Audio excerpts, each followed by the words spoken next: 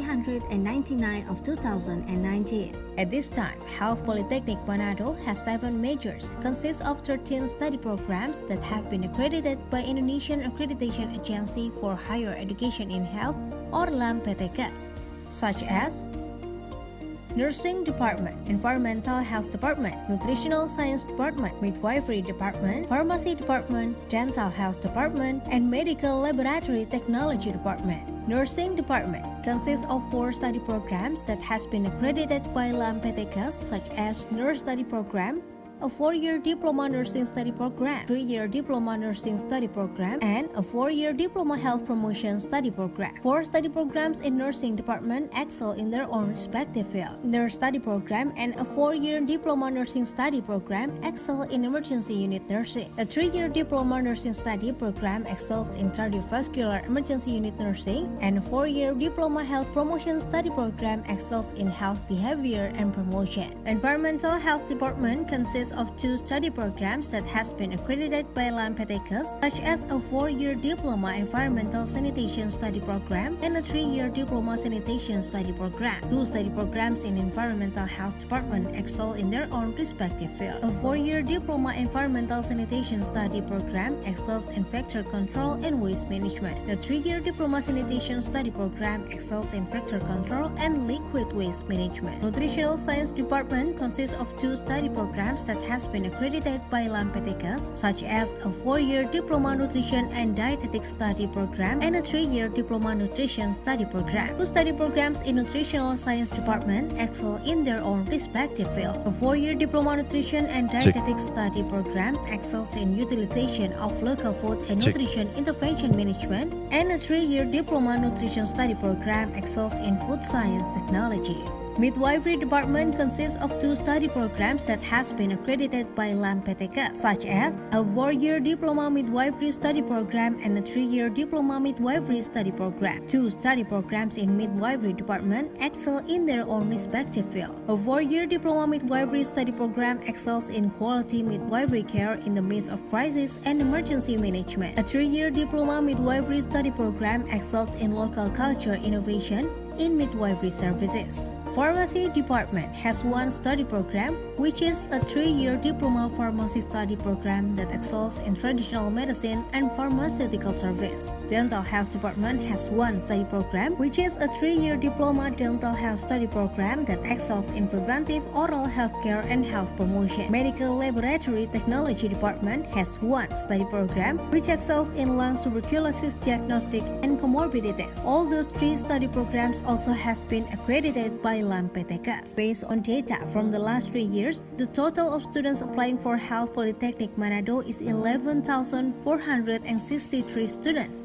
Consists of 9,155 applicants for a 3-year Diploma Study Program and 2,308 applicants for a 4-year Diploma Study Program. Now, the total number of students since 2018 until 2020 is 7,341, which consists of Nursing Department 1,763 students, Environmental Health Department 1,231 students, Nutritional Science Department 1,179 students, Midwifery Department 1,148 students, Pharmacy Department 653 students, Dental Health Department 568 students, and Medical Laboratory Technology Department 773. Number of lecturers at Health Polytechnic Manado is 109 people with master and doctoral degree from well-known universities both in country and abroad.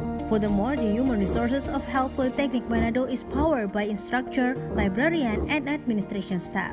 In providing education with good quality, Health Polytechnic Manado is located in 3 strategic locations, which Campus A located at Jalan RW Monginsidi, Malalayang 2, Manado, Campus B located at Jalan Parigi 7, Nomor 22, Malalayang 1, and Campus C located at Jalan Manguni 20, Kelurahan Malende. Implementing its activities, the departments are managed by Directorate Management, which led collectively by Director, Director of Academics, Director of Finance, General Staff and Administration, and Director of Students Affairs and Cooperation. For the sake of convenience and continuity of teaching and learning process, Health Polytechnic Manado provides representative facilities and infrastructures. The supporting facilities provided are classes, laboratory, workshop, technical implementers unit of health services, discussion room, library, auditorium, and an information system, CICAD Cloud, which integrated with MLS Adlin, journal portal that has been accredited by DICTI.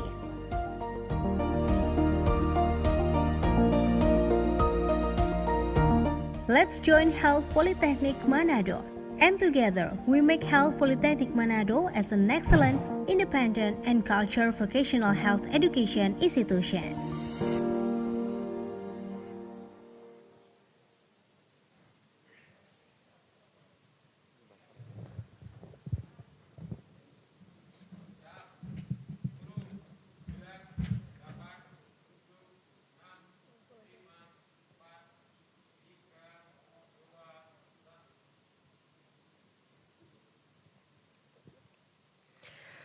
Assalamualaikum warahmatullahi wabarakatuh. Good morning, ladies and gentlemen.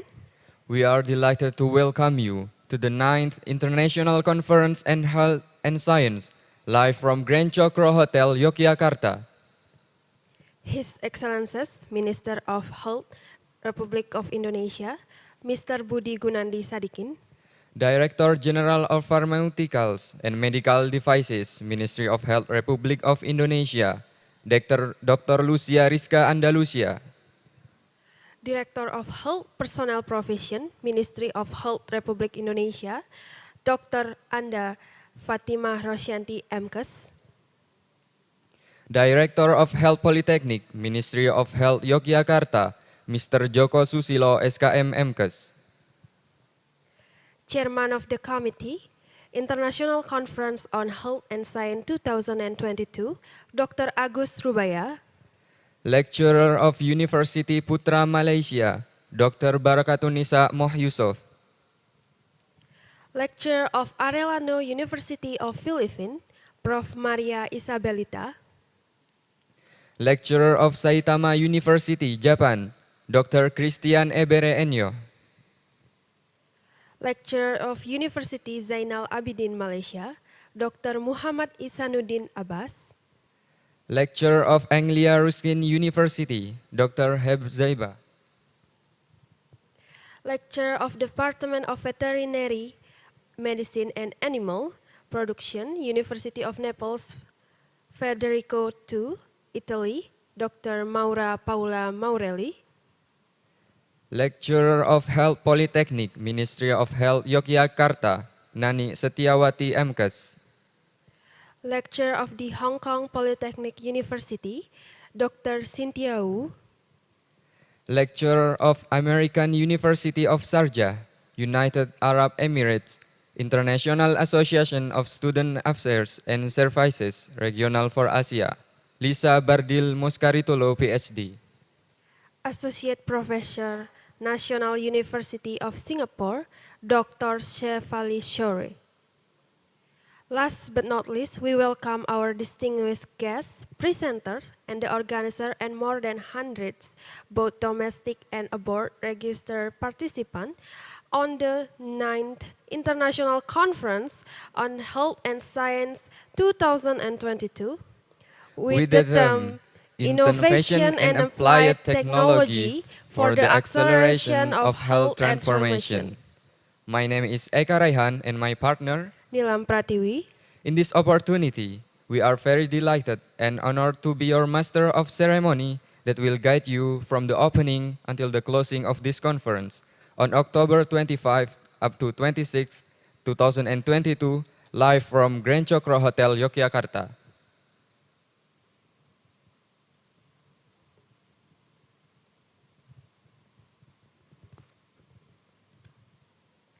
Ladies and gentlemen, we would like to announce several information and today's schedule. Certificate of participant who registered through the website can be received and downloaded through the Serpo Poltekkes Yogyakarta starting on November 4, 2022.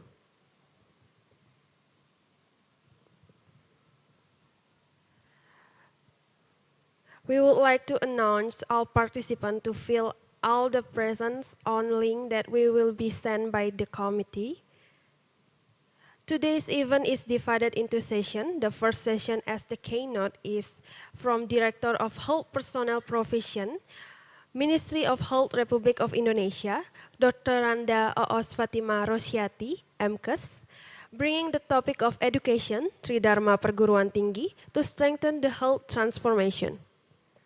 The second session will be brought by the Director General of Pharmaceuticals and Medical Devices, Ministry of Health Republik of Indonesia, Dr. Lucia Rizka Andalusia, bringing the topic of downstreaming of health product to support the acceleration of health transformation. Followed by session from distinguished speaker from Malaysia, Philippines, Japan, England, Italy, Hong Kong, and United Arab Emirates. And for the last session will be oral presentation. This event is a collaboration with various institutions, which are Health Polytechnic Ministry of Health Banjarmasin and Health Polytechnic Ministry of Health Manado, International Association of Student Affairs and Services, and Top Rank Review Academy. For any participant that willing to ask any question during session but having difficulties using English, you may ask in Indonesian and our experienced interpreter would pleasantly help you. And for our schedule today, we have opening session. Welcome speech from Director of Health Polytechnic Ministry of Health Yogyakarta and officially open the 9th International Conference on Health Science. Opening remark of the International Conference by the Minister of Health Republic of Indonesia. Main session. Presentation from Director of Health Personnel Provision, Ministry of Health Republic of Indonesia, and Director General Pharmaceuticals and Medical Devices, Ministry of Health Republic of Indonesia. Presentation from honorable speakers from various countries. And the third session is oral presentation. Ladies and gentlemen, coming up for a brief moment, we would like to invite you to please stand up and sing the national anthem of Indonesia Raya, Hymne, and Mars Polkesio. Ladies and gentlemen, please stand up.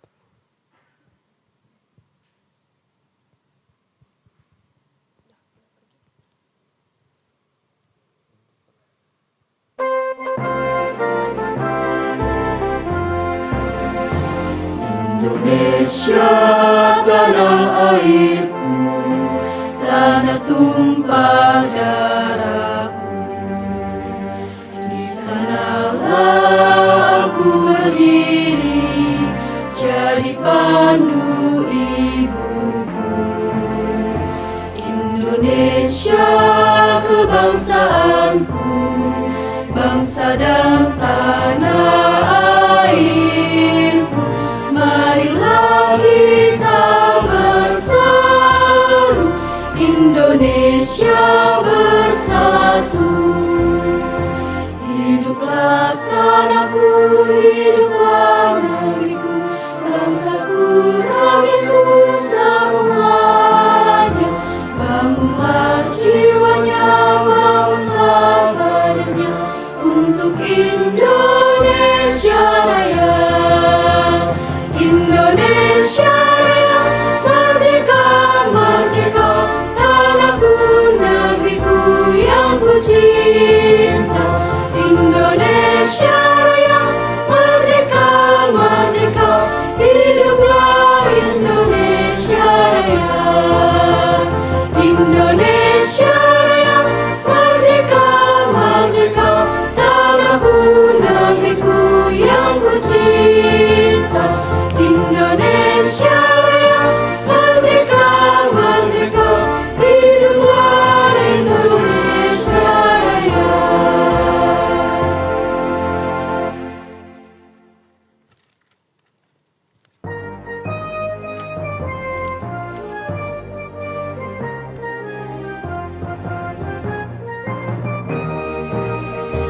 Kami insan muda Indonesia, laksanakan tugas mulia, harumkan nama bangsa dan negara, seharum melati mewangi.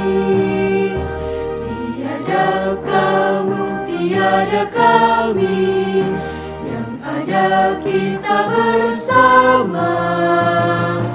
Politeknik Kesehatan Yogyakarta siap membangun demi negara, berjiwa dinamis, penuh darmawati, demi nusa bangsa Indonesia.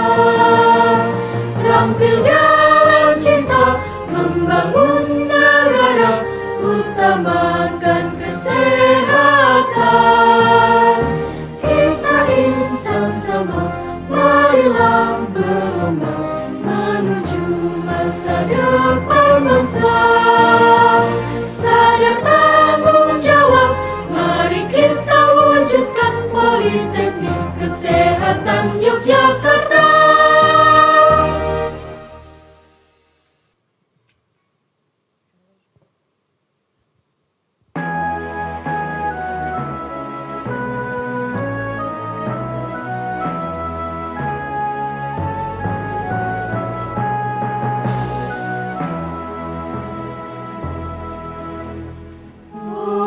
Politeknik Kesehatan Yogyakarta mengemban amanat Tridharma perguruan tinggi untuk negara, berlandaskan Pancasila, kembangkan potensi yang berbudaya, bangsa sehat, negara kuat, kita maju bersama. Tetapkan satu tujuan, raih masa depan cerah, dengan satu harapan, jadikan nyata. Politeknik Kesehatan Yogyakarta tetap jaya.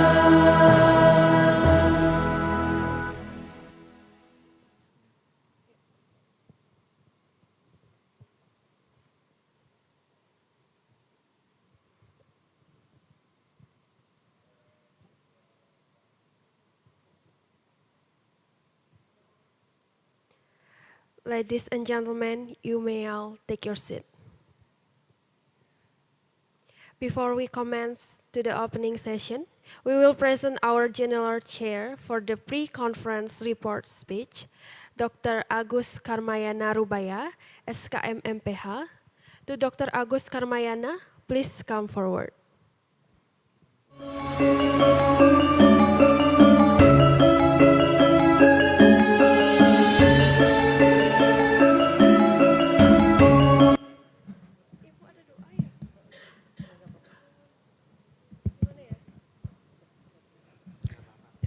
Good morning. Assalamualaikum warahmatullahi wabarakatuh. Peace be upon us all. Praise always be sent to Allah Subhanahu wa Ta'ala, God the Almighty, for His grace that we can assemble together in this conference. The Honorable Minister of Health of Republic of Indonesia, Director General of Pharmaceutical and Medical Devices of Ministry of Health of Indonesia, Director of Health Manpower Provision of Ministry of Health of Indonesia, Director of the Polytechnic of Health of Yogyakarta, or known as Poltekkes Kemenkes Yogyakarta. The respectful speakers, participants, and the entire committee member of the 9th International Conference on Health Sciences, or ICHS, of Poltekkes Kemenkes Yogyakarta. Ladies and gentlemen, in its 9th implementation this year, ICHS carries the theme Innovation and Applied Technology for the Acceleration of Health Transformation, which refers to the health transformation that has been launched by the Ministry of Health of Indonesia. And related with the main theme, over the past 2 weeks, we also organized a series of workshops as the supporting activities of this conference with various topics related with health transformation as well. As the keynote speakers of the conference, we have asked, and therefore thank you for being pleased to attend, for Minister of Health, Mr. Budi Gunadi Sadikin, Director General of Pharmaceuticals and Medical Devices, Dr. Lucia Rizka Andalusia, and Director of Health Manpower Provision, Mrs. Oos Fatimah Roshati.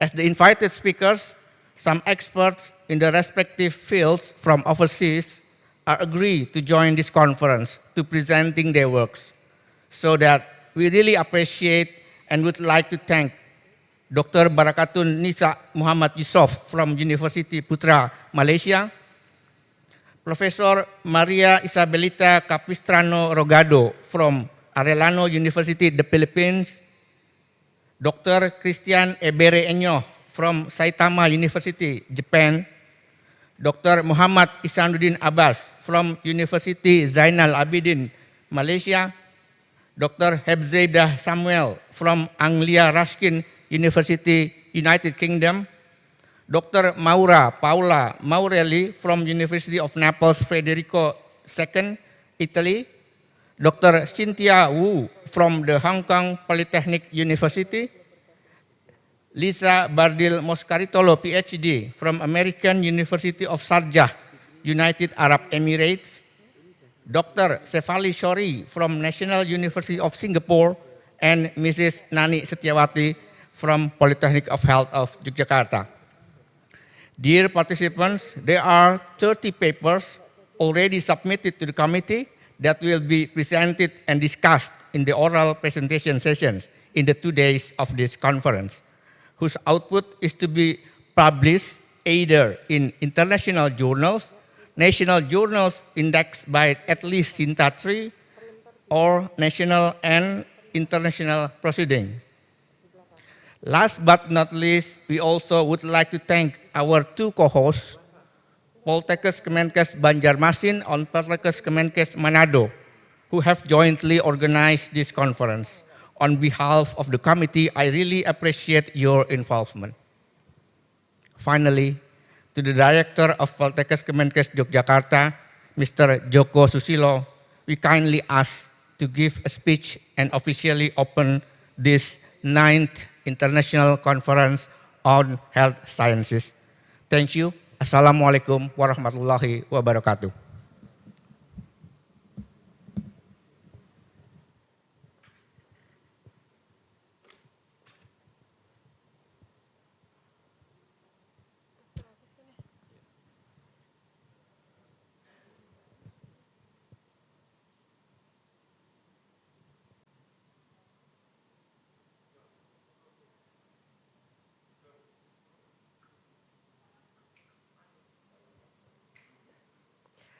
Thank you so much, Dr. Agus Rubaya. The next moment, let's pray for God to give us His blessing for the success of the conference. Dr. Slamet Iskandar, SKM MKes, will lead our praying session today. To Dr. Slamet Iskandar, please come forward.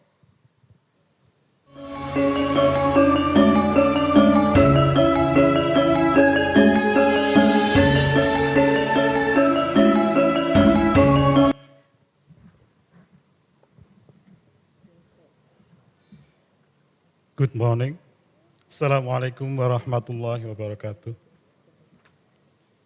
the Honorable Minister of Health of Republic of Indonesia, Director General of Pharmaceuticals and Health Devices, Director of Health Manpower Profession of Ministry of Health of Republic of Indonesia,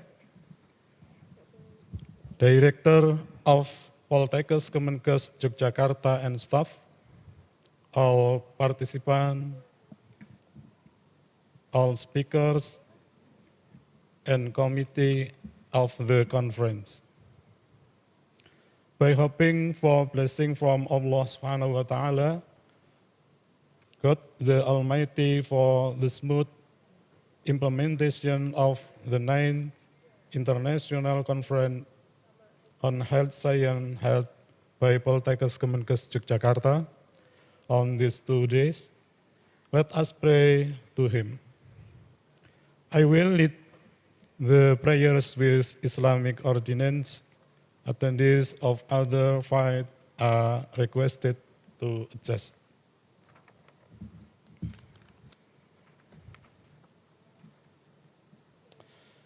A'udzu billahi minasyaitonir rajim. Bismillahirrahmanirrahim. Alhamdulillahi rabbil alamin. Hamdaz syakirin, hamdan na'imin, hamdan yuwafi ni'amahu wa yukafi mazidah. Ya Rabbana lakal hamdu kama yanbaghi li jalali wajhika wa 'azimi sultanik. Allahumma salli wa sallim ala sayyidina Muhammad wa ala ali sayyidina Muhammad.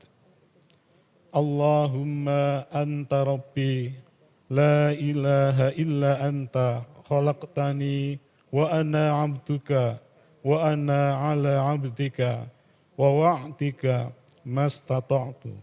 A'udzu bika min syarri ma sana'tu, abu'u laka bi ni'matika alayya wa ayubu bi dzambi faghfir li fa innahu la yaghfiru dzunuba illa anta. Rabbana zalamna anfusana wa illam taghfir lana wa tarhamna lanakunanna minal khasirin. Rabbana taqabbal minna innaka antas samiul alim wa tub alaina innaka antat tawwabur rahim. Allahumma inna nas'aluka salamatan fid din wa afiyatan fil jasadi wa ziyadatan fil ilmi wa barakatan fil rizqi wa taubatan qablal maut wa rahmatan indal maut wa maghfiratan ba'dal maut. Allahumma hawin alaina fi sakaratil maut wan najata minan nar wal afwa indal hisab. Rabbana la tuzigh qulubana ba'da idh hadaitana wa hab lana min ladunka rahmah innaka antal wahhab. Rabbana atina fid dunya hasanah wa fil akhirati hasanah wa qina adzaban nar. Subhana rabbika rabbil izzati amma yasifun wa salamun alal mursalin walhamdulillahi rabbil alamin. Amin. Thank you. Wassalamualaikum warahmatullahi wabarakatuh.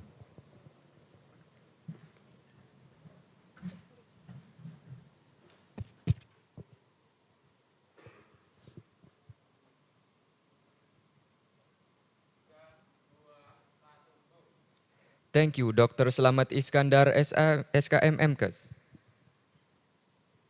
Ladies and gentlemen, this is the time for us to listen to the welcome speech delivered and officially opening conference by the Director of Health Polytechnic, Ministry of Health Yogyakarta, Mr. Joko Susilo, SKM MKes.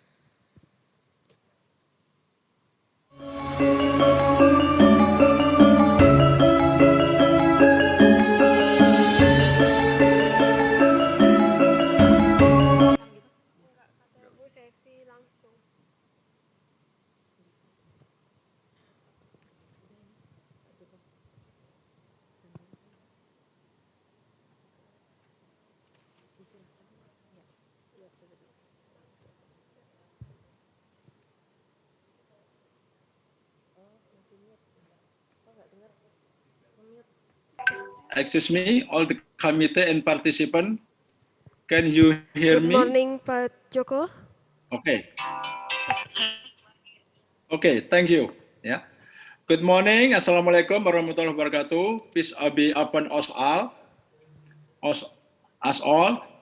Good morning. Assalamualaikum warahmatullahi wabarakatuh. Peace be upon us all. The Honorable Minister of Health of Republic Indonesia, Mr. Budi Gunadi Sadikin, thank you for your speech. Director General of Workforce of Ministry of Health, Mrs. Arianti Anaya, the Director General of Pharmaceutical and Medical Devices of Health Ministry, Mrs. Lucia Rizka Andalusia, the Director of Health Manpower Profession of Ministers of Health of Republic Indonesia, Mrs. Oos Fatima Rosyanti, respectful speakers, participants, and the entire committee of the 9th International Conference of Health Sciences, ICAS, of Yogyakarta Health Polytechnic. Praise be to Allah Subhanahu wa Ta'ala, God Almighty, because by the God grace we can assemble in this conference that this year is the 9th.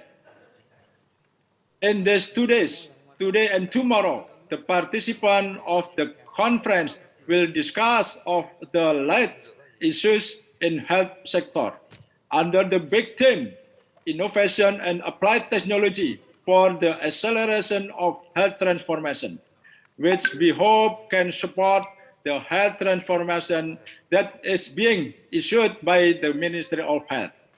Over the past 2 weeks, we also organized a series of workshops which are supporting activities that are inseparable from this conference.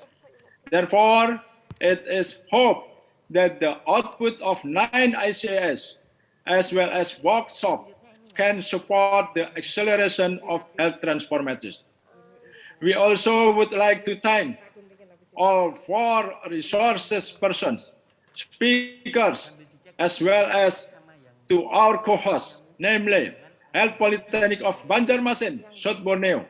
Thank you, Mr. Pafolah and Civitis. Health Polytechnic of Manado, North Borneo. Thank you, Mrs. Elizabeth Barung and Civitis, who have jointly organized this conference. Thanks a lot for our co-hosts. For the respectful participants, we hope that your involvement in the conference will help increasing our insight and expand the network between all of us. Please enjoy all the conference activities with enthusiasm. Finally, by saying Bismillahirrahmanirrahim, the 9th International Conference on Health Sciences of Yogyakarta Health Polytechnic is officially open to be conducted and evaluated together. So we have something to say to all participants that together we can do best. Again, together we can do best. Thank you all. Wassalamualaikum warahmatullahi wabarakatuh. Good morning. The Director, Health Polytechnic of Yogyakarta. My name is Joko Susilo. Thank you for all.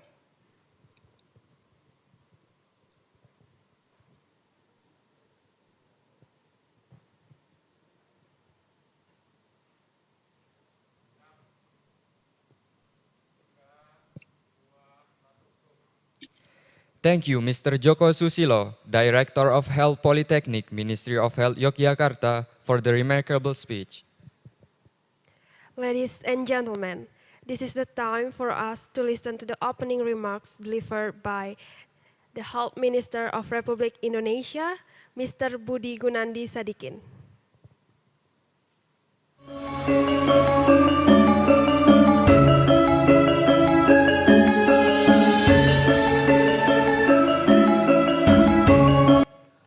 Ladies and gentlemen, as a lesson learned following the COVID-19 pandemic, transforming Indonesia health technology has been one of the national health priority agenda.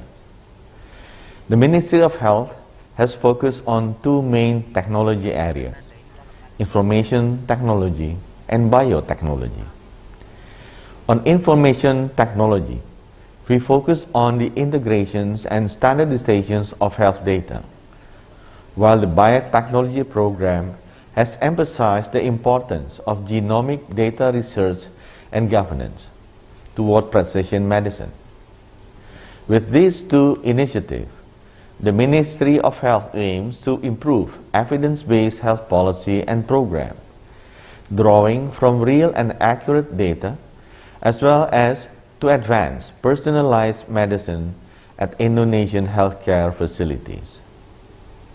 Ladies and gentlemen, through the 9th International Conference of Health Science 2022, held by the Health Polytechnic of Yogyakarta, I believe together we can learn and further improve our contributions to health research and applied innovations to serve the larger community in Indonesia.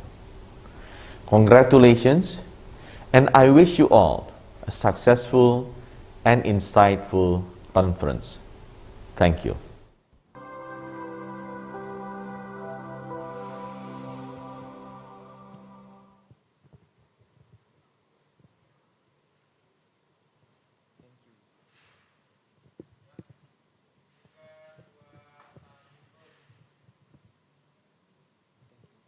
Thank you so much, Minister of Health, Mr.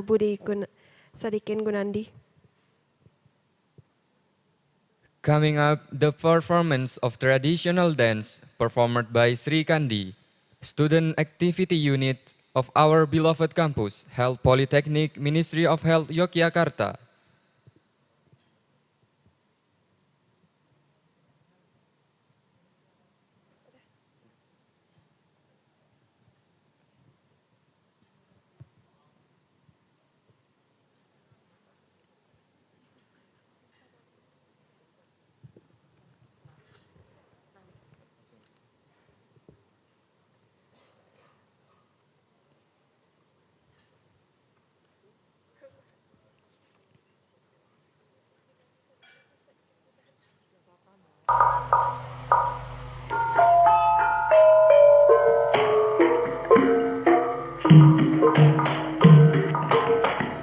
The Gole Ayun Ayun dance is a symbolic dance that depicts a young Javanese girl who is beginning to enjoy dressing up and applying makeup. The Javanese word gole means to seek in English. Here, the word looking for refers to a youngster who will soon approach maturity and is searching for her actual identity.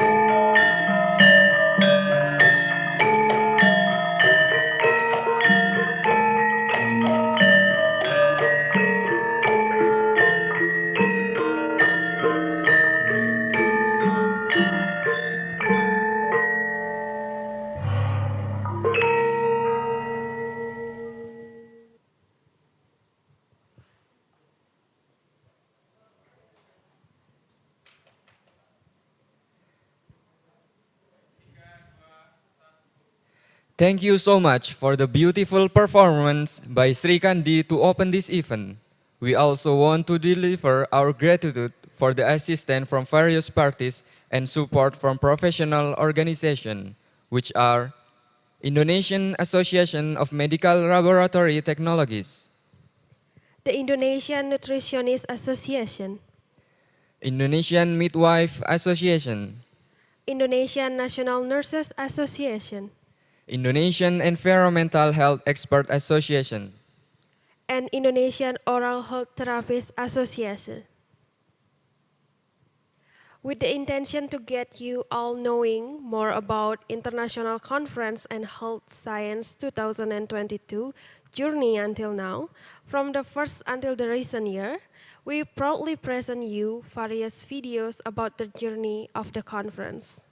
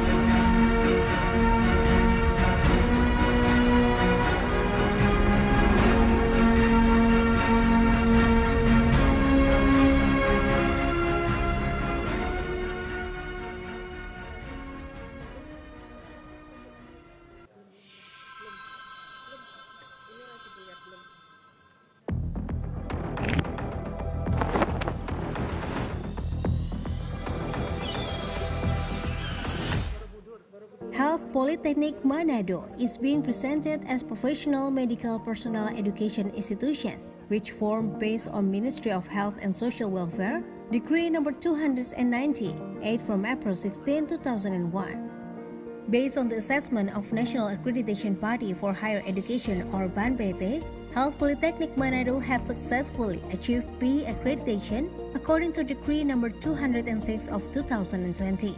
The assignation of Health Polytechnic Manado by Ministry of Health as the government agency that applies the Public Service Agency's financial management pattern has been registered according to Ministry of Finance's Decree number 399 of 2019. At this time, Health Polytechnic Manado has 7 majors, consists of 13 study programs that have been accredited by Indonesian Accreditation Agency for Higher Education in Health or LAMPTKS, such as Nursing Department, Environmental Health Department, Nutritional Science Department, Midwifery Department, Pharmacy Department, Dental Health Department, and Medical Laboratory Technology Department. Nursing Department consists of 4 study programs that has been accredited by LAMPTKS, such as Nurse Study Program, a 4-year Diploma Nursing Study Program, 3-year Diploma Nursing Study Program, and a 4-year Diploma Health Promotion Study Program. 4 study programs in Nursing Department excel in their own respective field. Nurse Study Program and a 4-year Diploma Nursing Study Program excel in Emergency Unit Nursing. A 3-year Diploma Nursing Study Program excels in Cardiovascular Emergency Unit Nursing, and a 4-year Diploma Health Promotion Study Program excels in Health Behavior and Promotion. Environmental Health Department consists of 2 study programs that has been accredited by LAMPTKS, such as a 4-year Diploma Environmental Sanitation Study Program and a 3-year Diploma Sanitation Study Program. 2 study programs in Environmental Health Department excel in their own respective field. A 4-year Diploma Environmental Sanitation Study Program excels in Vector Control and Waste Management. The 3-year Diploma Sanitation Study Program excels in Vector Control and Liquid Waste Management. Nutritional Science Department consists of 2 study programs that has been accredited by LAMPTKS, such as a 4-year Diploma Nutrition and Dietetics Study Program and a 3-year Diploma Nutrition Study Program. 2 study programs in Nutritional Science Department excel in their own respective field. A 4-year Diploma Nutrition and Dietetics Study Program excels in Utilization of Local Food and Nutrition Intervention Management, and a 3-year Diploma Nutrition Study Program excels in Food Science Technology.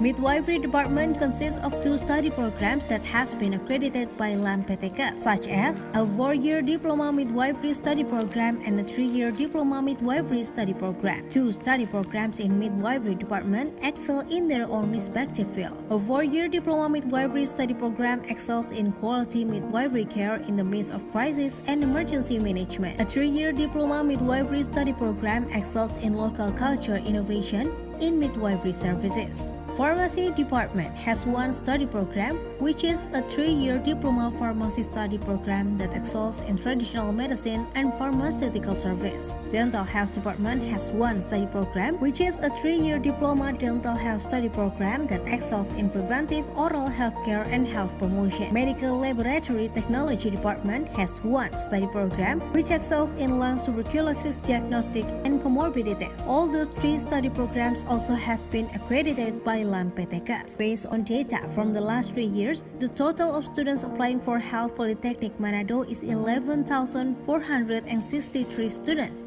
Consists of 9,155 applicants for a 3-year diploma study program and 2,308 applicants for a 4-year diploma study program. Now, the total number of students since 2018 until 2020 is 7,341, which consists of Nursing Department 1,763 students, Environmental Health Department 1,231 students, Nutritional Science Department 1,179 students, Midwifery Department 1,148 students, Pharmacy Department 653 students, Dental Health Department 568 students, and Medical Laboratory Technology Department 773. Number of lecturers at Health Polytechnic Manado is 109 people with master and doctoral degree from well-known universities both in country and abroad. Furthermore, the human resources of Health Polytechnic Manado is powered by instructor, librarian, and administration staff. In providing education with good quality, Health Polytechnic Manado is located in 3 strategic locations, which Campus A located at Jalan RW Monginsidi, Malalayang 2, Manado, Campus B located at Jalan Parigi 7, nomor 22, Malalayang 1, and Campus C located at Jalan Manguni 20, Kelurahan Malende. Implementing its activities, the departments are managed by Directorate Management, which led collectively by Director, Director of Academics, Director of Finance, General Staff and Administration, and Director of Students Affairs and Cooperation. For the sake of convenience and continuity of teaching and learning process, Health Polytechnic Manado provides representative facilities and infrastructures. The supporting facilities provided are classes, laboratory, workshop, technical implementers unit of health services, discussion room, library, auditorium, and an information system, Siakat Cloud, which integrated with MLS Edlink, journal portal that has been accredited by DICTI.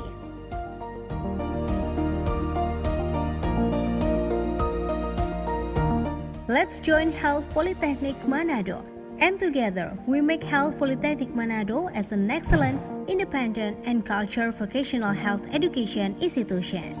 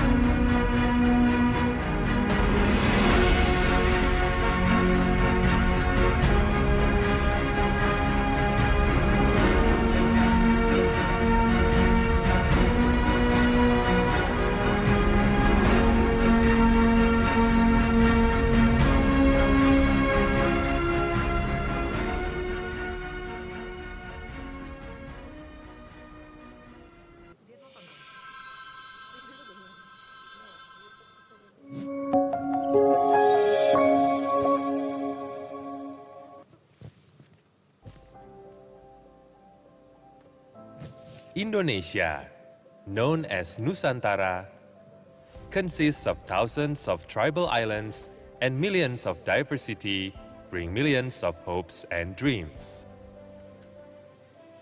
Here is city and prioritize the interests of the nation.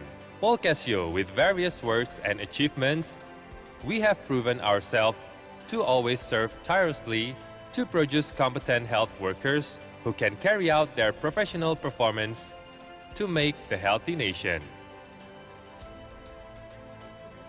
Paul Casio, which is located in the special region of Yogyakarta, or referred to as a student city, creates a learning climate and academic atmosphere that supports student achievement.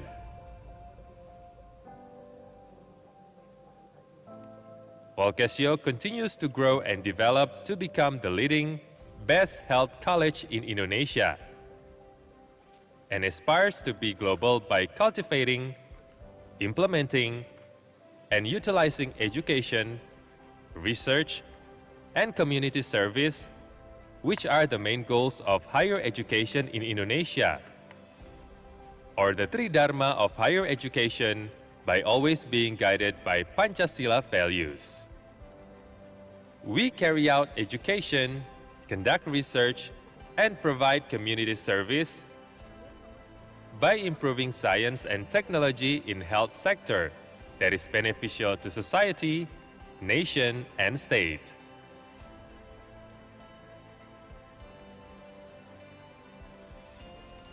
This is where the nation's best sons and daughters from various backgrounds and variations are given the widest opportunity to gather and build an intellectual community to solve health problems in Indonesia.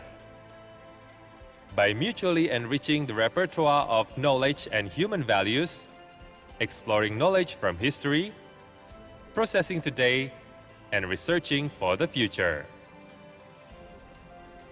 Paul Casio has 6 departments and 17 study programs, namely Diploma 3, Applied Bachelor, and Professional Education. Supported by 1 professor and more than 149 lecturers who have experience teaching and research in various disciplines of health science and technology, and support from education staff. Paul Casio always develops quality education processes, which national and international standards, producing graduates with global competitiveness.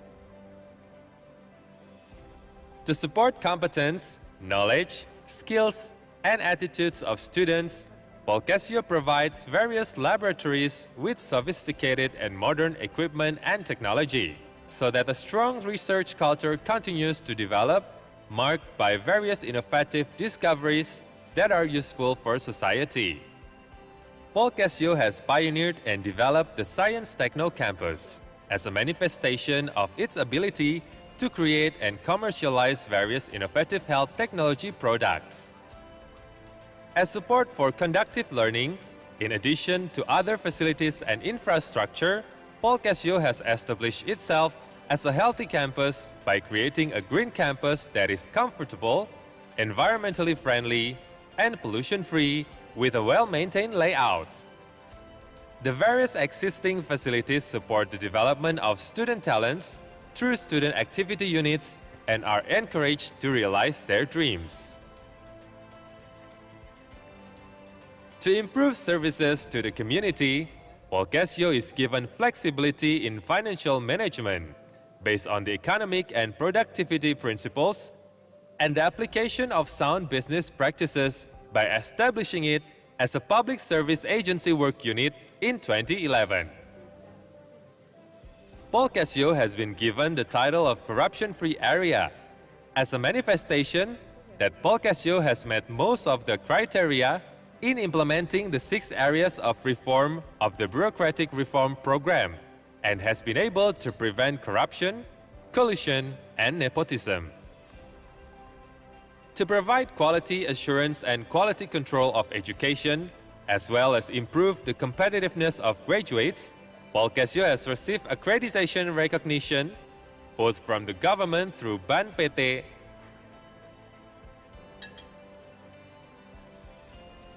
The year 2020 is the toughest year for all countries in the world and has an impact on the joints of life, including educational activities. All the face-to-face learning activities must be stopped, student activities cancelled, and people work and worship from home. The world of education has no other choice so that learning can run effectively, namely by making maximum use of information technology. The utilization and development of information technology is a necessity for Paul Casio by adding supporting facilities by continuously adapting and creating online learning applications. As part of the Ministry of Health, Paul Casio is required to participate in efforts to overcome the COVID-19 pandemic by participating directly, forming an officer unit, conducting training for health workers, becoming a vaccination center, and deploying health volunteers.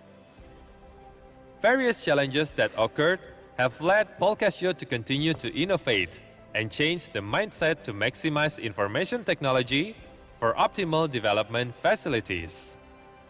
This is in the line with the strategy carried out by the Ministry of Health by making efforts for Digital Health Transformation 2024. Success is a journey that requires hard work, smart work, and thorough work, together embracing all potential and diversity into energy for the future for the progress of the nation, country, and the world.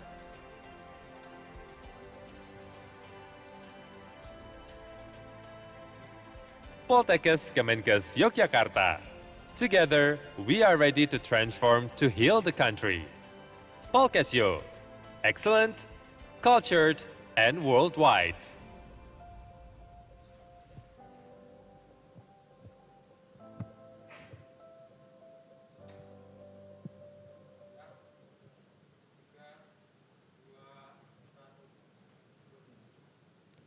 Ladies and gentlemen, we have completed our opening session. Now to open our main session, we will go to the first presentation by Director of Health Personnel Provision, Ministry of Health, Republic of Indonesia, Dr. Anda Haja Oos Fatimah Rosyati, with the topic of Education, Tridharma Perguruan Tinggi, to strengthen the health transformation. For the first session, we will be guided by Dr. Heni Puji Wahyuningsi, SSIT MKEP. Dr. Heni Puji Wahyuningsi, SSIT MKEP, please come forward.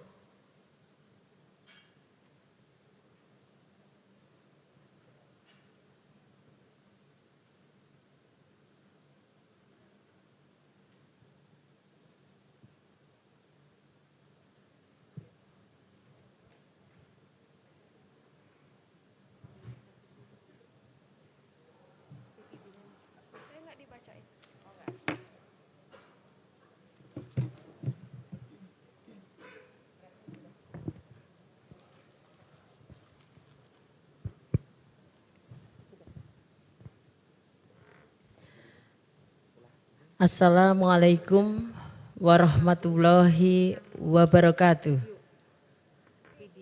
Good morning. Peace be upon us all. The Honorable Director of the Health Manpower Provision of Ministry of Health of Republic of Indonesia, Dr. Anda Hajah Oos Fatimah Rosyati MKes. Nice to meet you again. And the all participants, International Conference Health Science the 9. Nice to meet you all. We thank you for the director's willingness and presence as speaker of the first session of ICHS the 9. Mrs. Oos, I confine the number of ICHS participants to 729 from Indonesia, and foreign participants. Ladies and gentlemen, I am moderator of this session. I'm very pleased to see you here and welcome all of you to this conference. Our speaker will present an interesting and serious topic, and is the current issues of the Ministry of Health of the Republic of Indonesia. It's a topic about education, the three principles of university in Indonesia is namely three dharma perguruan tinggi to strengthen the health transformation. I will greet our speaker, Mrs. Oos. Can you hear our voice? Yeah. Have you joined with us? Yes, thank you. Good, thank you very much. Okay, before presenting the material, I will read the speaker's curriculum vitae first as follows. The name Dr. Anda Oos Fatimah Rosyati MKes.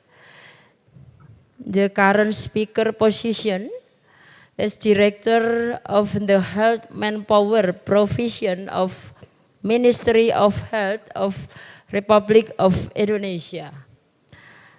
About her educational background are academic bachelor, H1, specialization biology, microbiology, and then Magister Program Basic Medical Science, Pajajaran University.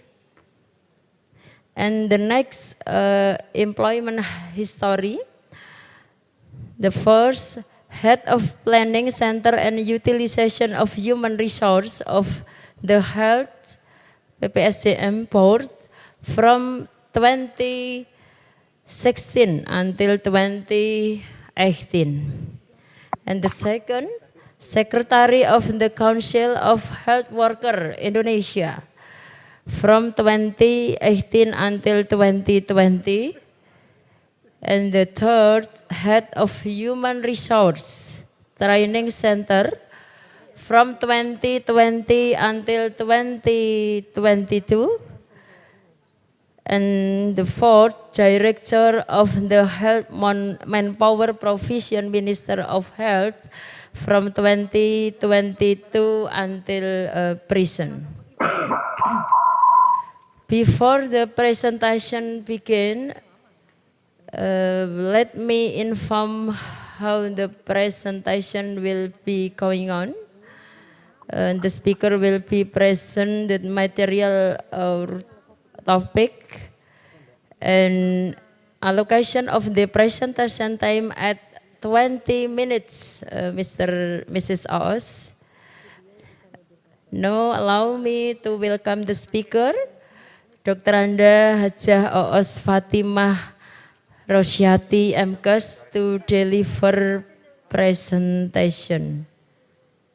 The time for you, please. Okay, thank you. Thank you, Ms. Henny.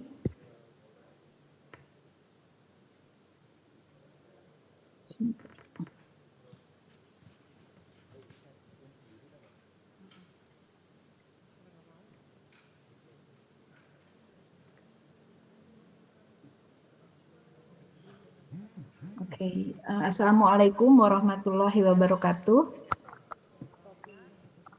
Good morning and greeting to all of us, to the honored Director of Poltekkes Ministry of Health, Yogyakarta, Pak Joko, speakers of the NINS International Conference of Health Science, all lecturers and the academic community of the Health Polytechnic of the Ministry of Health of Yogyakarta, distinguished guests. Let us pray to Allah Subhanahu wa Ta'ala for His blessing so that we can gather to attend the International Conference of Health Science, Poltekkes Kemenkes Yogyakarta today. I appreciate to the director of Poltekkes Yogyakarta for implementing this conference to support health system transformation. Let's for the discussion of implementation of 3 pillars of higher education to strengthen the health transformation. For the first, we discuss about health issues and the health system transformation. We realize that Indonesia still has persistent health problems. And based on this graphic, Indonesia has higher maternity mortality rate. And if we see here that Indonesia the higher compare with Philippines, Myanmar, and ASEAN countries, other ASEAN countries. And for the life expectancy at birth, Indonesia, I think, still lower compare with other countries like Australia, USA, and others. And in this slide, we see that the infant mortality rate, Indonesia still higher compared with ASEAN countries.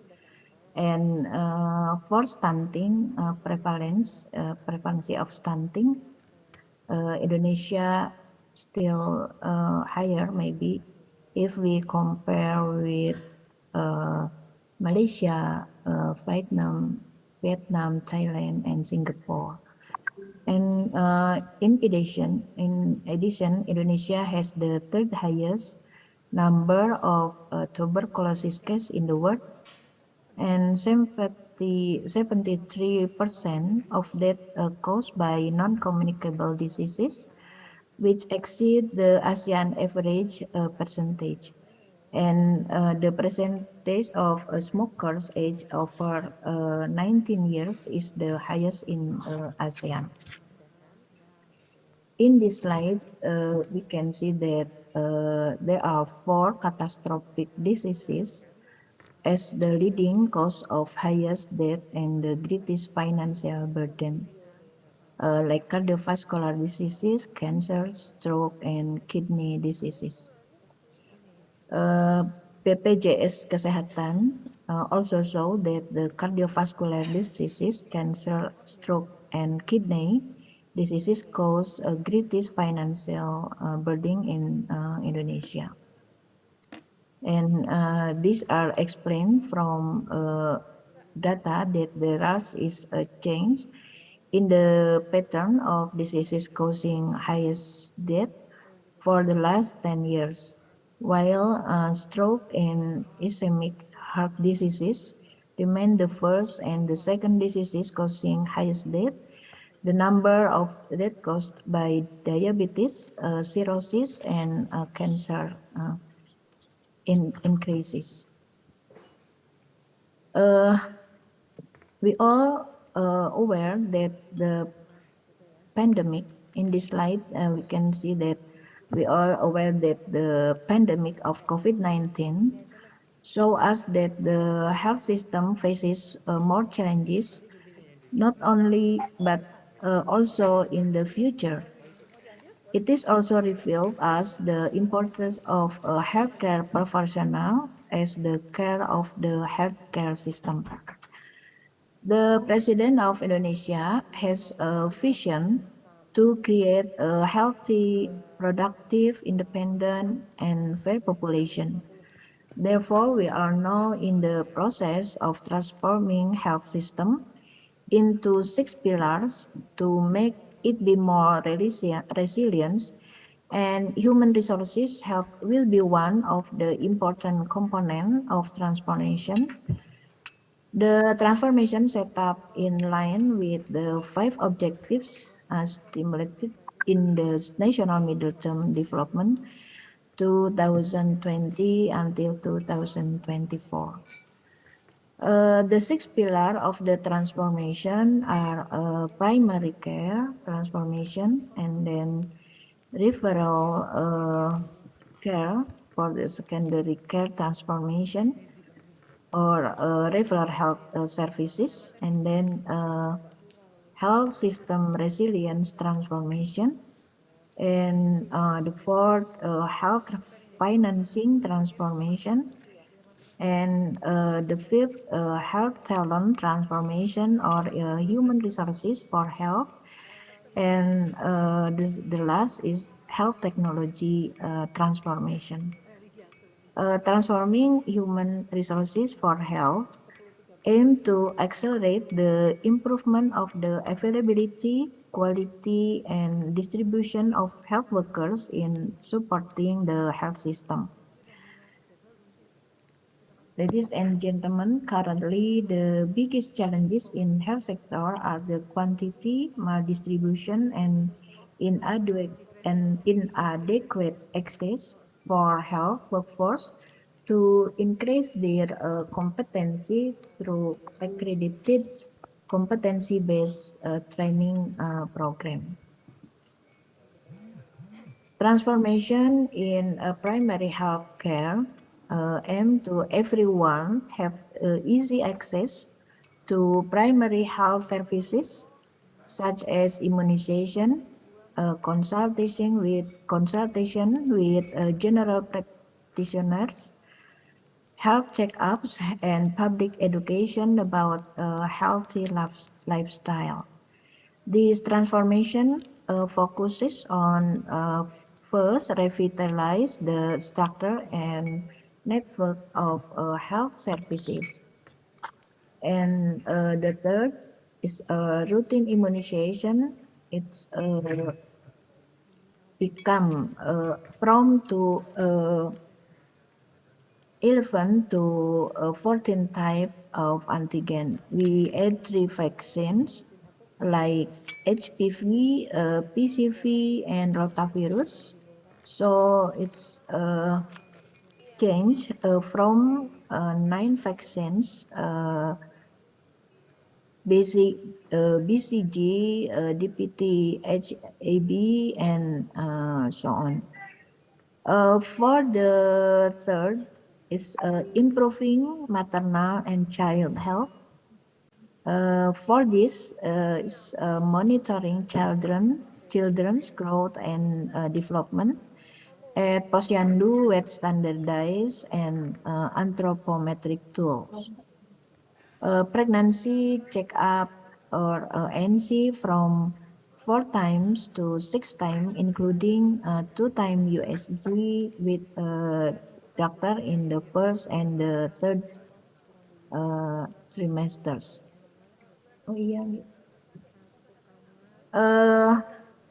For the fourth is diseases screening for the highest causes of death in each age target. So congenital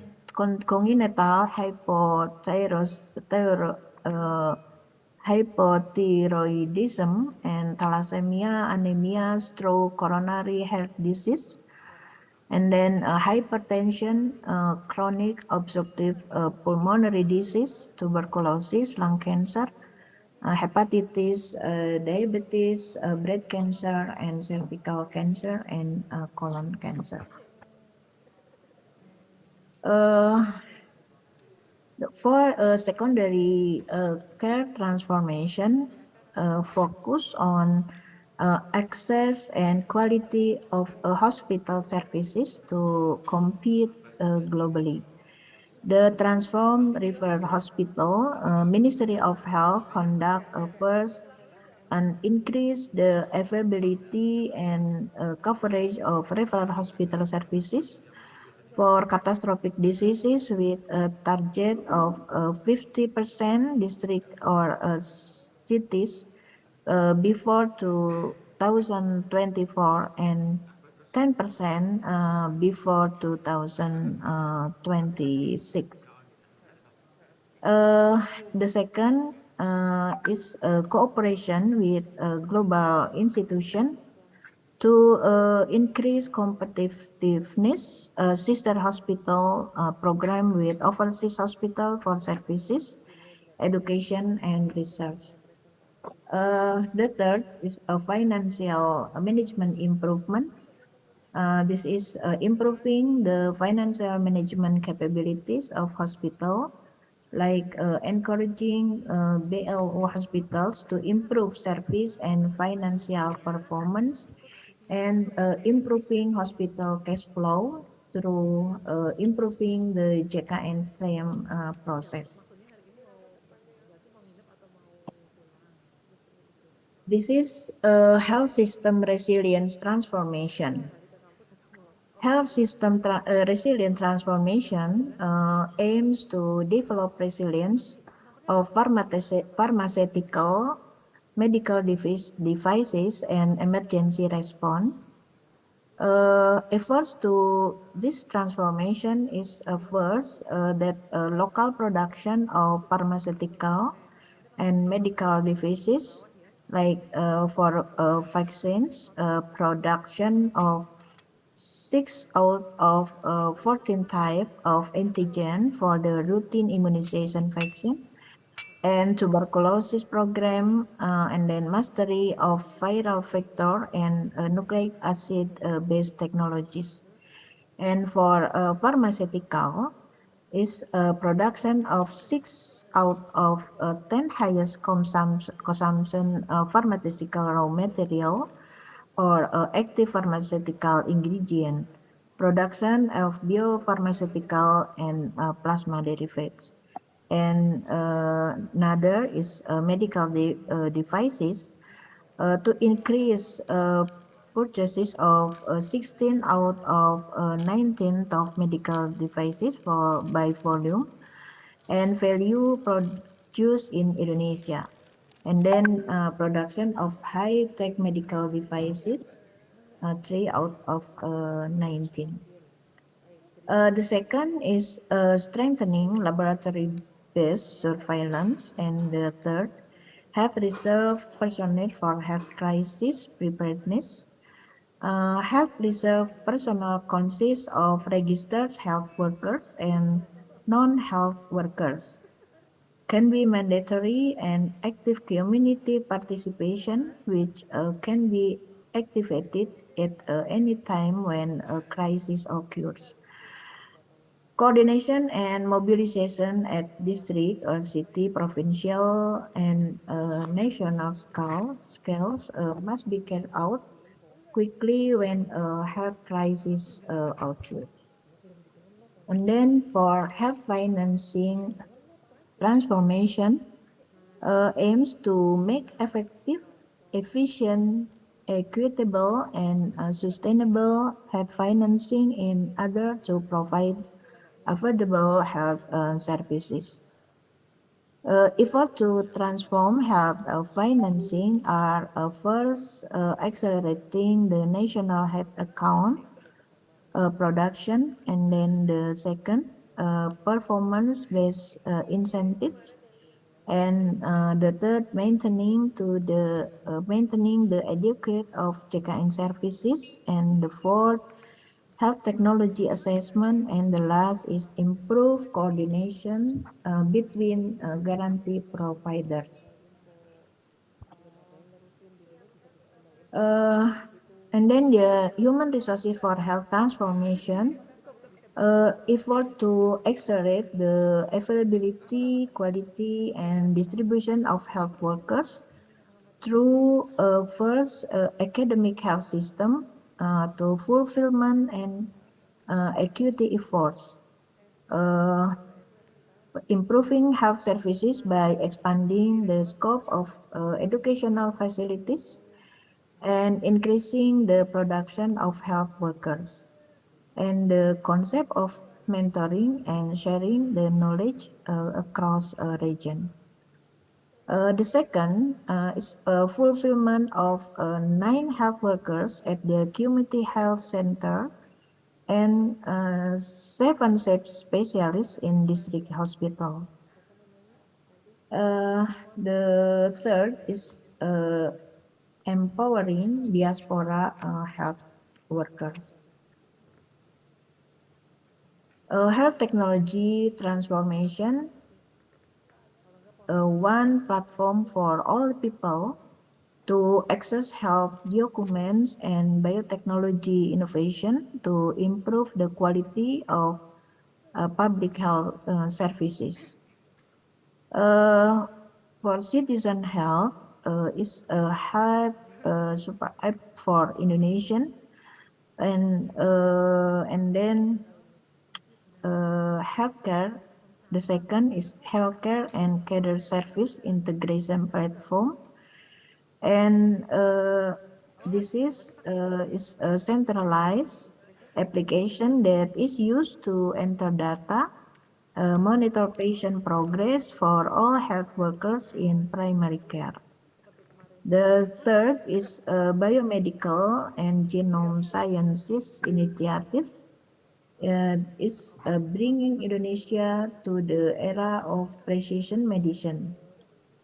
Three main activities of biomedical and genome sciences initiative is National Health Biobank, and then sequencing 100 genomes and integrated registry system.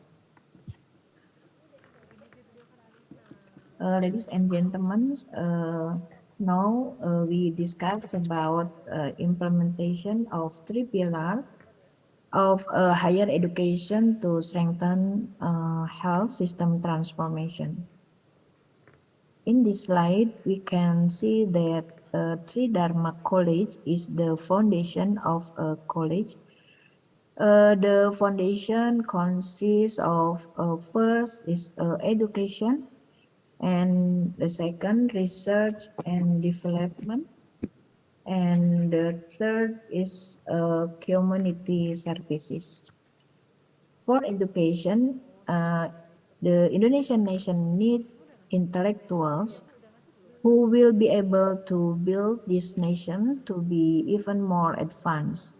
One of the intellectuals whose numbers are increasing are students.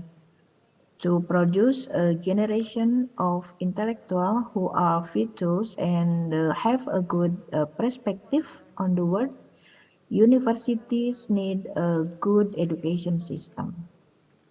A good and a comprehensive education system in higher education is certainly not just a transfer of knowledge from lecturers to students, but the role of educating must still be the responsibility of lecturers as educators at the university. So it is very untrue if there are lecturers who prioritize their interests over the interests of their students. For research and development, this is apart from being a forum or educational system. Universities also have an obligation to conduct research and development regarding the science at the university, so that the role of universities is not only to transfer knowledge that is already available, but needs to develop it again through various research activities. The obligation to research in universities is not only addressed to the student, but the lecturer also have the same obligation. But the difference is the student do it as a graduation requirement by implementing the knowledge gained through research, whereas the lecturer become a prerequisite related to career path. So, however, the main goal remains to develop existing knowledge and research new things. For community service, the content of the third Tridharma of higher education is community service, who is responsible for serving Those who are responsible for serving the community are the entire academic community of the university with their own way of serving. How the students serve the community is through student organization in the form of social services, counseling, community assistance of other things. Final act of lecturers' community service is a research journal that can be consumed by the wider community or invention that ultimately help a community. Transformation of Poltekkes Kemenkes or Health Polytechnic of Ministry of Health. For this, the development of the Poltekkes Kemenkes in the future will have an interesting but difficult challenges and opportunities, especially in improving the quality and relevancy to the needs of health program and services. Poltekkes Kemenkes must transform to become equal and even superior to similar universities, and then have strategic goals with the advance of interesting science and technology through appropriate technology in the health sector and based on local wisdom. Poltekkes has two mandates. They are first technical mandate to support Ministry of Health policies and program. This is what distinguishes and at the same time give the Ministry of Health the discretion to continue to hold higher education. And then academic, the second is academic mandate that to provide vocational and professional education. This mandate can be implemented through the following roadmap. Equitable distribution of Poltekkes Kemenkes graduates, and then the development of education is required to produce quality graduates so that they easily accepted to work. Poltekkes Kemenkes need to develop roadmap consisting of how to fulfill the need fulfillment, yet have a measurable absorption map and provide job security for prospective graduate. One of the problem of this Ministry of Health itself is the unequal distribution of health workers throughout the Republic of Indonesia, especially in DTPK and DBK areas. To anticipate this, the Ministry of Health Poltekkes is expected to be able to harmonize the need of health workers in each region with the graduates it produces in terms of type, number, and qualification of health workers by developing new study program. The development of new study programs required by health services center continue to pay attention to the availability of human resources in health polytechnic. Development of polytechnic education institution for the second. The development of education institution at the Health Polytechnic of the Ministry Mrs. of Oos, sorry, the presentation time is just 2 minutes again. Okay, okay. I think this the last slide, maybe some of last slide. Thank you, Bu Henny. This is the how to Poltekkes Kemenkes support the Pillar 1 primary health service transformation through First, for curriculum transformation, that curriculum that support in integrated life cycle paradigm to support the structure and network of primary and health laboratory services as well as preventive promotive efforts. And then the second, creating field practices that can develop cross-sectional collaboration and collaboration capability by field practice or we call PKN or KKN. And then practicing in primary care facilities, implementing interprofessional education, involving a cross-sector program and identify, formulate and create program innovation. For support the pillar 2, Poltekkes can preparing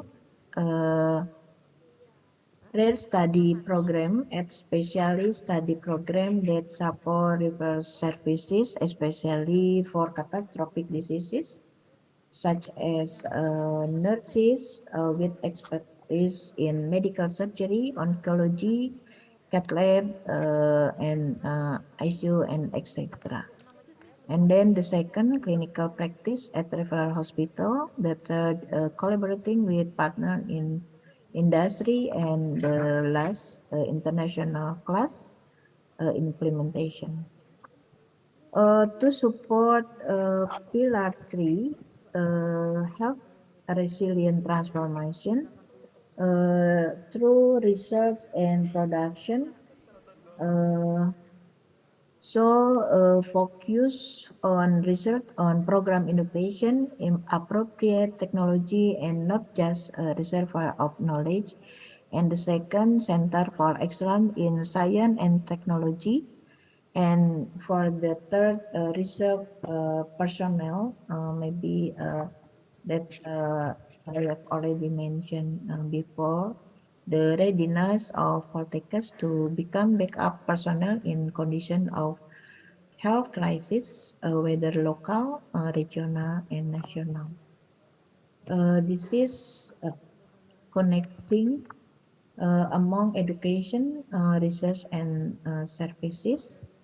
And maybe the last slide is hope the Poltekkes can support the transformation of the health system.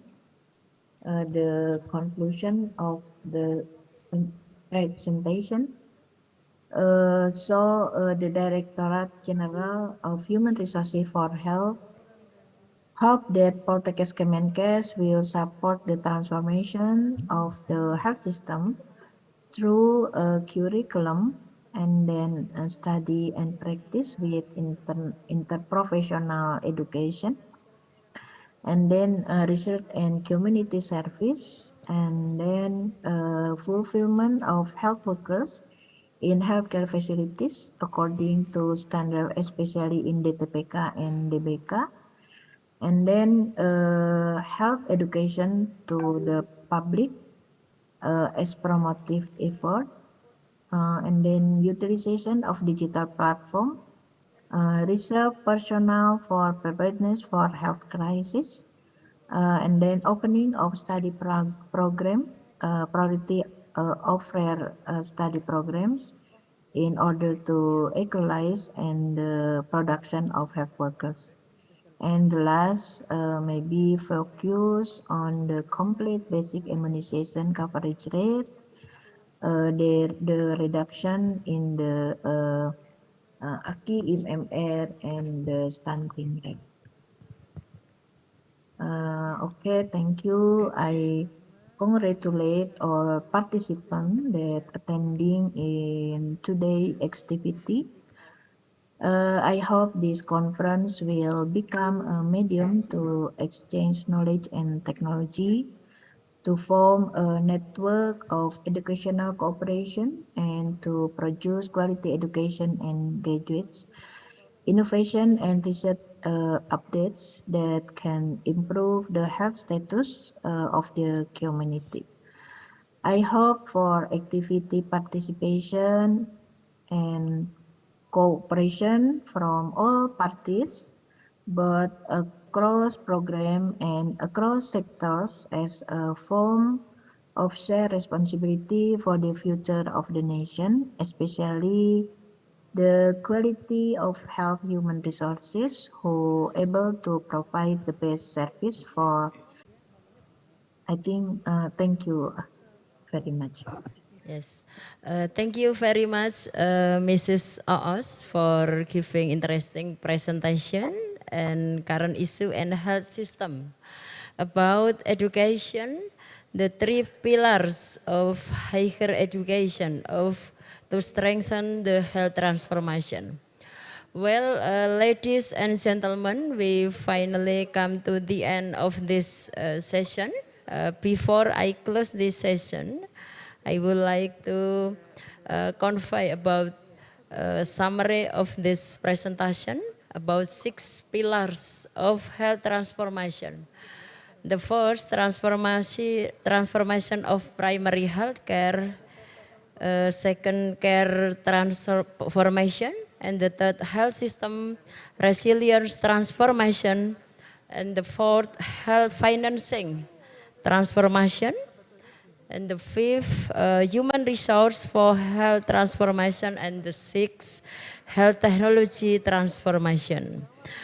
I would like to thank the speaker, Mrs. Oos, for the informative and interesting presentation, and allow the participant who has listened the presentation well, finally give the applause for the speaker and for you all participants.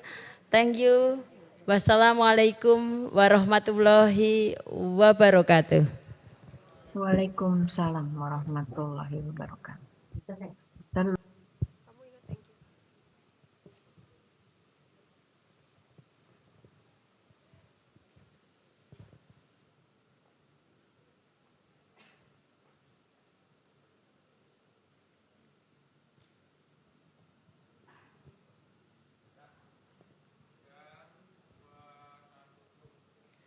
Thank you, Dr. Heni Puji Wahyuningsi, SSIT MKEP, for guiding us to an interactive session with Dr. Anda Haja Oos Fatima Rosyati, MKes.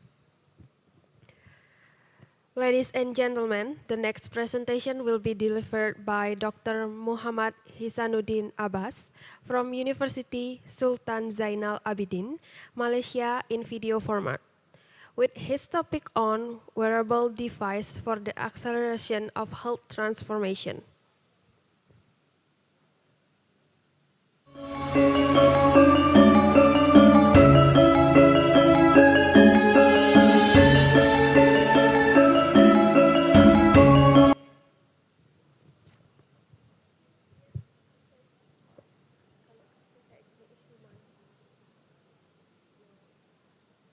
Assalamualaikum and very good afternoon. I bid to the chairperson, the committee members of the organizing committee of the 9th International Conference of Health Sciences, and the participants of this conference today. My name is Muhammad Hisanuddin bin Abbas. I'll be delivering a lecture on the wearable device for the acceleration of health transformation. I am a medical lecturer in public health. Currently, I'm working at the University Sultan Zainal Abidin, Terengganu, Malaysia. As of my background, it's a bit of salam perkenalan. I studied medicine at Monash University, Melbourne, Australia from 2004 to 2008. And then I furthered my study in Master of Public Health in Universiti Kebangsaan Malaysia from 2017 until 2018. And I pursued my study on Doctor of Public Health at the same university from 2018 until 2022. In terms of my career, I worked as a medical officer at Peninsula Health, Melbourne, Australia for 5 years. And then upon returning to Malaysia, I joined NIZA as a medical lecturer in public health. And then currently, I'm holding a position as a vice chairman of the NIZA Gerontology Center, a center which is to give service and also do research on the elderly care. And I've developed a few interests for the past few years, especially in the healthcare services, hospital management, and health economics. And in terms of the information system, I'm involved in the development of health information system of the hospital, and also is involved in the research for digital health. And as I mentioned before, I've been into the Unisa Gerontology Center. We are focusing on the aging population and the family health in terms of supporting the aging population in Malaysia. So this is my state, which is the Terengganu. Terengganu is a state at the east coast of Malaysia. It has beautiful beaches and also islands. And if people come to Terengganu, usually go to these beaches and to swim with the hunchback turtles, which is our popular tourism attraction. And also we have this new landmark, which is the drawbridge. It is our own London Bridge in Kuala Terengganu, which shows our development in terms of the architecture and also development of the city. So just a little bit overview of my background.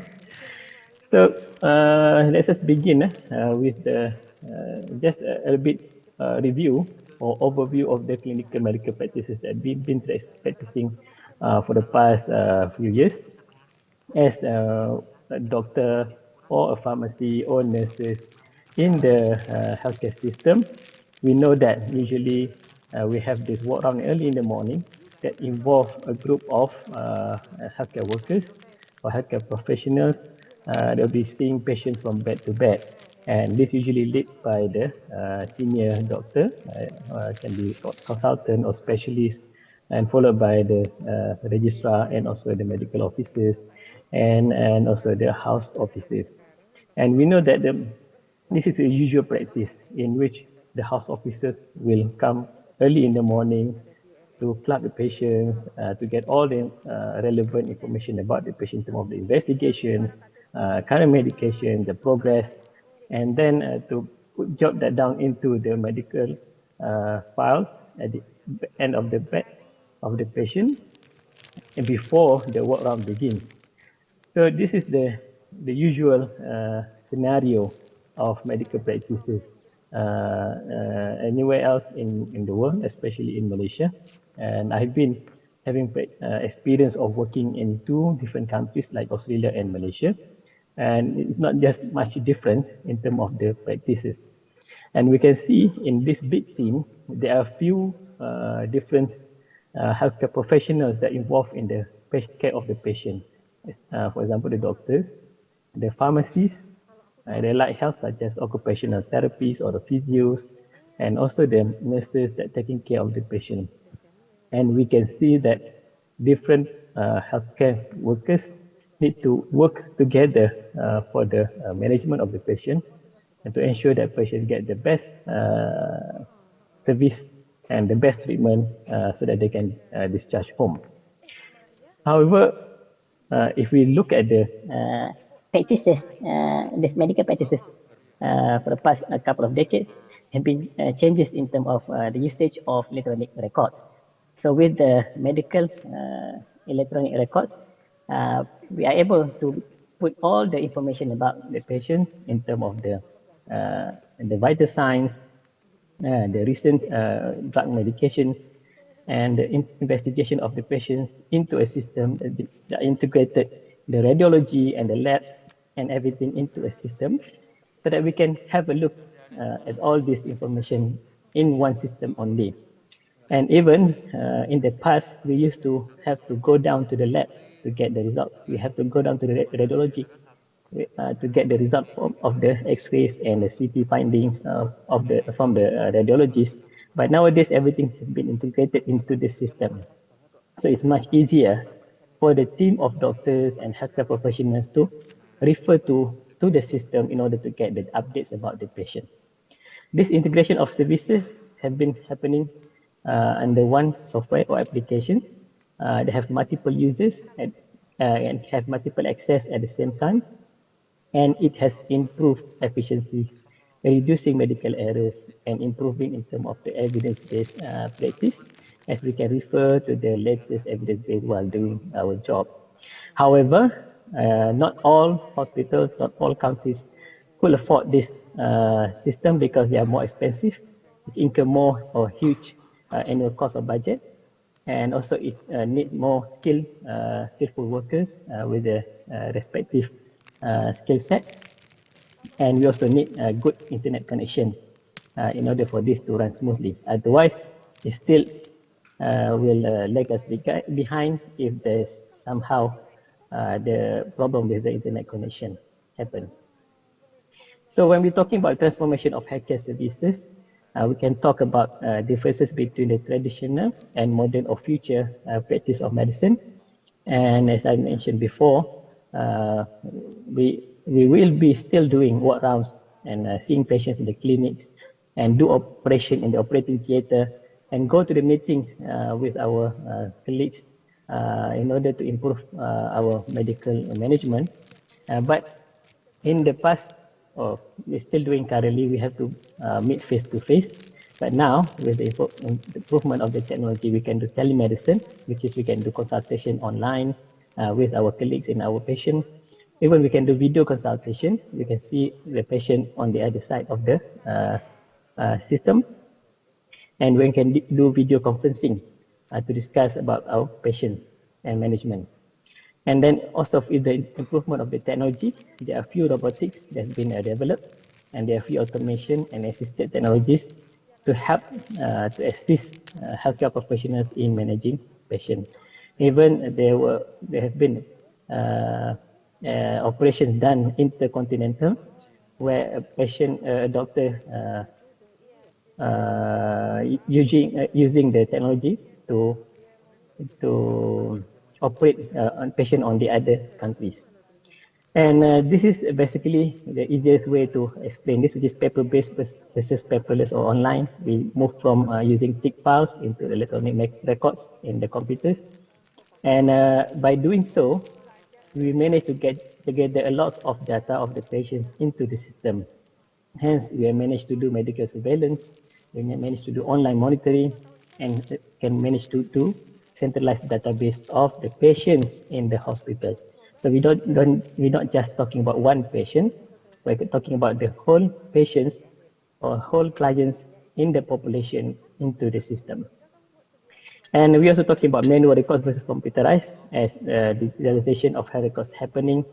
And that means we no longer jotting down all the progress of the patients in the paper, but we go straight away into the computer system. This has streamlined the health management. That means we can access to the system anywhere, anytime, and we can give consultation and give a decision for the management at any time of the day.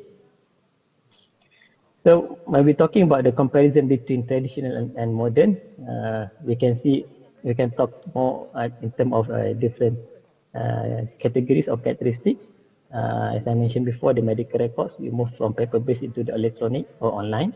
In terms of the access, it used to be like only a person can use the files at one time, or sometimes we have to request from the medical record department to get the patient's file to review, to do study, and also to do research. But nowadays, with the electronic medical record, we can have multiple users at the same time, and also they have different access according to the type of the users. So we're talking about the quality of data. Used to be less comprehensive, or we may need to have big files or folders to contain all records of the patient. But now it's been comprehensive and integrative.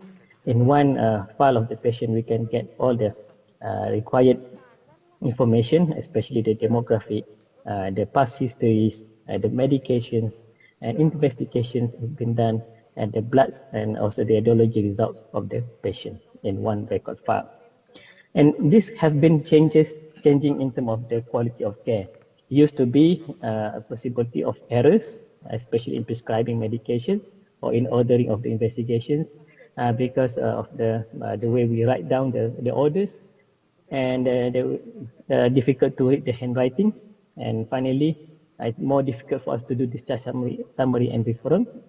But now with the electronic medical records, we managed to reduce error with the standardization of the ordering system, easy to monitor reports, error, reminders, or especially in terms of the allergies and the drug alerts.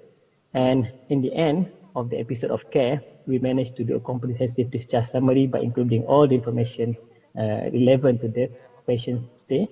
And then by doing so, we managed to refer patient for continuity of care in the community. And then, however, when we're talking about these different systems, the requirements are a bit different. In the past, we don't have to train people for good skill sets. For certain skill sets, for example, the way to use IT system. But now we have to train people, and we need a proper hospital policy and training in order to train doctors and healthcare workers to use the system well. Hence, we will be able to get the best results of the management. And that's why nowadays we need more expertise, especially health managers and technologies, to be incorporated in our healthcare system management. So before we talking about the wearables, this is what Internet of Things has been done for the past few years. Okay, Internet of Things means the ability to interact with more and more objects around us because of the interconnectability between devices. And this has been possible with these electronic devices can have functions like wireless, Bluetooth, and let's say we can see with the development of barcode, we can uniquely design devices and/or we can uniquely design a patient into a system standardized barcode, so that we can use this barcode to identify the patient throughout the care from admission until the discharge. So this is how this IoT helps us in terms of the management of the patient.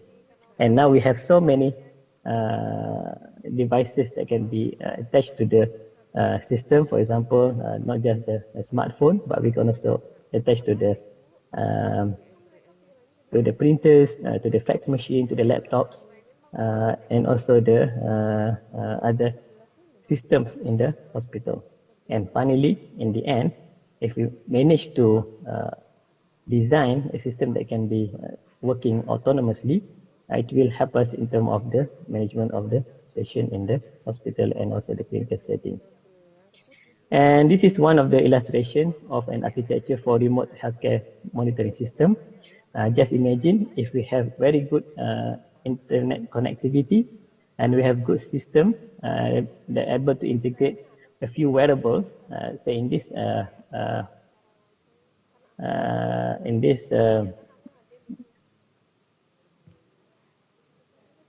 picture, we can see this patient have a few wearables, such as to look at the ECG, to look at the electromyography sensor, and it's been integrated into the personalized digital assistant and connect to the internet. And with the access to the system, the doctor and the healthcare professionals can have a look at the system to help with them in terms of the decision making for the management of the patient. Just imagine if this patient had heart attack at home, and on the way to the house, the emergency personnel will be able to access to the to the medical records of the patient, and upon arriving, they can give a customized, a better management to the patient. This is also another example of IoT project, which is a continuous health monitoring. So with the wearables that the patient wear, for example, in this example is the smartwatch, and all the data has been input into through these devices, been collected into the system and shared with the cloud computing for the hospital's caregivers and doctors to have access in order to see what the progress of the patient or client in the community or in the hospital. So This is made possible because of the wearables. And nowadays we are talking about remote patient monitoring. That means patient can be anywhere in the community, but have been integrated into the system through the technology and also the software, and for the doctors and healthcare professionals to have a look at the progress, and at some stage may need to make decision to help the patient. So, and we're talking about wearable devices. Let us look at why are we using wearable devices. First, with the simplest smartwatch, we will be able to detect and record our heartbeats. And then there are some wearable devices that can be able to detect our oxygen saturations. And also for those who are actively involved in in the sports, they feel safe during physical activities because they have this heartbeat recorder to look at the progress of their physical fitness during the activities. And then we're able to track our physical activities. For example, with the Strava, we know how long we walk, how long we run, how much does it take for us to finish a training. And everything has been recorded into the system. And then in the end, we are able to share with others, like a family, friends, or health professionals. For example, when we prescribe a patient to do physical activities, for example, run a brisk walk or run 30 minutes 3 times a week. So we can ask the patient to use this smartwatch to record their activities and to share with us the findings. So isn't that very interesting for medical or healthcare professionals to be able to see the progress of the patient through this system? So there are a few examples of current wearable devices. For example, as I mentioned before, the fitness tracker. We can monitor heart rate, oxygen saturation during activities. And then in the end, all this data can be converted into graphical data for our study. And then there also been a continuous blood pressure monitor. We can collect the BP of the patient from morning until the evening, and also at night during the sleep, to see how good are the BP management. And maybe sometimes we need to see the effectiveness of the medication that will be prescribed to the patient. Remote monitor pacemaker. This allows doctors to real-time monitoring of effectiveness, device health, and battery life. Alarm and also can be alarm for any life-threatening condition if the patient stops. If there is a atrial fibrillation. And app-enabled hearing aids to allow patients to change the volume and noise cancelling features of their hearing aids. And then we can also, they also have these sleep study wearables to allow patients to wear devices and even garments that contain the same sensors available at the sleep clinic. So patients don't have to come to the hospital and to have this study done, but they can do this study at home. And even if the patient use this at home, they can monitor their apnea in the long term. And then the recent one was this device and glucose monitoring without any prick. And even this able to continuously monitor the glucose level of the patient. Hence, we can see whether any intervention for the diabetes is effective or not. What are the benefits of wearable devices in healthcare? So as mentioned before, we can monitor of clients' progress. It can be done anywhere, anytime. The ability to collect data and for analytical, graphical information of the data. And then, for example, in terms of the heart rate that can be used by cardiologists for atrial fibrillation patient, oxygen saturation for chronic lung diseases, and blood glucose reading for control of diabetes. And then it's also made possible for us to do precision medicine. We know the real-time data record of the patient, and if the patient comes to our consultation, we have this record to refer to. And compared to the last time, we ask the patient to record, for example, the glucose reading into the book. But sometimes the records are not accurate. So by using this continuous glucose monitoring, so we have more accurate and comprehensive data than before. And then by then we're able to customize measurement according to the trend of the readings. For example, we know when the patient has high glucose level and when the patient has low glucose level, or maybe the patient has hypoglycemia because of the insulin that we've been giving.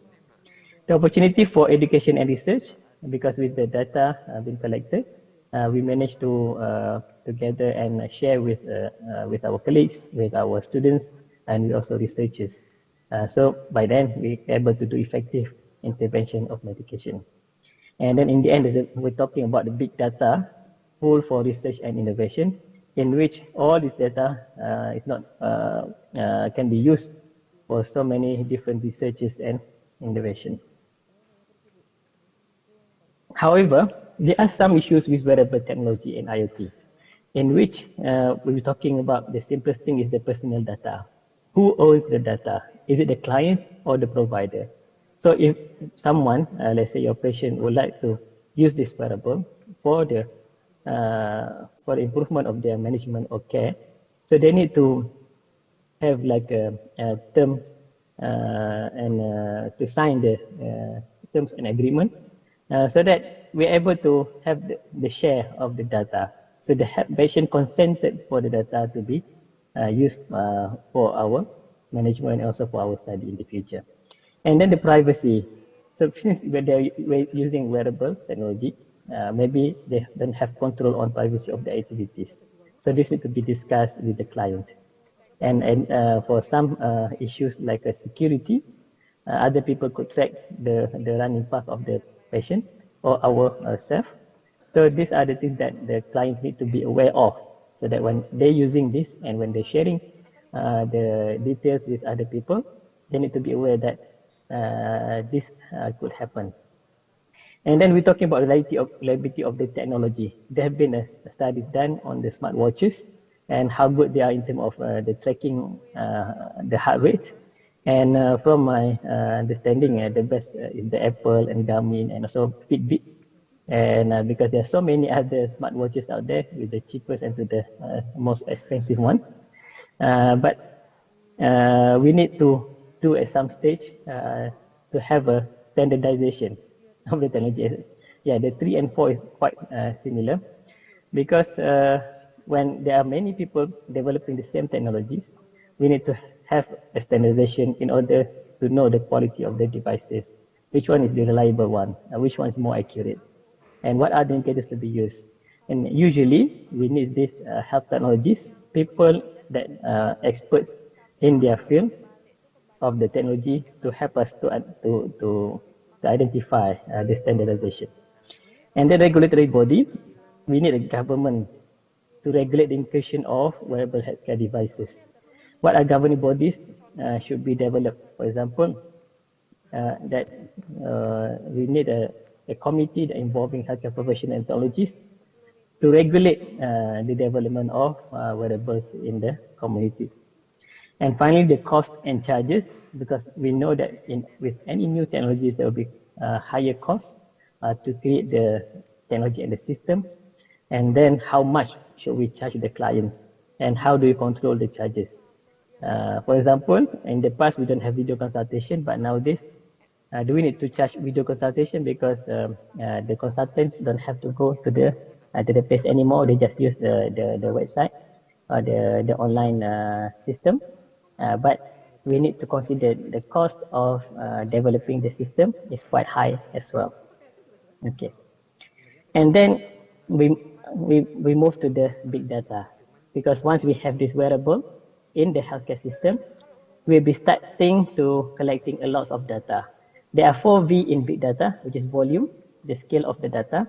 And in one of the reports, it says that in just within 2 years, 90% of today's data has been created in the last 2 years from the IT system of the healthcare. And the velocity, the speed of data is fast. We're able to record and to save a lot of IV videos and everything, and lots of emails into the system. And variety, there are variety of data available for anything. We can use this for anything, like for the management and also for research.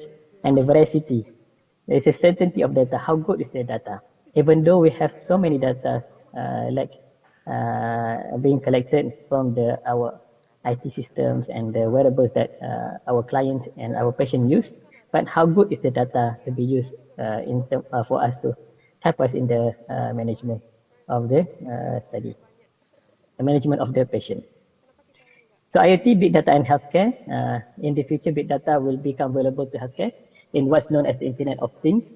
It is a growing network for everybody, everyday projects, everyday objects from industrial machines to consumer goods that can share information and complete tasks while you are busy with other activities like work, sleep, or exercise. That means the data has been collected even though we are sleeping or we're not doing the job. For healthcare, any device that generates data about a person's health and sends that data into the cloud will be part of this IoT. And sensors and wearables will collect health data on patients in their homes and push all of that data into the cloud. That means we have a lot of data in the system. Healthcare physicians and care managers using sophisticated tools will monitor this massive data stream and the IoT to keep their patients healthy. So it is good in a way that we're able to monitor the progress of our clients or our patients, but we need to be sure that these data are reliable and these data are accurate for us to make any decision about the patient. So in summary, we can say that applications of big data in healthcare, we can use that in the disease identification or diagnosis. We can use it in personalized treatment or behavioral modification. We can use in drug discovery or manufacturing to monitor the efficacy of the medications. We can use in clinical trial research. We can use in radiology and radiotherapy. We can analyze all the radiography from the radiological department. Smart electronic health records, and we can use the epidemic outbreak prediction because somehow if we gather all the information from the labs, we can see the trend of the infectious diseases, and we can see from there we can do prediction of the future outbreak of the disease. And if we compare big data analysis and classical and statistical analysis with the big data that we have in the system at the moment or in the future after we're using a lot of wearables, a lot of IoT in the healthcare system, we are able to do a lot of hypothesis generating because we have the data and now we have to process it. It's different from the past in which we need to, in order for us to prove a topic of study, we need to do hypothesis testing. But now we need to generate more hypotheses from the data we have. In terms of question interest, they have changed. Now we overcoming the limitation of locally or temporarily stable association with continually updating the data and algorithm. As compared to the past, we just able to do causal relationship in our study. Domain knowledge, more important interpretation of the results, but as compared in the past, it's important in data collection because we don't have many population data. As compared now, we have a lot of population data. And the source of data, we have any kind of sources, multiple sources. As in the past, we only have the sources from the data collection that we did in the population. And there are also other different advantages of medical big data analysis as compared to classical statistical analysis. And nowadays we have this AI or machine learning that can help us in terms of digesting and analyzing this data into a probable solution for our usage. As in conclusion, when we're talking about the wearable devices and the transformation of healthcare, we cannot deny that wearable devices are the current and future needs in healthcare setting. That means we need to welcome more wearable devices in our daily life and also in the healthcare. And we need to integrate that into our system of our patient management in the hospital or in the community. And we know that it helps in improving our healthcare management in many ways, especially developing diagnosis, treatment, and research and planning. And it's a big opportunity for everyone because this new field, so everyone have the opportunity to venture, explore, and offer new wearable devices of your own, but needs to be standardized and need to be reliable. Need to look at the benefits of the population as we are talking about improving health and the quality of life of the people that we're treating, especially our patients and clients. And finally, in order for this to move into the transformation of the healthcare, it requires strong support from policymakers. because from this, in any country, the policymaker, by doing an act or laws, so we are able to give more finance to development of this technology, and also provide to develop infrastructure, especially the IT, the networking of the internet, and also the technologies and the human resources that we need to improve this system in our healthcare settings. So, as wearable devices to improve the healthcare, so the development of wearable devices nowadays will definitely speeding up and improve the transition of the healthcare transformation. With that, I thank you. Thank you for listening, and thank you for inviting me to give this speech today.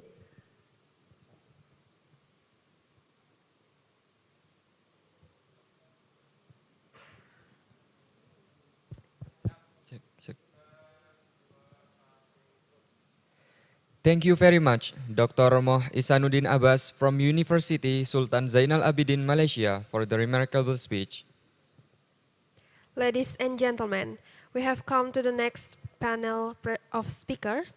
Our first speaker is Dr. Barakatun Nisa Muhammad Yusof from University Putra, Malaysia, with his material on innovation and updates to nutrition practice to diabetes mellitus.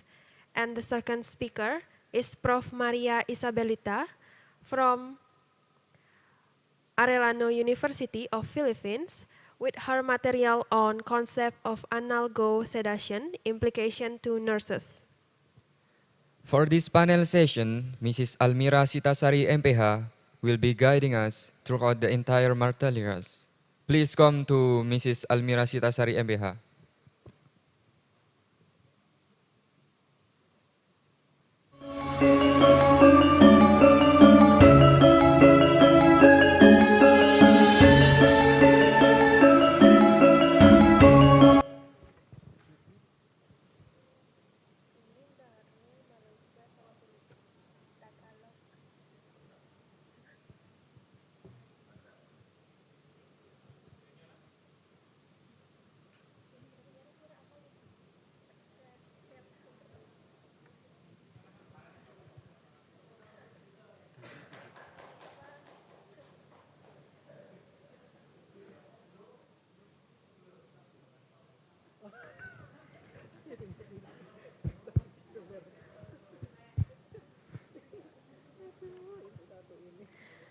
Okay, good morning, ladies and gentlemen. Welcome to the next session of International Conference of Health Sciences 2022. My name is Almira Sitasari, and I'll be your moderator of this session. And you'll be hearing a presentation in this session from two distinguished speakers in this session. The first speaker is Dr. Barakatun Nisa Muhammad Yusof from University Putra, Malaysia. And also the second speaker is Professor Maria Isabelita Capistrano Rogado from Arellano University, Philippines. Before we begin, I will read the curriculum vitae of these two distinguished speakers. The first speaker is Dr. Barakatun Nisa Muhammad Yusof. She is an associate professor and currently holds a position in University Putra, Malaysia, majoring nutrition. She also active in some nutrition association in Malaysia and also in worldwide. Hello, Dr. Barakatun, can you hear my voice? Assalamualaikum. Waalaikumsalam warahmatullahi wabarakatuh. Are you ready, dokter? Apa kabar di sana? Baik-baik, dokter. Terima kasih atas perkenannya. Are you ready, dokter, to present the presentation today? Oh ya, insyaAllah. Yeah, okay. The screen is yours. Okay, so allow me to share my slide. Okay, please. Okay. So Ibu boleh nampak slide-nya? Oh, wait a minute. Okay, it is, yeah, you may start now, doctor. My apologize. You may heard a lot of sounds. I'm presenting from my clinic. Yeah, Tuesday is having a clinic today, clinic of metabolic obesity, where we see patient with morbid obesity. Yeah, either preparing them for intensive lifestyle intervention, or some of the patient will go for bariatric surgery. Okay. So Assalamualaikum warahmatullahi wabarakatuh and very good morning. Yeah, I'm Dr. Barakatun Nisa from University Putra Malaysia. First of all, I would like to thank the organizing committee for having me today to share on the topic innovation and updates to nutritional practice of diabetes mellitus. Yeah, my area of practice and my area of research is mainly for metabolic obesity, diabetes, and cardiovascular. Okay, so I have nothing to disclose for my presentation. When I look at into a map, yeah, so this is where UPM, yeah, the university that I'm working at, and if we can drive, it's quite looks near, but it's impossible. Yeah, so this is di mana Jogja Politekes Kemensas Yogyakarta. Yeah, so terima kasih atas invitation. So a bit about UPM. So UPM is considered second in Malaysia, and we are ranked 123 in the world. Yeah, and I'm from Faculty of Medicine and Health Sciences, Fakulti Perubatan dan Sains Kesihatan, where we have about 5 health sciences program.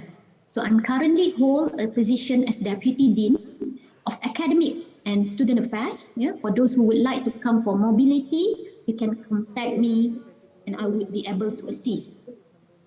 Yeah, right. So under the Faculty of Medicine, we have 5 health sciences program.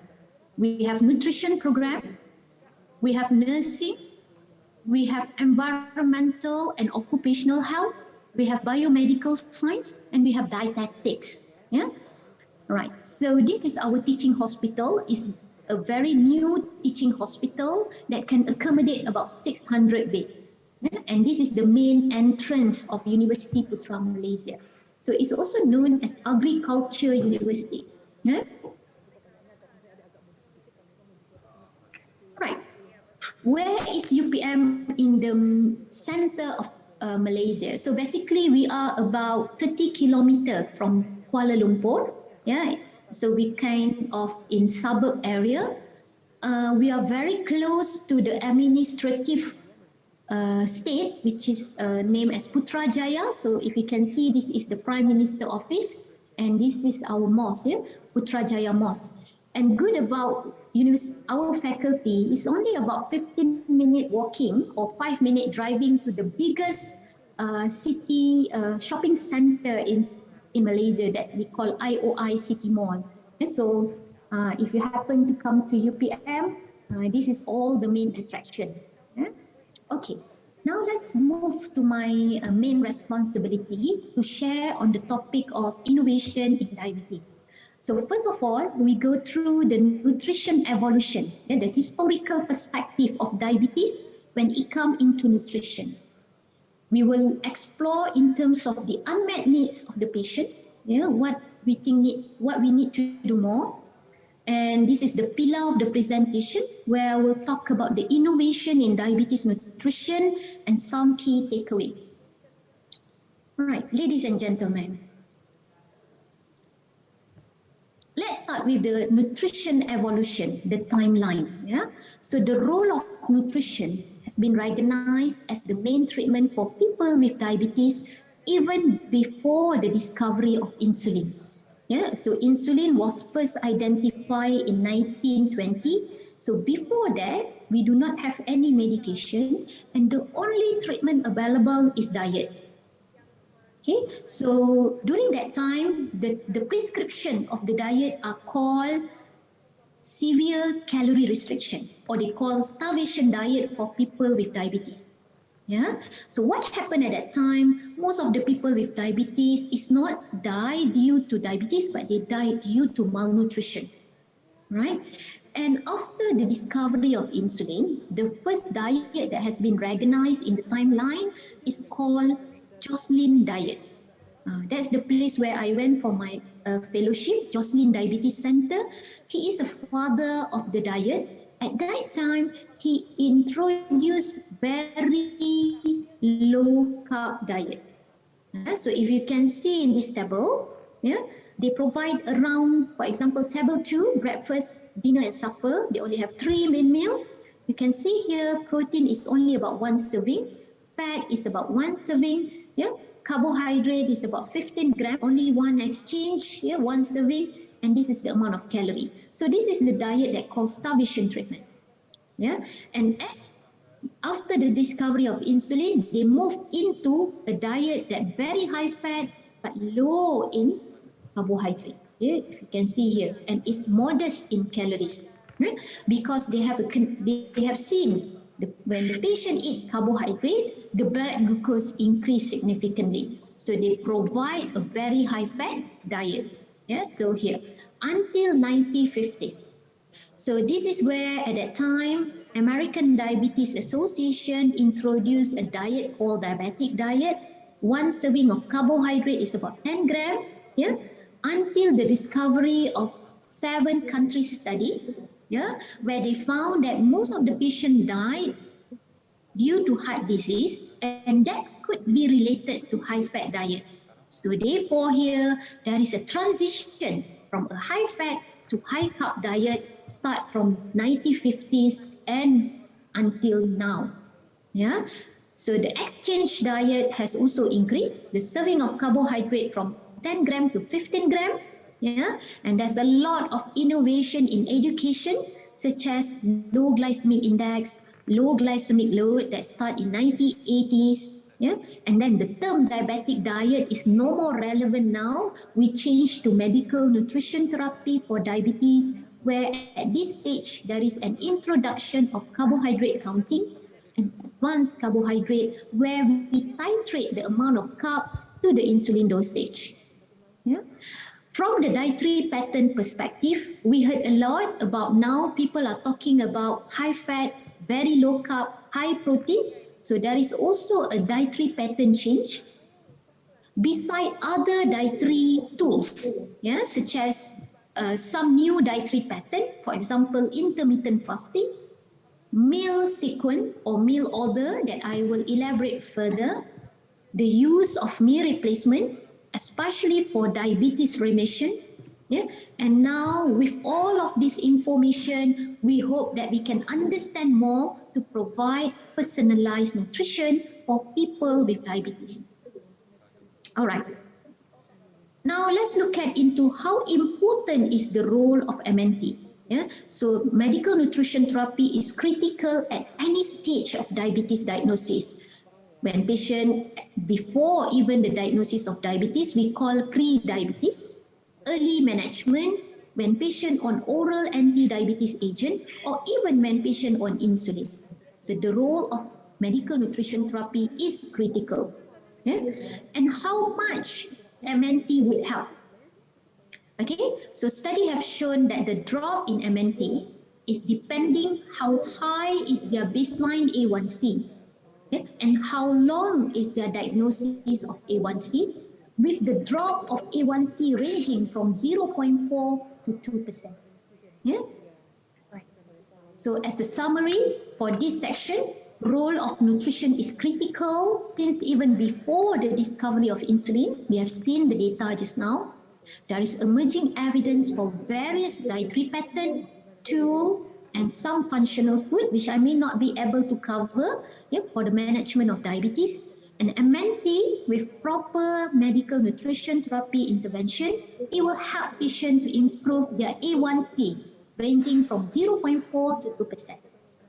This reduction may seem small, but let's look into this data.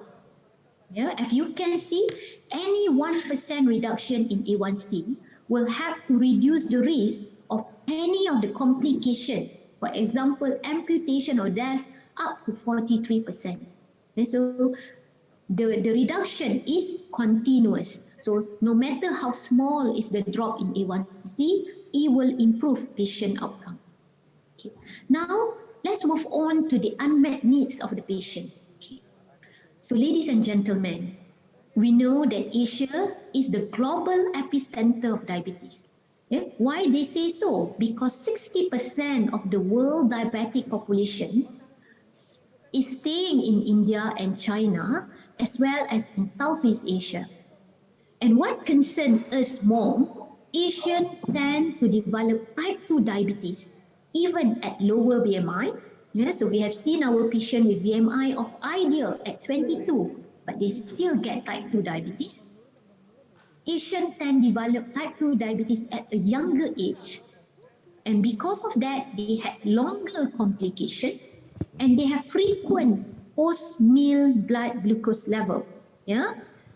The risk of renal complication is also higher among Asia. Yeah? At point of diagnosis, 60% of Asian patients with type 2 diabetes already had albuminuria versus 30 to 40 patients in the comparative Western cohort. Yeah? So this is an urgent need. Now let's look into their nutritional status. At presentation, we know that 60 to 80% of our patients are either overweight or obese. Yeah? Majority did not exercise. Yeah? And then only 20% adhered to the dietary recommendation where we observe they eat excessive amount of carb. When it comes into fruits and vegetables that contribute to fiber, very less. As you can see, most of the patients with type 2 diabetes eating less than 1 serving of fruits and vegetables respectively as compared to the recommendation of 2 and 3 serving per day respectively. Yeah? And there is come no surprise, as you can see, the glycemic achievement, the A1C that many that achieve the target treatment goal. As you can see in Singapore and Japan, yeah, nearly half of their patients with type 2 diabetes are able to achieve their target treatment goal. Whereas in Indonesia and Malaysia, only 20% of our patients able to achieve the target treatment goal of A1C less than 7%. Yeah? Which means 80% of our patients out there did not achieve the target treatment goal. And we know when patients had high glucose control, they are the one who tend to develop all diabetes-related complications. Now let's look into this table. What do they say? Yeah, fasting generally is also high.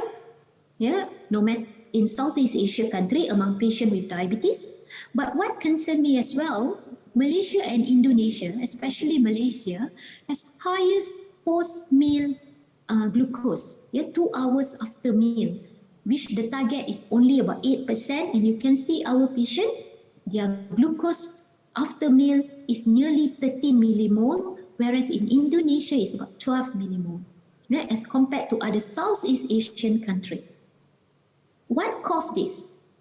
Yeah? So we need to understand all the issues. Yeah, what we can summarize, many patients out there did not meet their requirement or their control for nutritional status, hence present with inoptimal glycemic control, which put them at higher risk of developing diabetes-related complication.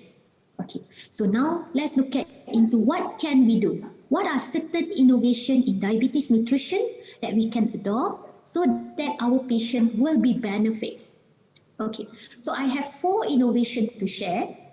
Yeah, we will look into what are the appropriate nutrition composition of the diet that can help patients to improve their blood glucose level. Number 2, this is also the most simplified education to provide to our patient, meal sequence and its relevant. I also share some of our data that we create diabetes nutrition education using some tool that will help patients to improve their A1C.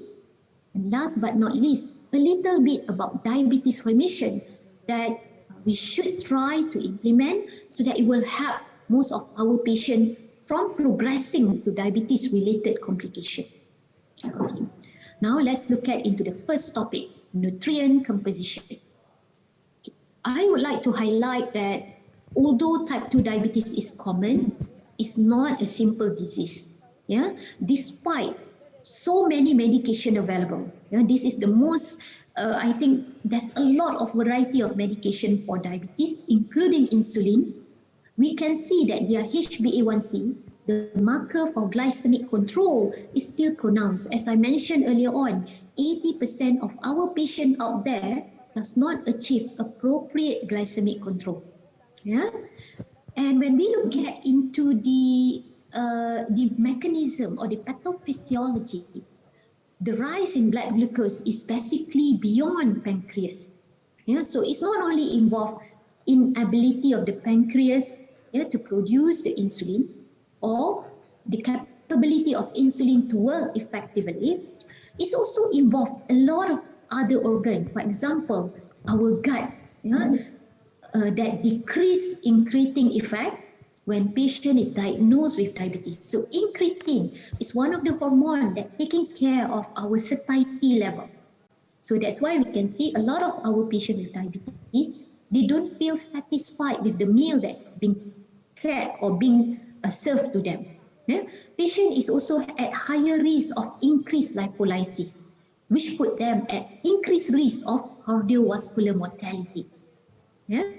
So they also have higher risk of increased glucose reabsorption, and finally have kidney impairment. Yeah? The muscle decrease glucose uptake. Yeah? Therefore, the glucose are saturated in the blood, and many more here. Okay? So basically, it is beyond pancreas. Okay. One of the innovation in the area of pharmacotherapy, yeah, is the drug called GLP-1 inhibitor, yeah, that they identified from this creature. Yeah, it's nice, but it's so powerful, and we call this killer monster. Banyak kan di Indonesia? So from his saliva, they managed to identify one novel drug that called GLP-1 inhibitor. So I would like to share the video to give you more overview and how nutrition can help to enhance that particular hormone. Okay, please enjoy the video.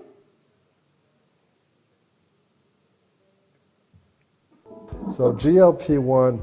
Okay, Ibu boleh dengar tak soundnya? Yes, it's audible. Okay, thank you so much. Enjoy the video, please. So GLP-1 is a hormone called glucagon-like product 1. It started with looking at a lizard. So the Gila monster, I think, is pretty. Anything in nature is pretty, it's usually poisonous. Or it's orange with a white stripe around its neck, and it only eats 1 or 2 times a year. And scientists have been always curious why. So they found a hormone in the spit of the lizard called GLP-1, believed to turn off the lizard's appetite. And because of that, scientists, they actually made the connection with GLP-1 that's secreted in humans. And as we age, our GLP-1 drops and our weight goes up. So GLP-1 is a hormone that we can produce, but as we age, we actually make less. And we see a rise in obesity. Okay.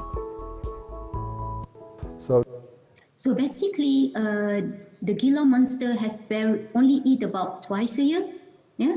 And scientists would like to identify what makes him so powerful when it comes into eating, yeah. And he can sustain without sufficient amount of food, yeah. So it's from his saliva that contain the GLP-1 inhibitor, yeah, that can suppress the appetite.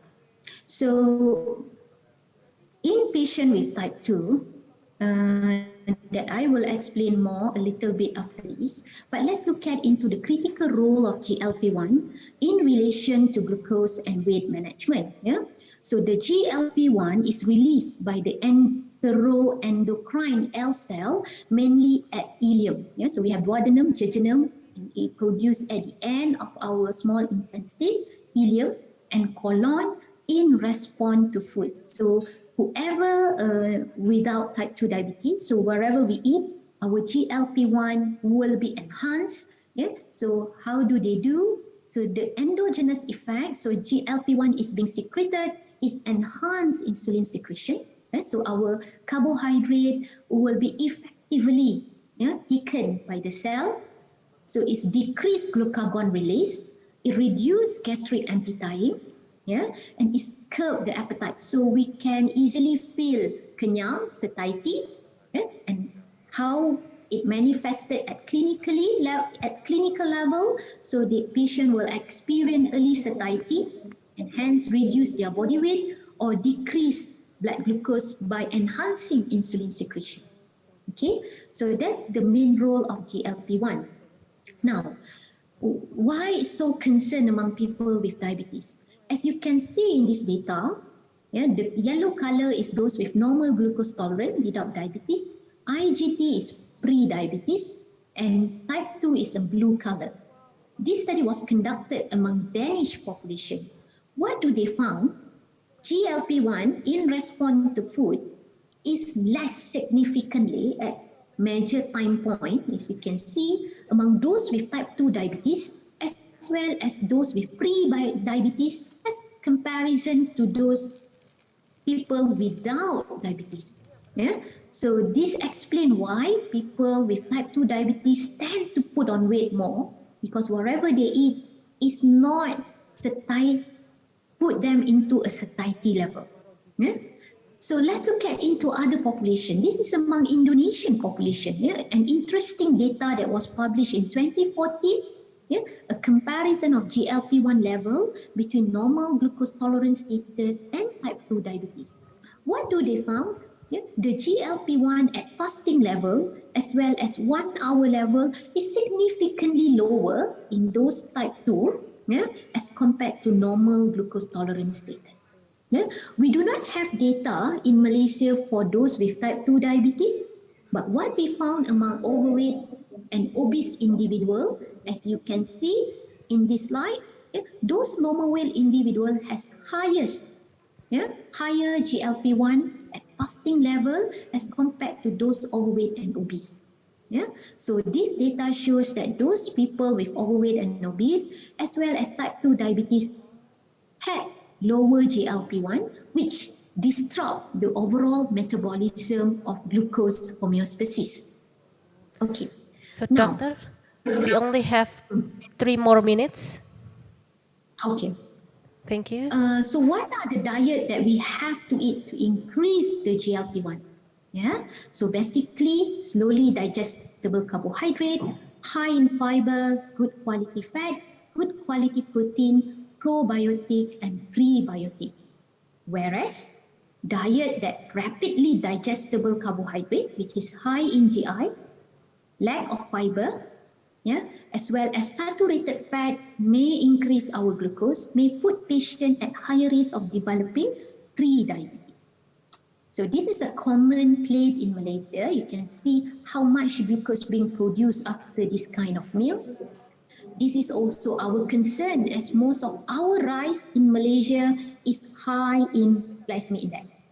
Okay. Now, let's look at into this data. We have transformed that nutrient composition during Ramadan with the inclusion of diabetes phosphate formula, and we look at into the glycemic variability assessed using continuous glucose monitoring.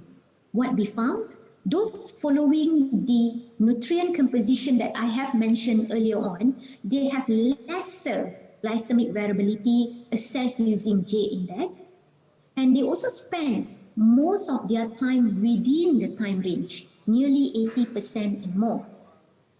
So as you can see, why glycemic variability is a concern. It increase up and down, like the one that I show here, although they have similar A1C, is not a good indicator for cardiovascular health.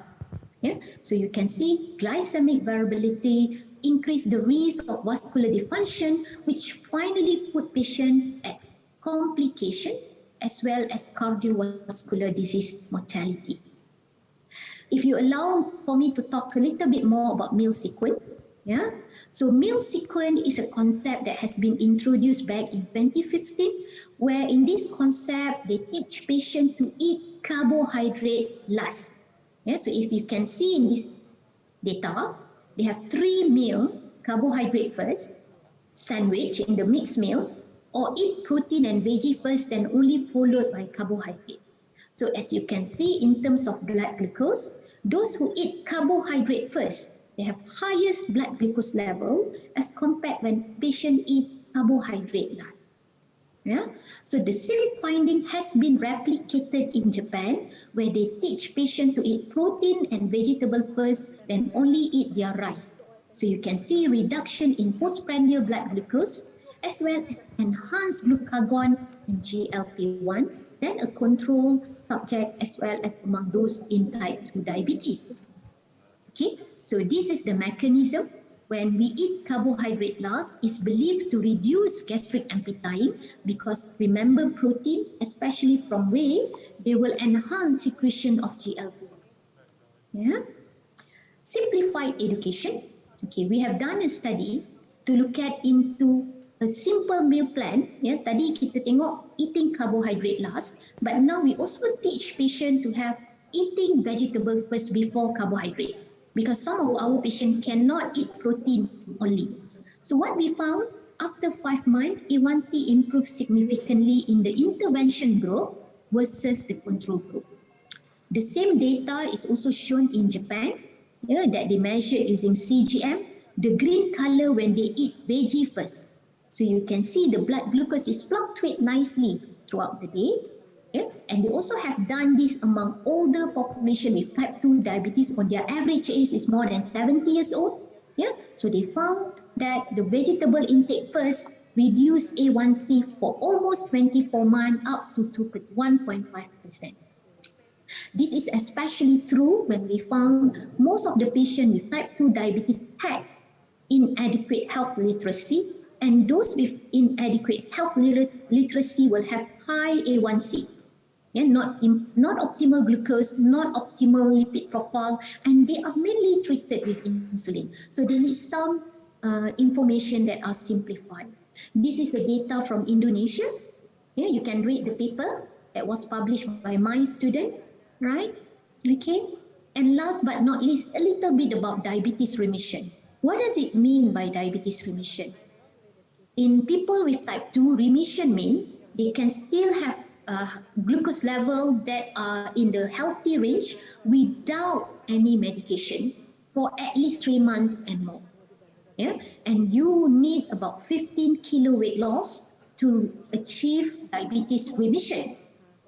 So these are the various diets that has been shown beneficial to help people to achieve remission, and the most common one by direct study called very low energy diet. How do they do? Yeah. They have a 3-step program where they give total diet replacement, then after 8 weeks they start to introduce food, and then they have ongoing support until patient at least achieve 15 kilo within the 8 to 16 weeks. Yeah? Okay. What are the key takeaways? First of all, whatever I mentioned just now, there is not a one-size-fits-all. Yeah?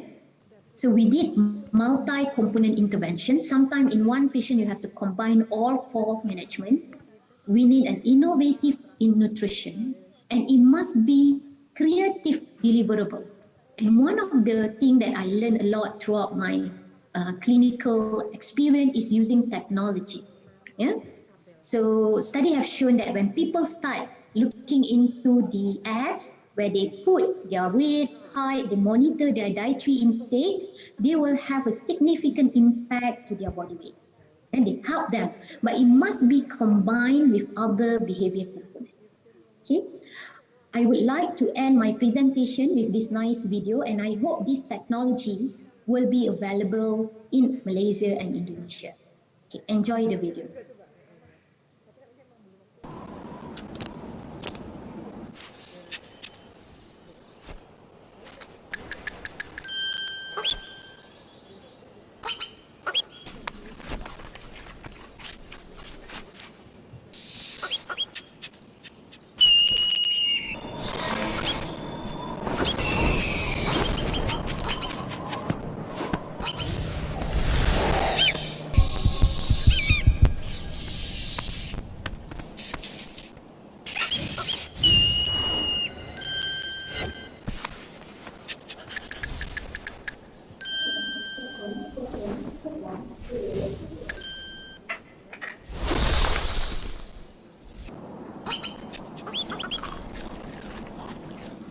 Okay. Thank you very much. Hand over to you. Thank you, Dr. Barakatunisa, for your valuable presentation. And now we know that our Prophet Muhammad give us advice about eating the vegetable first other than other meals, right? Okay, so thank you for your valuable presentation, and please give applause to Dr. Barakatun, and please hold a minute for the question and answer session, Doctor. Okay, thank you. Yeah, sure. For the next speaker, we will call Professor Maria Isabelita Capistrano Rogado from Arellano University, Philippines. Hello, Professor. Are you already in the Zoom? Okay, thank you, Professor. I will read your curriculum vitae first. Miss Maria Isabelita C. Rogado, Professor, is a graduate of San Juan de Dios College of Nursing. With over 30 years, she experienced in nursing, majoring in nursing, and also known her expertise in clinical nursing education, primarily in critical care. And please welcome Professor Dr. Maria Isabelita. In 20 minutes, the screen is yours. Thank you very much, but can I request to share my screen? Sure, sure, please.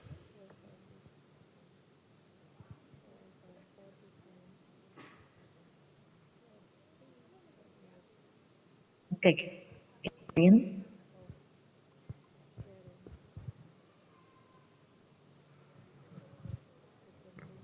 Can you see my screen now?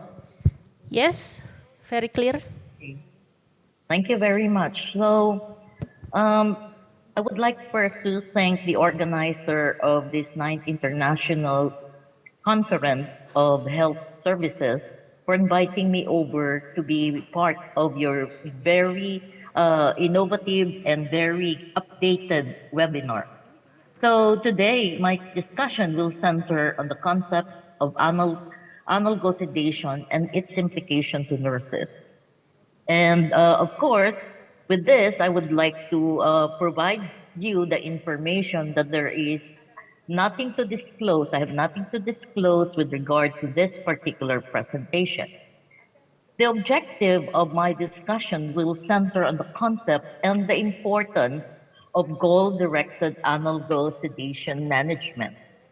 So also, we would like to, under this concept, we would like to discuss the definition of anal ghost sedation, the assessment of patients on anal ghost sedation management, and share with you having a compass drawing map that will explore the nurse's management of pain and other discomfort during anal ghost sedation in the intensive care unit. And lastly, I will present to you, based on the ICU liberation. I'm sorry for that. I'm sorry for that noise. The ICU liberation concept on the choice of analgesia and sedation. So I would like to inform the body, because we're limited to time, I might be extending my discussion for about 2 to 3 minutes, and I hope you bear with me. And the next proceeding presentations are all recorded presentations, so that I can just skip to time, because when you are already discussing live, your tendency is to forget about the time. So bear with me with my recorded presentation. We all know that pain is a common experience among critically ill patients. This remains to be unrecognized and or undertreated that hinders the recovery of our patient. Now, ICU patients are often attached.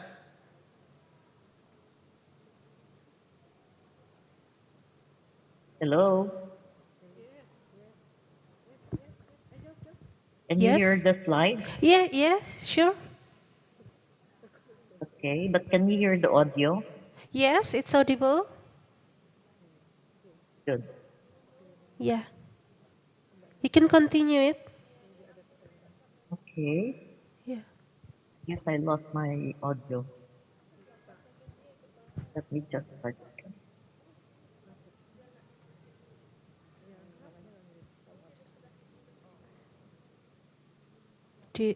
Okay. Okay, what happened here? Do you have Let any me just, problems regarding to the slides, Professor? I think because on my screen, I can see that my slide is distorted. Okay, so So, can we can, present your slide yeah. from our operator? Do you have a copy of my slide? Pardon? Okay, let me just proceed again.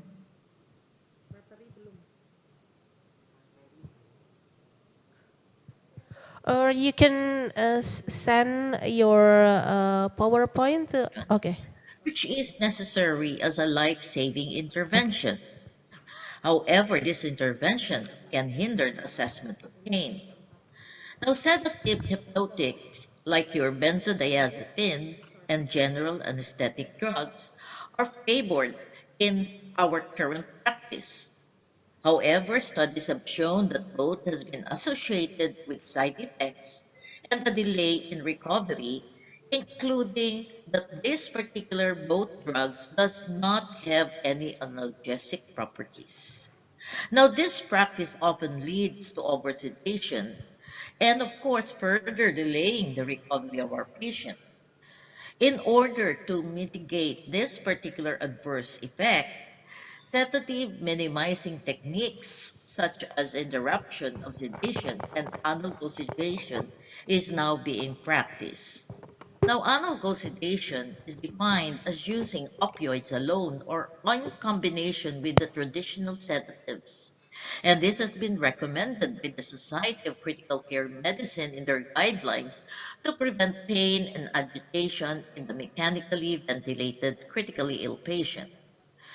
The primary goal is to improve patient outcomes compared with the standard sedative hypnotic regimen, and that we must observe personalized pain treatment and sedation in the intensive care unit so that this can improve the patient's comfort and raise the tolerance threshold for ICU treatment. Insufficient pain control has serious psychological and physiological consequences that can hinder a patient's recovery, such as having anxiety, depression, and disturbed immunologic functions, unstable hemodynamic status, coagulopathies, and even altered respiratory function, leading to altered blood chemistry. So it is recommended that we apply the principles of anesthesia first that will help assure that patient is treated before sedatives and hypnotics are introduced. Now, adequate pain management will help prevent both your short-term and long-term morbidities from increased physiological and psychological stress. Now, there are two approaches to pain management in ICU, and this often includes a combination of your analgesic sedation drugs. The use of analgesic before sedation in order to focus first on pain relief is now advocated. Analgesia first, which is approach to pain management for patients who may be demonstrating agitation and restlessness as well as pain behaviors and or for patients that have undefinable potential causes of pain, has been found in the study of Barr et al. Now, this particular use of lighter sedation can result to more awake, responsive patients and better clinical outcome, such as shorter mechanical ventilation and ICU stays. Now, the other technique is the multimodal analgesia. This consists of the administration of two or more drugs that act by different mechanisms for providing analgesia. It is often includes the use of intravenous opioids as the first-line approach to pain and management in ICU. And the most commonly used opioids are morphine, hydromorphone, fentanyl, and remifentanil. Now, there are reviews that exist comparing the opioid's mechanism of action, its side effect profiles, and a recommendation of dosing regimen. Now, it is important that anodossedation assessment should be done properly in any ICU whenever the patient is receiving this particular intervention. Now, identification of the critically ill patient's needs for pain relief and appropriate pain management will decrease the risk of complication and reduce the length of stay. It is said that there has been between 30 to 60% of ICU patients who have received prolonged deep sedation, and this has not been well recognized by both nurses and physicians, and that excessive use of analgesics and sedatives in ICU will prolong mechanical ventilation and lengthen the ICU stay. This will also increase the risk of developing acute brain dysfunction. Now, nurses should be involved in analgesic sedation assessment because they can help decrease the incidence of pain and agitation, and this has been proven by the study of Chankes in 2006 among 230 ICU patients. Also, if we have inappropriate analgesic assessment, this can jeopardize patient comfort and safety. Therefore, the nurse's ability in assessing and managing sedation are vital for effective care of the mechanically ventilated patient. Now, I would like to share with you the study of Bretchen and et al. About having a compass drawing up. And this particular study explores nurses' management of pain and other discomfort during the use of analgesic sedation in the intensive care. Now, what they did was to make the study in 11-bed mixed adult ICU with single rooms and rooms with 3 beds separated by curtains. The staffing ratio includes 1:1 with an extra nurse available when required.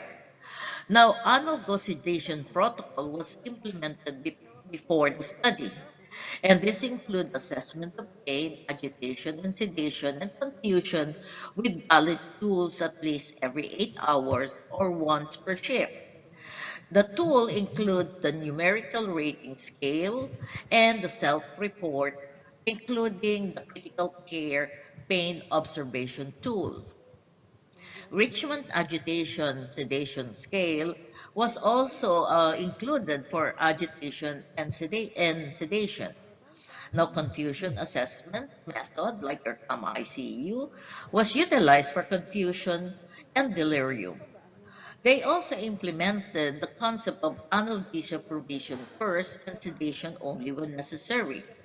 Suggestion for a range of pharmacological treatments for different patient categories was also advocated. They have short-acting medication for procedures, and they also included advice on early mobilization. Now, this particular table shows the interview guide question. In the introduction, they would like to get the thoughts about pain and discomfort among these particular nurses and how they assess pain and other discomfort in their assessment, including what influence their assessment. As far as intervention is concerned, the study also wanted to know the goals when intervening towards pain and other discomforts, and that how they make their intervention for the day and what influences they have on this intervention.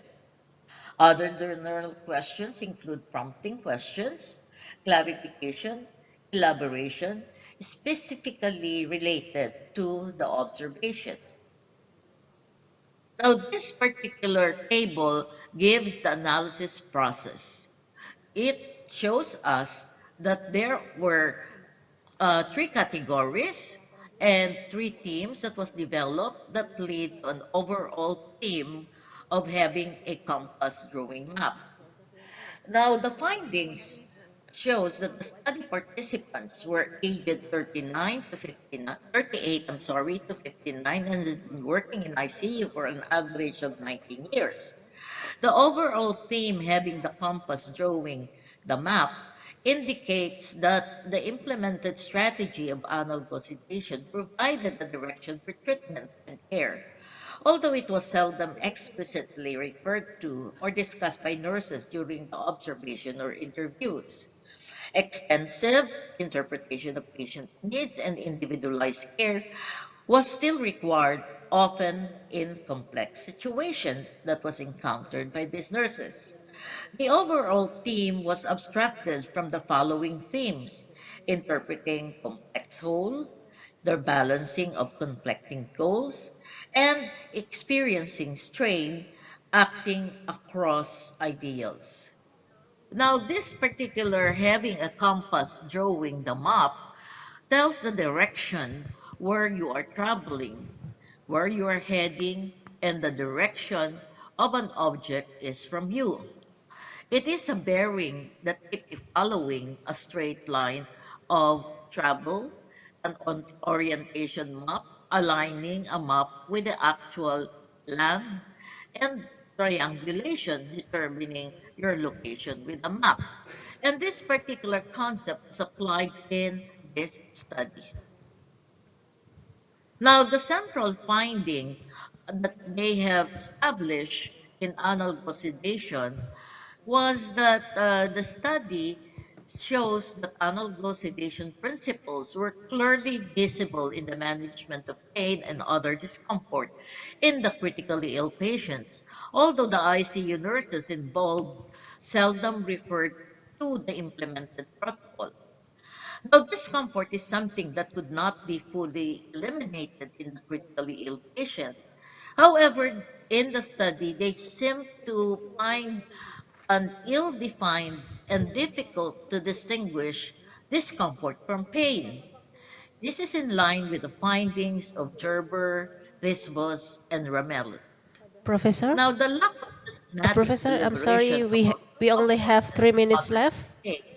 has shown to have a tendency to consider discomfort as mild pain or a precursor of pain, thus precipitating pharmacological intervention, mainly increasing the opioid infusion rate or bolus injection. Now, non-pharmacological interventions were applied to prevent or relieve both pain and other discomforts, but there has been no systematic deliberation preceding the enactments that was observable or articulated. Now, it is said that this finding may indicate that analogous citation principles are easily adopted and merge well with the clinical practice. It was also found out that elements of the pain assessment tools was formed a natural part of the nurse's routine assessment. Although the interpretation beyond the tools was needed, there was a fair agreement on how to assess and treat pain and that no patient should be in pain. On, you would see here in this figure the process of deliberation which was adopted from Kim.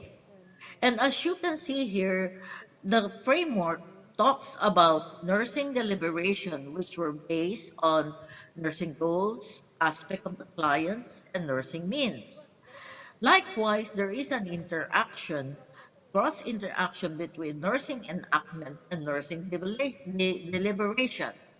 Now, the context of deliberation includes the process of clinical decision making, while the context of action includes nursing intervention or actions. Now, in the context of deliberation, it is said that there are two types. One is the repertoire at large, which applies to validated strategies, and the other is a personal repertoire approaches, which is related to the individual nurse own ability or perception about the information. Now, in the context of action, it was recommended by Vincent that e-cash concept, which means early comfort using analgesia, minimal sedation, and maximal humane care, should for pain. I will bypass some of the slides here and go directly to the key points. So I would like to leave behind just two key points in the discussion. First is that patients in ICU and those on mechanical ventilation must be managed for pain in an analgesia first approach. And with this, we can assess the patient using self-report pain scale, which is preferred in assessment of pain. And at the same time, use a behavioral pain scale like our TPOT. Now, the primary goal of sedation is to make the patient calm, comfortable, cooperative, and communicative. So it is recommended that we do not under or over sedate the patient because inappropriate sedation assessment can jeopardize the patient's comfort and safety. It is important that nurses have the ability to assess and manage analgesic sedation utilizing reliable and valid monitoring tools. So thank you very much for listening, and I hope I did not sedate you. You can contact me for further questions and clarification through my email, which is placed here in this particular slide. So again, thank you. Thank you, Prof. Maria Isabelita, for your valuable presentation. Now we are moving to the question and answers session. We have now one question for, it goes to Dr. Barakatun-Nisa. Are you ready, doctor? This is the question. How to maintain the GLP-1 hormone as we get older?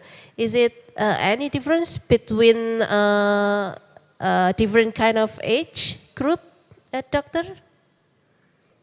Thank you very much. It's a very good and valid question. All right. First of all, I think as we age, most of our physiological will also be slowing down. Yeah. So therefore, it is very important before we reaching that aging age. Yeah, we have to make sure that we practicing a healthy diet and eating food that can enhance the secretion of GLP-1. Yeah, as what I have shown in my slide, for example, a diet that high in whole grain, good quality protein, yeah, especially from vegetable protein, prebiotic and probiotics, yeah, the use of unsaturated fat, yeah, and limited amount of saturated fat. So with good combination of all this, the enhancement of GLP-1 can be maintained throughout the aging process. Okay, so it is also can be maintained in all age group, right? Yeah, okay. Okay, thank you for your answer, Dr. Barakatun. Because of the very strict time, we will only read only one question. So I'm moving to read some of the summary of this session. The MNT can improve the glycemic control for medical nutrition therapy.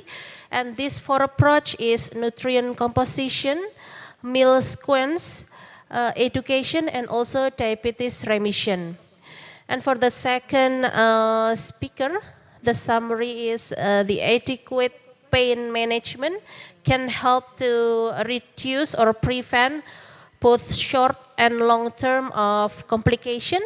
And also these are two approach of the sedation, the analgosedation and also multidomal analgesia. So thank you for your attention in this session. Thank you. Assalamualaikum warahmatullahi wabarakatuh. Waalaikumsalam warahmatullahi. Terima kasih semua ya. Thank you, Doctor and Professor.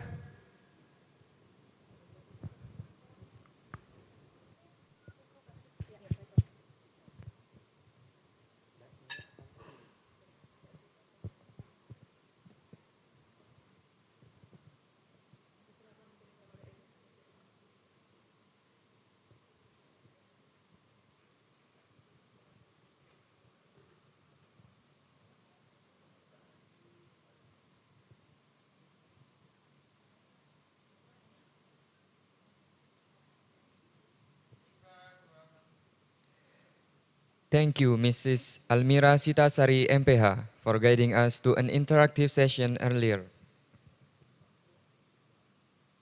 Ladies and gentlemen, coming up, next presentation delivered by lecturer of Saitama University, Japan, Dr. Christian Ebere Enyo, with his topic on technology for screening of microplastic in environment.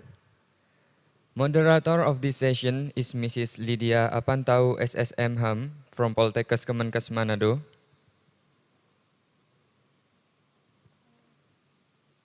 To Mrs. Lydia Apantau SSM Ham, please come forward. Yes. Okay.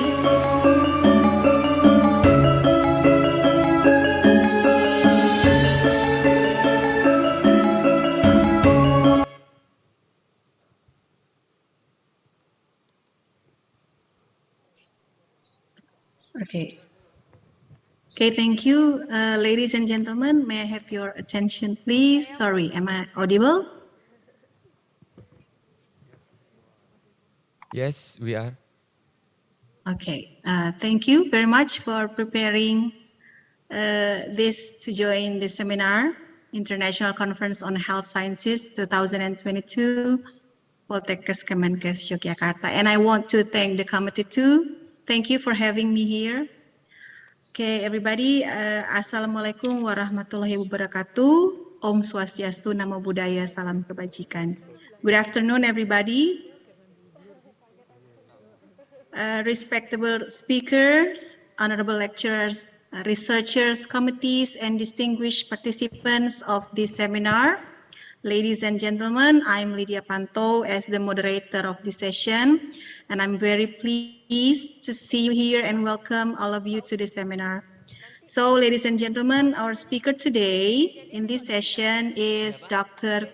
Christian Ebere Enyo from the CV. He's the coordinator of laboratory and environmental services, quality control, chemistry, physics, mathematics, introductory technology teacher and laboratory master, student academic advisor, and as an associate professor, he carrying out practical and tutorial in chemistry, physics, and basic sciences. Teaches first year chemistry, physics, and mathematics for undergraduate. He teaches secondary level chemistry, physics, mathematics, and basic science, supervise undergraduate final year projects, give academic advice to students, carry out research and perform data analysis, control laboratory results, and ensure the company's product complies with quality standard, environmental laws and regulations.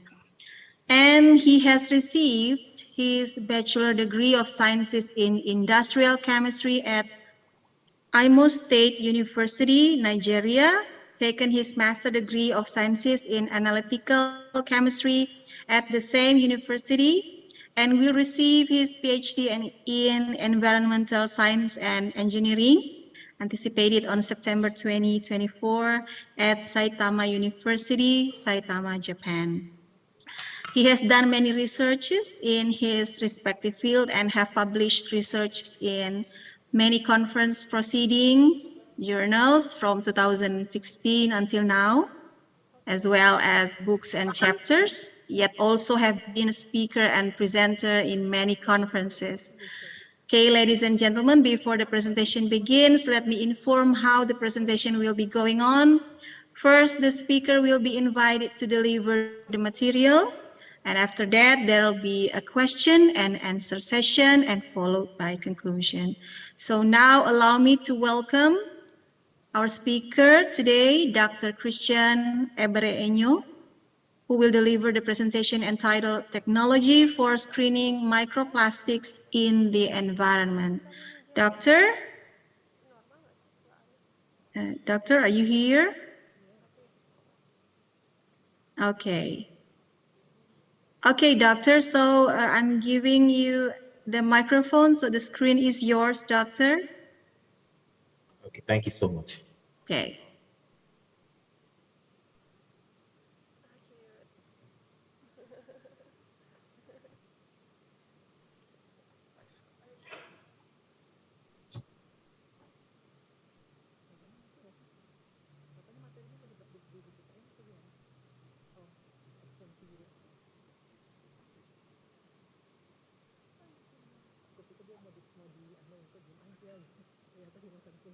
Okay, can you see my screen?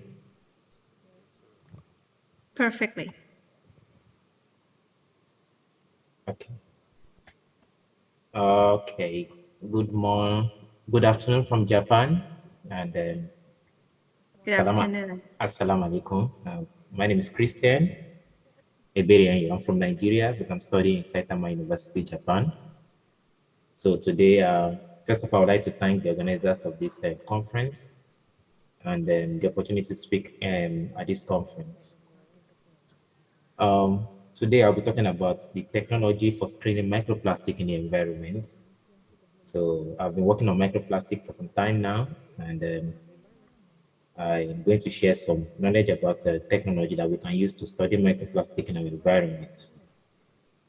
So for this presentation, the outline is presented here. So I'm going to talk about some technologies and then conclusion and references. So before then, so what are microplastic? So microplastic fragments of any type of less than 5 millimeter.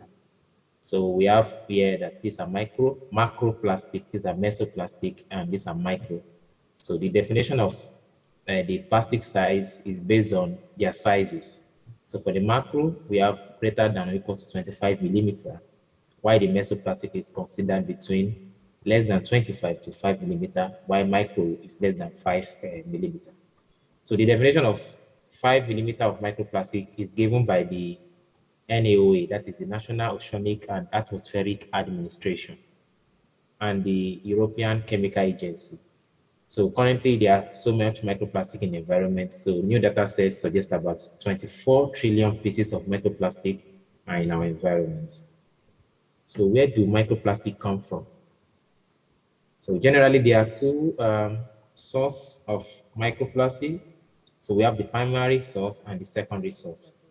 So for the primary source, we have the clothing industry, cosmetic industry, plastic production, where plastic are designed to be in microform, such as nodules or pellets, for example, and also from the waste treatment plants. Then the shipping line, the air blasting, and the fishing industry. This is an example of primary source of microplastic. So for the secondary source is formed by the degradation of the macro or mesoplastic in the environment. So when we have this plastic in the environment and being exposed to environmental factors such as UV lights or mechanical process in the environment, so this plastic actually breaks down to form microplastic and sometimes even further to nanoplastic. So because of these processes, so we have microplastic everywhere in the environment. We have microplastic in our fish, and because they degrade very slowly, they take over 100 years to degrade, and they have high probability of being ingested or incorporation and accumulation into the body. Because as they degrade in the environment, they tend to bleach in the marine environments. And from the marine environment, sometimes because of the sea salts, we find them in salts, we find them in our air, we find them in our soil, in our food, and eventually into humans. So as the environmental organisms are exposed to microplastic, same way humans are also exposed to microplastic. So humans can be exposed from consumption of contaminated food or by inhaling microplastic from air. So the impact of microplastic can be seen here. This is a study conducted by Cole. This is a zooplankton that ingested microplastic, which led to his death. And this is a study by Akampora, which showed a short-stranded shear waters bed. So the death of this bed was due to ingestion of microplastic. So these are one of the major problems. So the effect of microplastic can actually involve particle toxicity and also biofilm associated, because when these plastics are in the environment, microorganisms using a process maybe called quorum sensing to form like a biofilm on the surface of this plastic.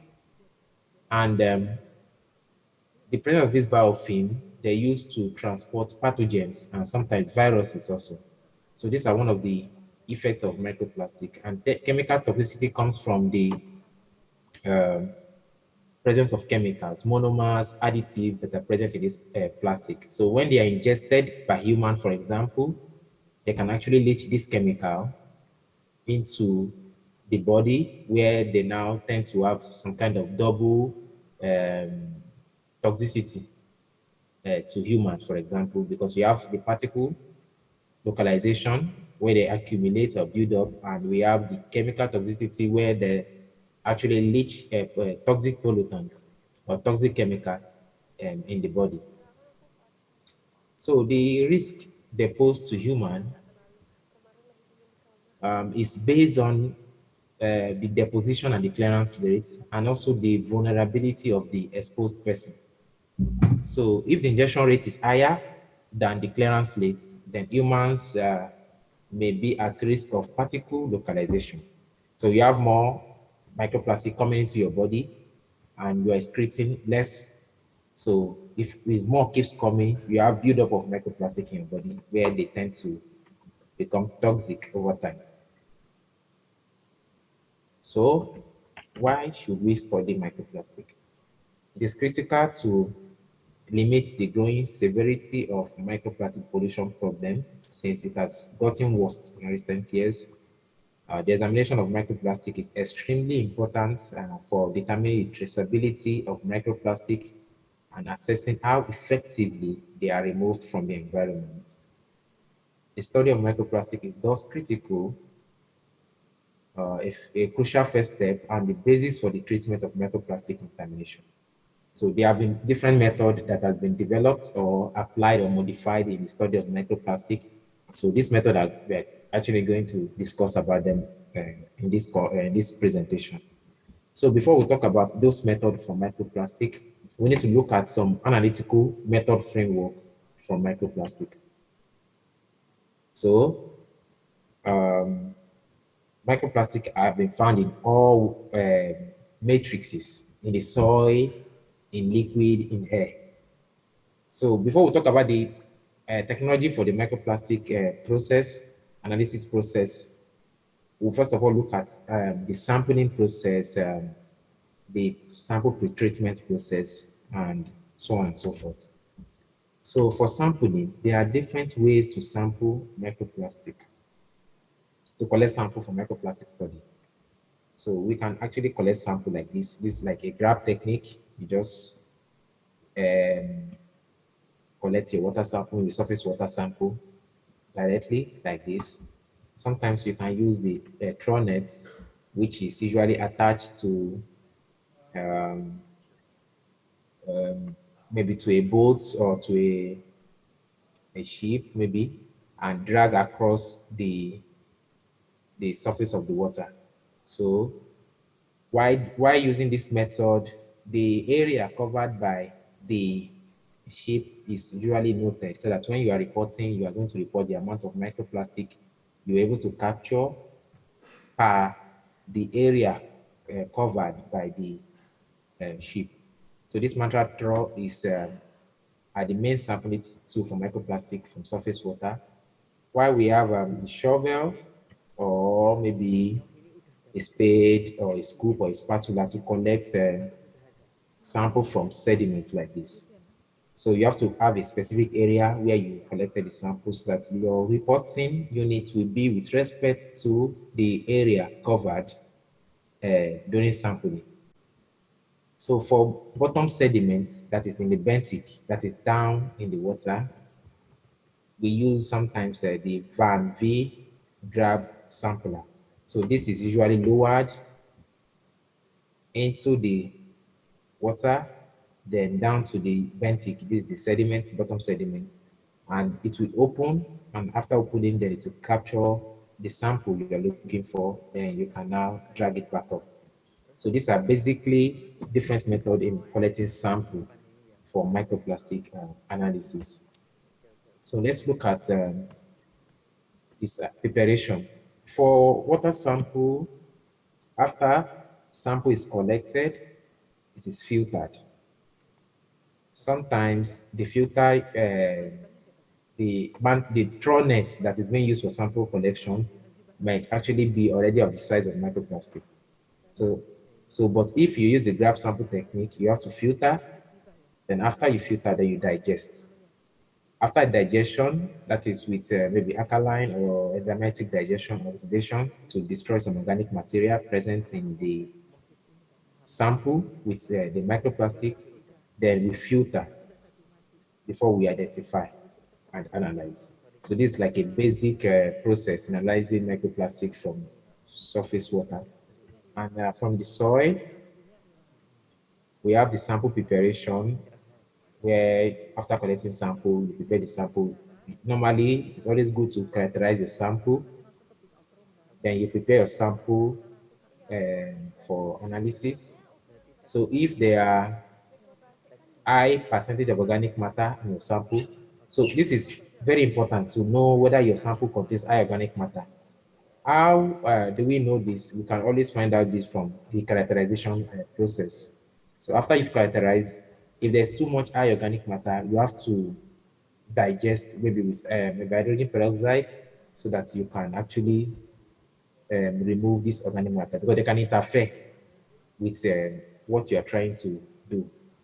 So if there's high organic matter, you can do digestion, maybe with fencing reagents, or if there's inorganic matter, you just use density separation.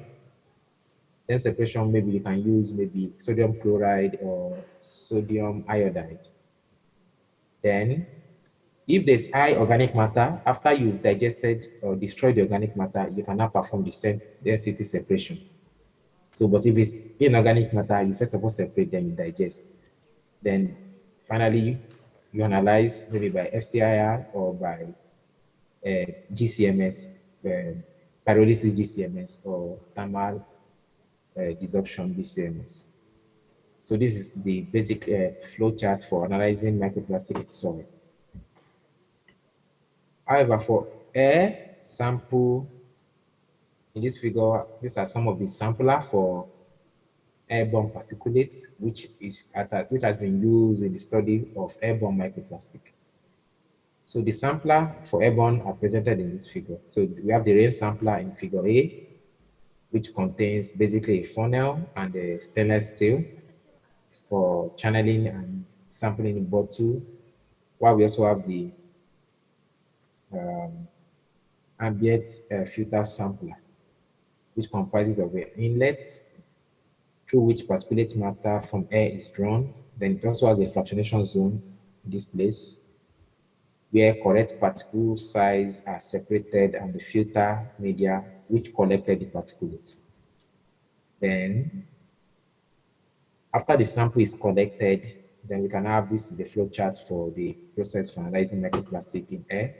So after collecting samples, the funnel can be rinsed with water or using the process called reverse osmosis, whereby all particles that is being added to the filter can be removed. And so we don't have some particles still on the filter paper, then we have maybe poorly or wrong results on the quantity of microplastic that we actually captured in the air. So then we pre-treat the sample by reducing the volume. Then we do volume reduction, whether through sieving or denaturation, or we can decant or filtration. So if we follow through this process, this step, then we do density separation, where we can use zinc chloride. The other method that can be used also is sodium iodide or sodium chloride. So after we separate, we can now do post-treatment, whereby we destroy debris. Some of the debris could include organic matter, which we have to destroy by using maybe hydrogen peroxide rather, or we can use KOH, or we can use nitric acid to destroy this unwanted material. Then after, we filter and we visual identify using microscope or naked eye before we now use some spectrometric method to finally identify what type of plastic is present. So we should consider a quality assurance or control consideration, because study of microplastic, because of the small size, it can be easily contaminated, and what you are going to be getting or the results you'll be obtaining might actually not be the true result of the sample. So this is a quality assurance and control consideration. So these measures doesn't require maybe state-of-the-art instruments, but can be maintained before and during the experiment. So a QA, QC, which is the quality assurance and control guide during sampling and analysis of microplastic, is shown in this flowchart. So the guideline provides us with a general checklist to adopt when approaching sampling and experimental design for a wide range of challenges and settings necessitating the detection of microplastic pollution in the environment. So sampling of microplastic is conducted across different sources. So we can sample water, we sample air, we sample organism, aquatic organism, and terrestrial organism as well. So before you perform your study design, you have to consider so many things. What are the objectives you are trying to obtain? So if your research reason is to focus on the assessment of risk from injection of microplastic by some species from the ecosystem, or based on you are trying to evaluate toxicity of your microplastic to plants, then care should be taken to select an ecosystem or representative organism or plant which... Dr. Christian, I'm sorry, we still have 5 minutes left. Just a reminder. Okay. So you have to consider the organism which can actually explain or give a representative of the whole ecosystem. For example, if you're considering maybe like aquatic organism, an example of an important organism is like the zebrafish, which has been reportedly using in the study of microplastic. So this organism is very, very important. So other quality control process that can be considered are maybe you have to have a blank, maybe sample recovery. So for example, the blank process, we can have it is an published work. So we have like a laboratory control, whereby we just have some volume of water or distilled water, and we kept in the lab while we continue the experiment. So after we finish analyzing, we analyze this control as well, and we subtract the amount of microplastic we found in this control from what we obtained from our results.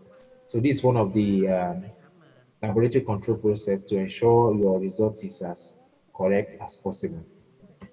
So technologies for microplastic analysis in the environment. So for the technologies, we have some physical characterization process, like for example, we have the visual or imaging techniques. So some of the techniques that we use is the optical microscope, fluorescence, and the transmission and electron and the scanning electron microscope. So this is a fluorescence microscope, which is available in my lab. And this study is done by the fluorescence microscope. So for the fluorescence microscope, the microplastic is tagged.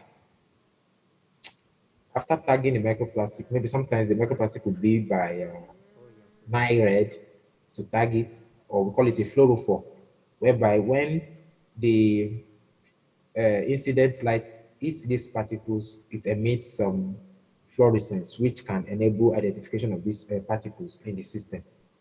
So there's transmission electron microscopy, and we have the scanning electron microscope, which are very, very common. So the optical microscope is also very common, but it's not as effective as some of these electron microscope. And there's also a scanning probe microscopy. Scanning probe microscopy is a kind of microscope whereby it uses a physical probe. The most common scanning probe microscope that has been applied in the microplastic study is atomic force microscopy. So this scanning probe method provides leads to unknown chemical information, and it is sometimes difficult to identify the precise geometry of the scanning tip. although it has high scanning rates, which requires a lot of scan. So AFM is the best among all these microscopic technique because of it produces excellent views of the sample in both air and liquid media without the need for a vacuum chamber.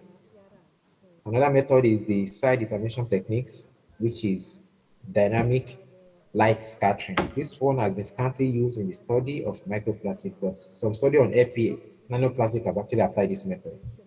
So in this method, this is the framework for the dynamic light scattering. So if the particle or microparticle is exposed to light, during these measurements, a process called scattering occurs. So we have scattered lights, and the intensity of the incoming lights so altered when the particle impinges. So we have the incoming lights which is deflected, and we have a scattered lights into the detector. So from the detector, we have a signal processor which tries to organize these scattered lights, and we tend to detect it from the computer. So this is an example of the dynamic light scattering. So, but due to the fact that most microplastics are in constant random motion as a result of their kinetic energy, the changes in the intensity with time includes information about their random motion. DLS, that is the dynamic light scattering, offer a number of benefits for sizing very small microparticles, and it has been applied in some studies. So the method is less intensive and has shown to have generate good results on the size of the microparticle that is in a sample, maybe water sample. So for the chemical identification, we have the electron microscopy with energy dispersive, that is X-ray. So this method is like a combination of the SEM or the electron microscope and the energy dispersive. The energy dispersive part measures elemental composition, while the electron microscope identifies the surface. So for example, we have a particle which has been identified by the electron microscope. So that spot that is being identified by the electron microscope is being analyzed with EDX, which generates elemental data. So from the elemental data, we can actually identify whether this is a microplastic or this is a sand. So this method has been applied in the study of microplastic. It's very common. So we call it like SEM EDX method. This is very, very common. So another method is the infrared and Raman spectroscopies. So for the infrared and Raman spectroscopy, infrared is based on having an incident light source, which is broken, and we have the chromatic system, we have our sample, and we have our reference. So the Dr. Christian, I think we don't have much more time. Can you make it shorter? Okay. Okay, thank you. Thank you. So we have the Raman microspectroscopy also. So for this method, you generate an IR spectra or a Raman spectra. So to identify your particle, this Raman spectra is compared with a reference material. So this reference material will tell you whether this particle is actually a microplastic or not, and what type of microplastic is being identified. So another way to identify your particle type is using this open spacing. It's available free of charge. So when you have your CSV data from your FTIR analysis or your Raman spec, you can upload on this open spacing, and it will tell you what type of microplastic or what type of polymer is this, based on the correlation with what is available in the library database. So another method is to compare with the characteristic peak of the results and be able to identify which type of microplastic is available in your sample. Atomic force microspectroscopy operates similarly as the electron microscope. It identifies the surface of the material, then a specific point of the solid material can be identified by IR, which generates some kind of spectra. So this spectra can be analyzed similarly as what I explained previously. So we have the pyrolysis gas chromatographic method, So the sample is pyrolyzed and we have different volatile fragment that is being formed. So this volatile fragment is detected by the GC and identified by the mass spec based on the charge to mass ratio. So this method has been applied in the study of microplastic as well. And we have the thermal desorption gas method, very similar to the pyrolysis method. So this is an instrument for the TD GCMS. So we have the two parts, GC parts, MS parts. The thermal desorption occur here, which is being transferred to the GC column, and the mass spec helps in detecting.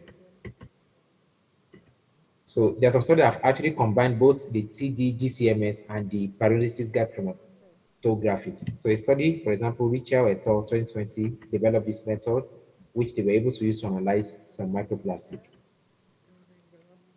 For the result obtained from the PRGCMS and the TDGCMS can be explained or can be interpreted using what we call F-search. F-search is like a database, like OpenSpaCy, whereby you upload your data you obtain, and the software will help you to identify what kind of polymer is present in this sample. So F-search is developed by the Frontiers Laboratory, and it has basic 4 engine. So this 4 engine, when you upload the data, your data will be compared with all that is available in all this library, and from there you can identify what type of polymer or what kind of microplastic you have in your sample. So this, like some of the outputs, it gives the compound name, the chemical structure, the quality match, and other useful information such as the origin of the polymer candidates. So there is a new method for identification of microplastic published this year by Lee et al. This is based on using TOC analyzer. So this method, you have your sample, you can separate it into 2, you filter and you digest. After you digest, further digestion, and you determine the total organic carbon. The second sample, you do sulfonation and you digest, and you determine the TOC. So using this equation, you can actually identify the TOC organic compound, which is equivalent to the microplastic. So this method is just based on the fact that most of these polymer, microplastics are made up of carbon, nitrogen, sulfur, and chlorine. So this method was recently demonstrated, and they found that the efficiency of this method is very, very good with low detection limits. So as an addendum, we can actually study microplastic, health risk of microplastic using some method also. So according to a study published this year from my lab, we were able to suggest or propose some index method for analyzing microplastic. So because we have different ways of reporting microplastic data, some report in particle per meter cube and different units. So it's difficult sometimes to compare results across study. So how can we compare results? So we suggested an index model, and these index models can help us to actually provide information, complete information about the status of pollution in a particular area or in a particular sample. So some of the models are presented here. So conclusion, this study showed that in the study of microplastic, a single method sometimes cannot be efficient enough. So we have to combine methods to actually be able to get a good results. To make the evaluation of pollution and risk assessment easier, environment analysis needs quick, inexpensive procedure that can handle a lot of samples. This underlines the necessity for models that have been refined and designed to swiftly provide the necessary information on each sample. So we need to consider method or pick method that can actually give us what we're looking for at the shortest possible time. So these are some reference for further reading. So I will end by saying, quoting Mother Teresa, he said that there must be a reason why some people can afford to live well, and they must have worked for it, that she only feels angry when she sees waste. He said, when I see people throwing away things we could use. So I recommend that we have to reuse, and we have to reduce, and we have to recycle. And we have to, through this method, we can actually beat plastic pollution, because it's a big problem currently and globally. And by beating plastic pollution, we're actually addressing some of the sustainable development goals. So thank you. Thank you for listening. Thank you very much to Dr. Christian Enyo for giving us such an amazing, informative, and interesting presentation. This then lets us and show us again how dangerous the microplastics are for the environment, the nature, and the living things. And it include us humans. Please give applause to our speaker. Okay. Ladies and gentlemen, I think that, yeah, I bet that there is so many questions would emerge after this, but due to our restricted time, I want to offer you all to just put your questions in the chat box, and we will send it by email to Dr. Christian, and he will reply it, and we will give the answers back to you, because we have very limited time here. I'm very sorry for us, for all of you. If you have any questions, then you can put it in the chat box, and we will email it to Dr. Christian. Very nice presentation, Doctor. Thank you again. I'd like to thank the speaker for this informative and interesting presentation, and all of the participants for the very active participation for today. Finally, give applause again to the speaker and to all of you. Thank you. Wassalamualaikum warahmatullahi wabarakatuh. Om Santi Santi Santi Om. God bless you. Thank you. Okay, I give back to the MCs. Thank you.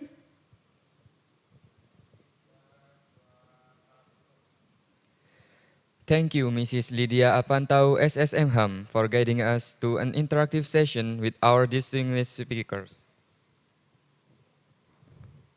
Ladies and gentlemen, coming up, next presentation delivered by Director General of Pharmaceutical and Medical Devices, Ministry of Health, Republic of Indonesia, Dr. Lucia Rizka, with the topic of downstreaming of health product to support the acceleration of health transformation. For this session, we will be guided by Dr. Agus Karmaya Narubaya, SKM MPH. Dr. Agus Karmaya Narubaya, SKM MPH, please come forward.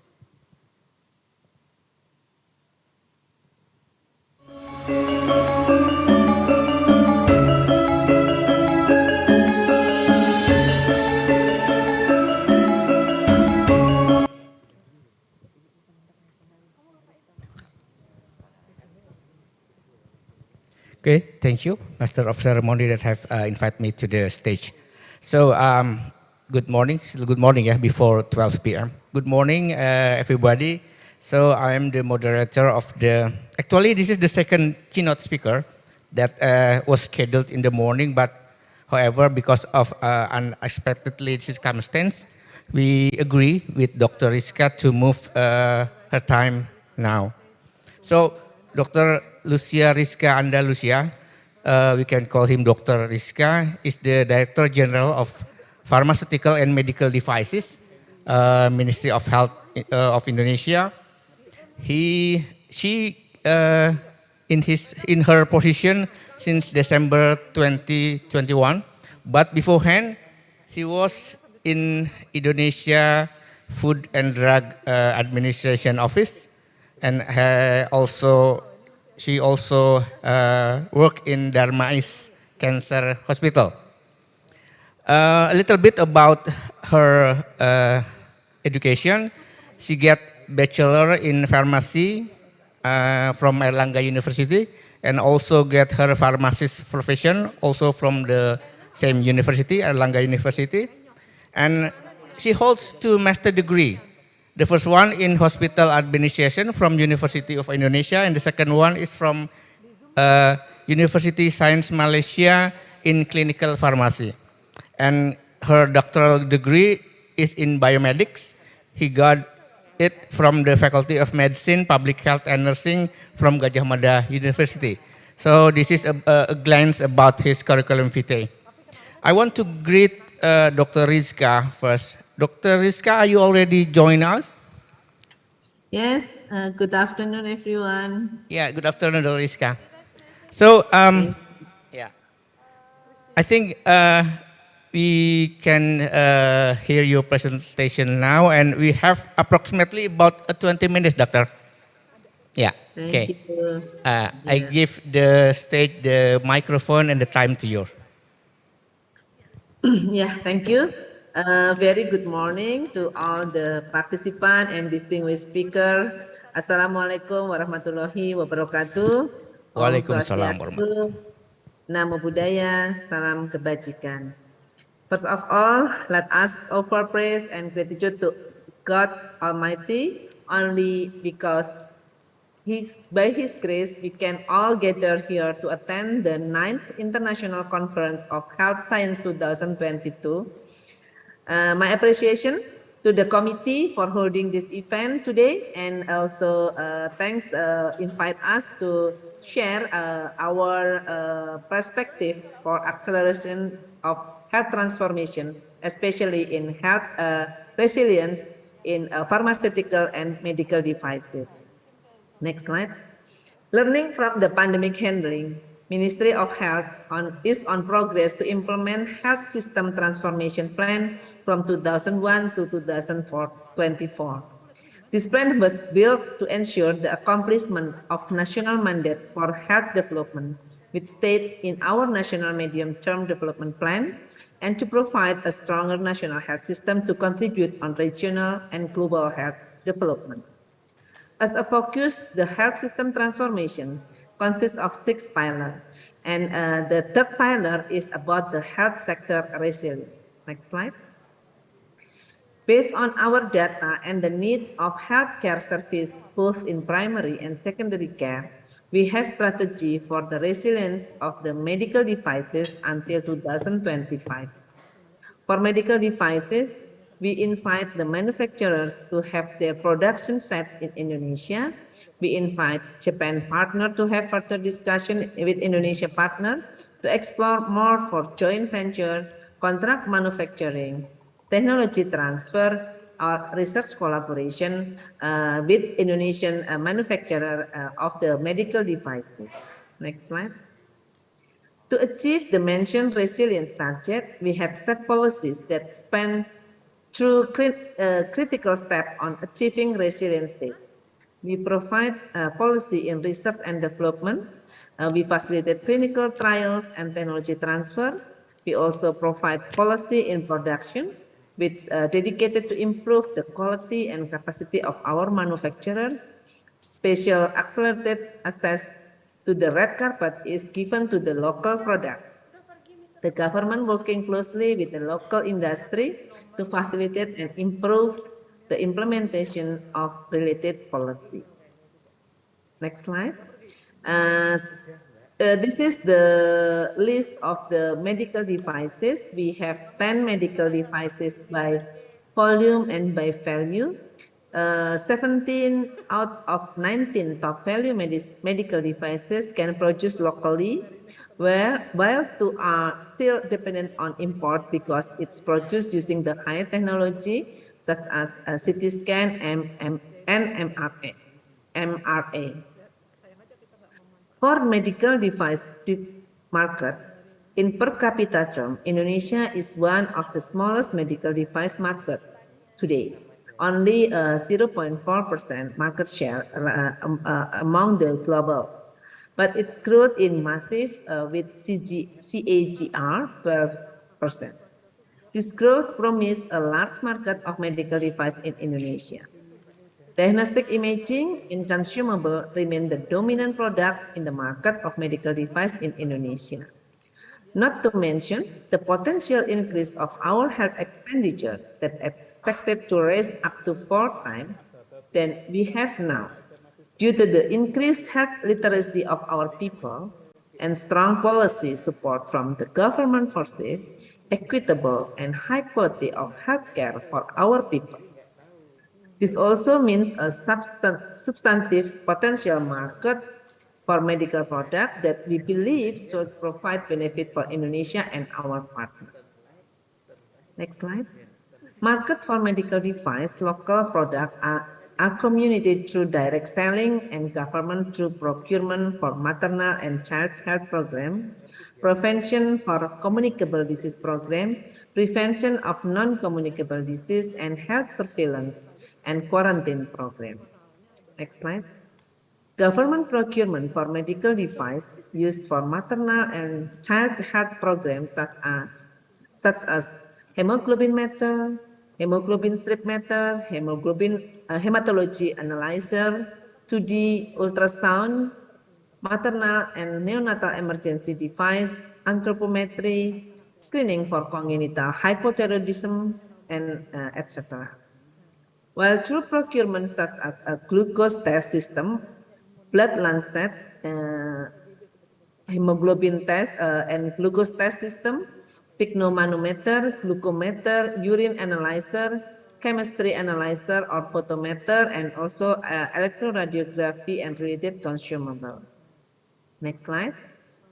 According to Minister of Health Decree number 17, year 2017, about the action plan for development of the pharmaceutical and medical device industry, the government identified 3 methods of developing the domestic medical device industry, namely through pioneering research, reverse engineering, and technology transfer. Another important thing noticed is that in developing domestic medical device innovation, researcher or developers should refer to international product standard, we call it IEC or ISO, thus it can pass the product test and add product competitive value. Furthermore, apart from being downstream domestically, it can also be exported. Besides downstreaming, upstreaming must also be considered in order to create a reversible flow of innovation. Upstreaming or the process of flowing data and needs downstream to upstream can be carried out by the industry. The need for raw materials, especially medical grade raw materials, is still difficult to meet the domestic upstreaming industry. Industry can start entering universities or research bodies to explain their production needs so that the researchers have challenges to meet these needs. Next slide.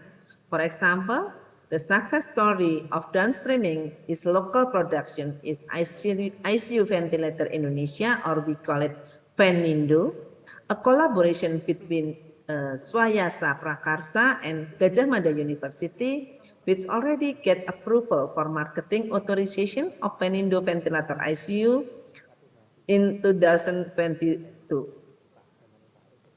Next slide. I think this is my slide, and I hope through this conference we shall create the exceptional collaboration for strengthening future healthcare.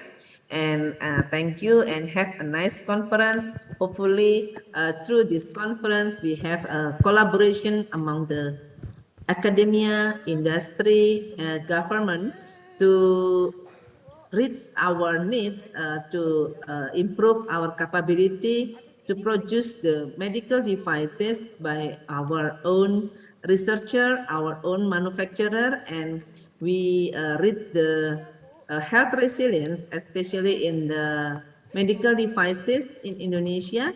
So we have we fulfill all the government procurement and all the health sector with local product of medical devices developed by researcher in Indonesia. Thank you. Wassalamualaikum warahmatullahi wabarakatuh. Waalaikumsalam warahmatullahi wabarakatuh. Very informative and insightful presentation, Dr. Rizka.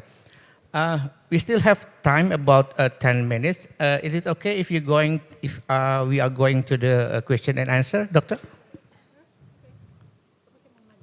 Or maybe you have any other agenda that have to follow? Sorry, you are still mute.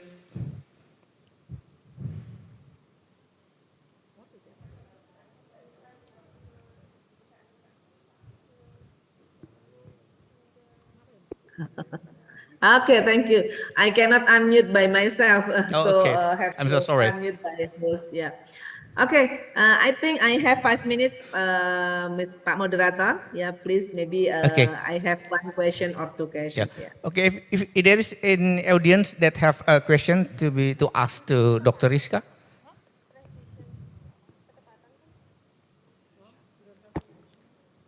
Oh, yeah. I cannot see in the chat room, and also, is there any question? Oh, okay. So I think your presentation is very clear for us. And maybe sometime if we invite you again to giving presentation, maybe some discussion will be given.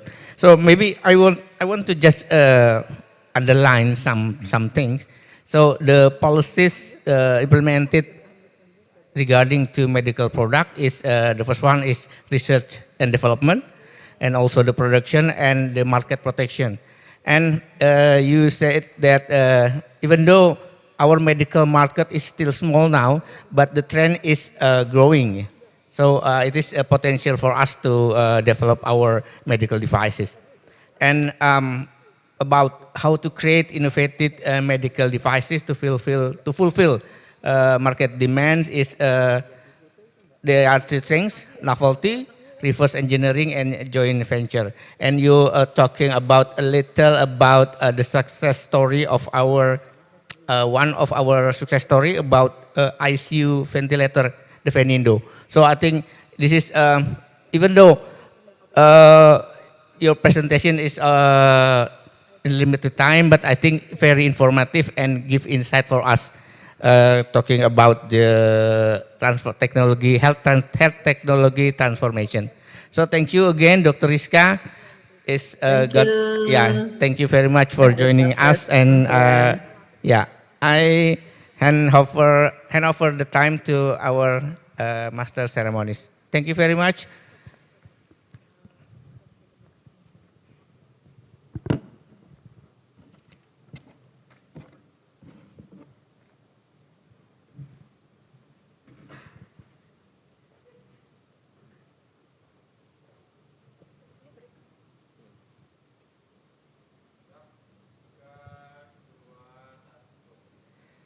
Thank you, Dr. Agus Karmayana Rubaya, SKM MPH, for guiding us to an interactive session with Dr. Lucia Rizka Andalusia.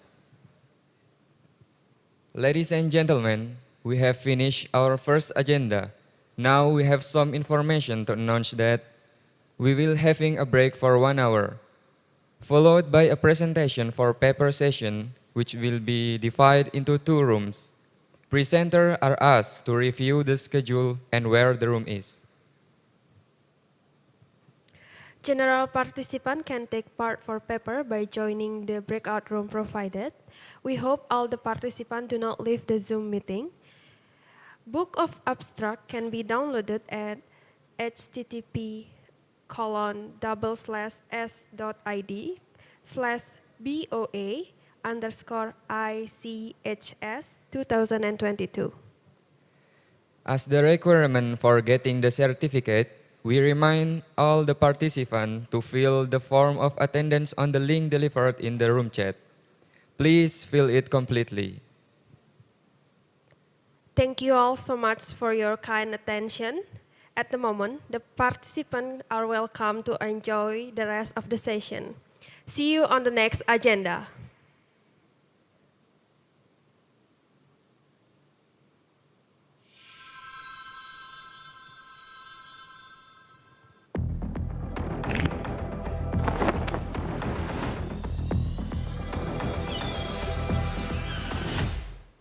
Health Polytechnic Manado is being presented as professional medical personnel education institution, which formed based on Ministry of Health and Social Welfare, Decree number 290, 8 from April 16, 2001. Based on the assessment of National Accreditation Body for Higher Education or BANPT, Health Polytechnic Manado has successfully achieved B accreditation according to Decree number 206 of 2020. The assignation of Health Polytechnic Manado by Ministry of Health as the government agency that applies the Public Service Agency's financial management pattern has been registered according to Ministry of Finance's Decree number 399 of 2019. At this time, Health Polytechnic Manado has 7 majors, consists of 13 study programs that have been accredited by Indonesian Accreditation Agency for Higher Education in Health or LAMPTKS, such as Nursing Department, Environmental Health Department, Nutritional Science Department, Midwifery Department, Pharmacy Department, Dental Health Department, and Medical Laboratory Technology Department. Nursing Department consists of 4 study programs that has been accredited by LAMPTKS, such as Nurse Study Program, a 4-year Diploma Nursing Study Program, 3-year Diploma Nursing Study Program, and a 4-year Diploma Health Promotion Study Program. 4 study programs in Nursing Department excel in their own respective field. Nurse Study Program and a 4-year Diploma Nursing Study Program excel in Emergency Unit Nursing. A 3-year Diploma Nursing Study Program excels in Cardiovascular Emergency Unit Nursing, and a 4-year Diploma Health Promotion Study Program excels in Health Behavior and Promotion. Environmental Health Department consists of 2 study programs that has been accredited by LAMPTKS, such as a 4-year Diploma Environmental Sanitation Study Program and a 3-year Diploma Sanitation Study Program. 2 study programs in Environmental Health Department excel in their own respective field. A 4-year Diploma Environmental Sanitation Study Program excels in Vector Control and Waste Management. A 3-year Diploma Sanitation Study Program excels in Vector Control and Liquid Waste Management. Nutritional Science Department consists of 2 study programs that has been accredited by LAMPTKS, such as a 4-year Diploma Nutrition and Dietetics Study Program and a 3-year Diploma Nutrition Study Program. 2 study programs in Nutritional Science Department excel in their own respective field. A 4-year Diploma Nutrition and Dietetics Study Program excels in utilization of local food and nutrition intervention management, and a 3-year Diploma Nutrition Study Program excels in food science technology.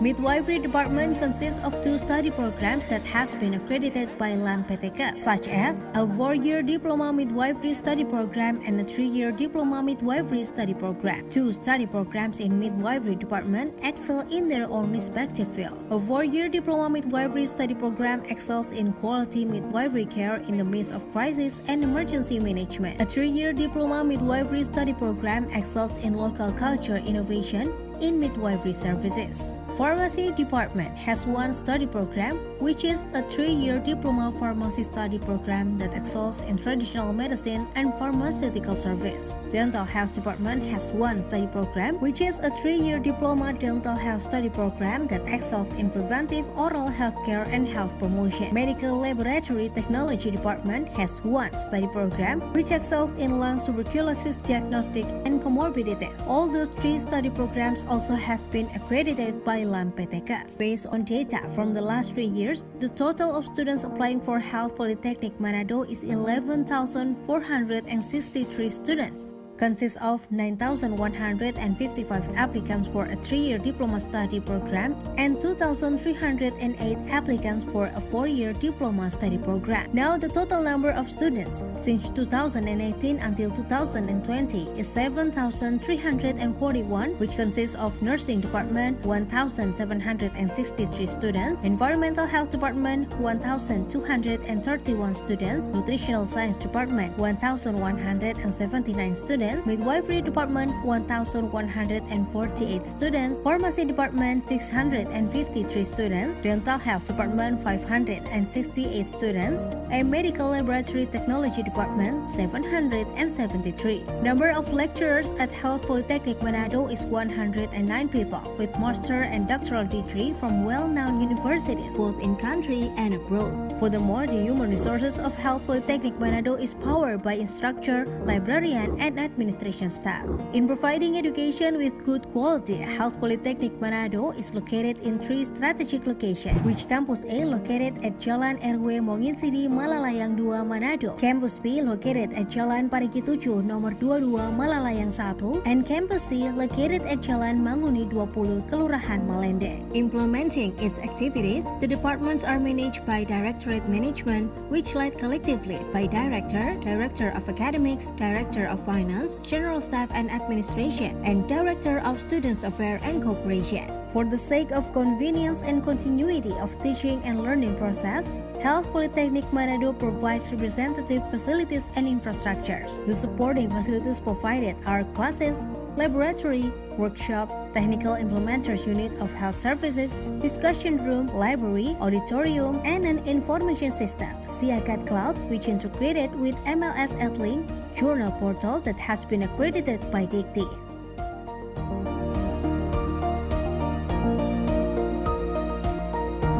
Let's join Health Polytechnic Manado, and together we make Health Polytechnic Manado as an excellent, independent, and cultural vocational health education institution.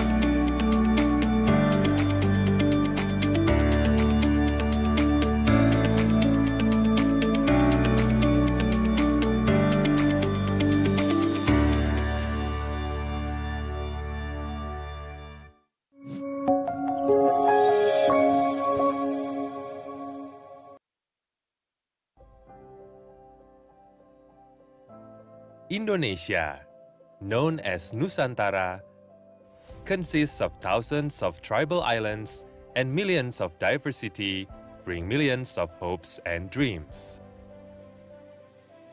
Here is the place where passion and hopes meet from across the archipelago to nourish the nation.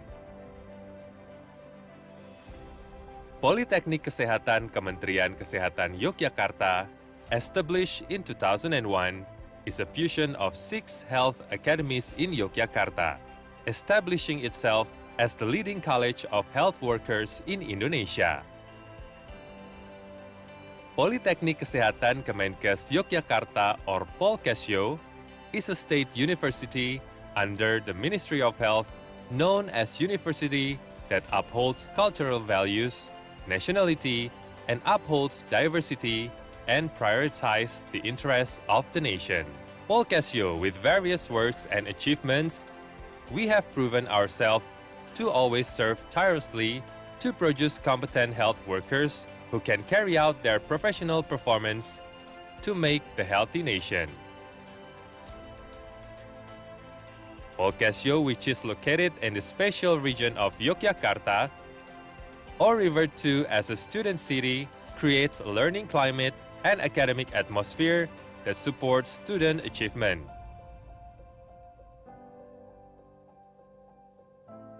Polcasio continues to grow and develop to become the leading, best health college in Indonesia and aspires to be global by cultivating, implementing, and utilizing education, research, and community service, which are the main goals of higher education in Indonesia, or the Tridharma of higher education, by always being guided by Pancasila values.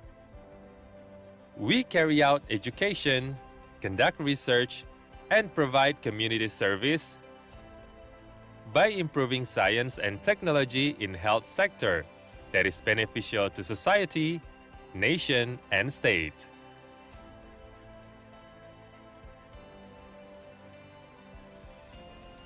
This is where the nation's best sons and daughters from various backgrounds and variations are given the widest opportunity to gather and build an intellectual community to solve health problems in Indonesia.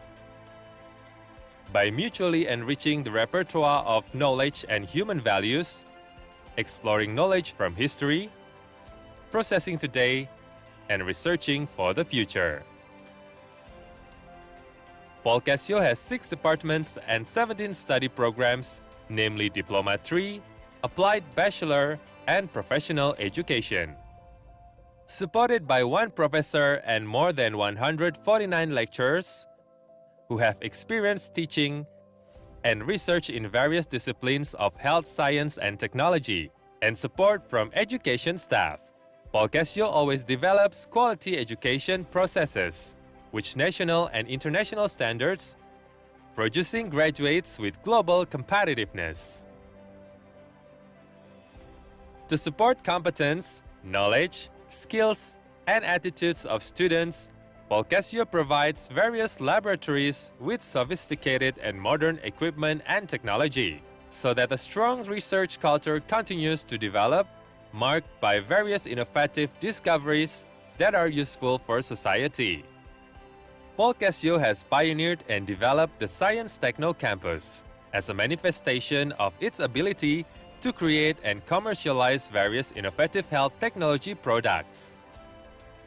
As support for conductive learning, in addition to other facilities and infrastructure, Polcasio has established itself as a healthy campus by creating a green campus that is comfortable, environmentally friendly, and pollution-free with a well-maintained layout. The various existing facilities support the development of student talents through student activity units and are encouraged to realize their dreams. To improve services to the community, Polcasio is given flexibility in financial management based on the economic and productivity principles and the application of sound business practices by establishing it as a public service agency work unit in 2011. Polcasio has been given the title of corruption-free area as a manifestation that Polcasio has met most of the criteria in implementing the 6 areas of reform of the bureaucratic reform program and has been able to prevent corruption, collusion, and nepotism. To provide quality assurance and quality control of education, as well as improve the competitiveness of graduates, Polcasio has received accreditation recognition both from the government through BAN PT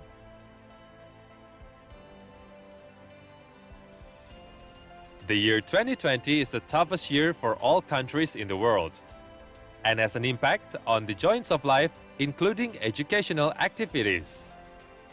All the face-to-face learning activities must be stopped, student activities cancelled, and people work and worship from home. The world of education has no other choice so that learning can run effectively, namely by making maximum use of information technology. The utilization and development of information technology is a necessity for Polcasio by adding supporting facilities by continuously adapting and creating online learning applications. As part of the Ministry of Health, Polcasio is required to participate in efforts to overcome the COVID-19 pandemic by participating directly, forming an officer unit, conducting training for health workers, becoming a vaccination center, and deploying health volunteers. Various challenges that occurred have led Polcasio to continue to innovate and change the mindset to maximize information technology for optimal development facilities. This is in the line with the strategy carried out by the Ministry of Health by making efforts for Digital Health Transformation 2024. Success is a journey that requires hard work, smart work, and thorough work, together embracing all potential and diversity into energy for the future for the progress of the nation, country, and the world.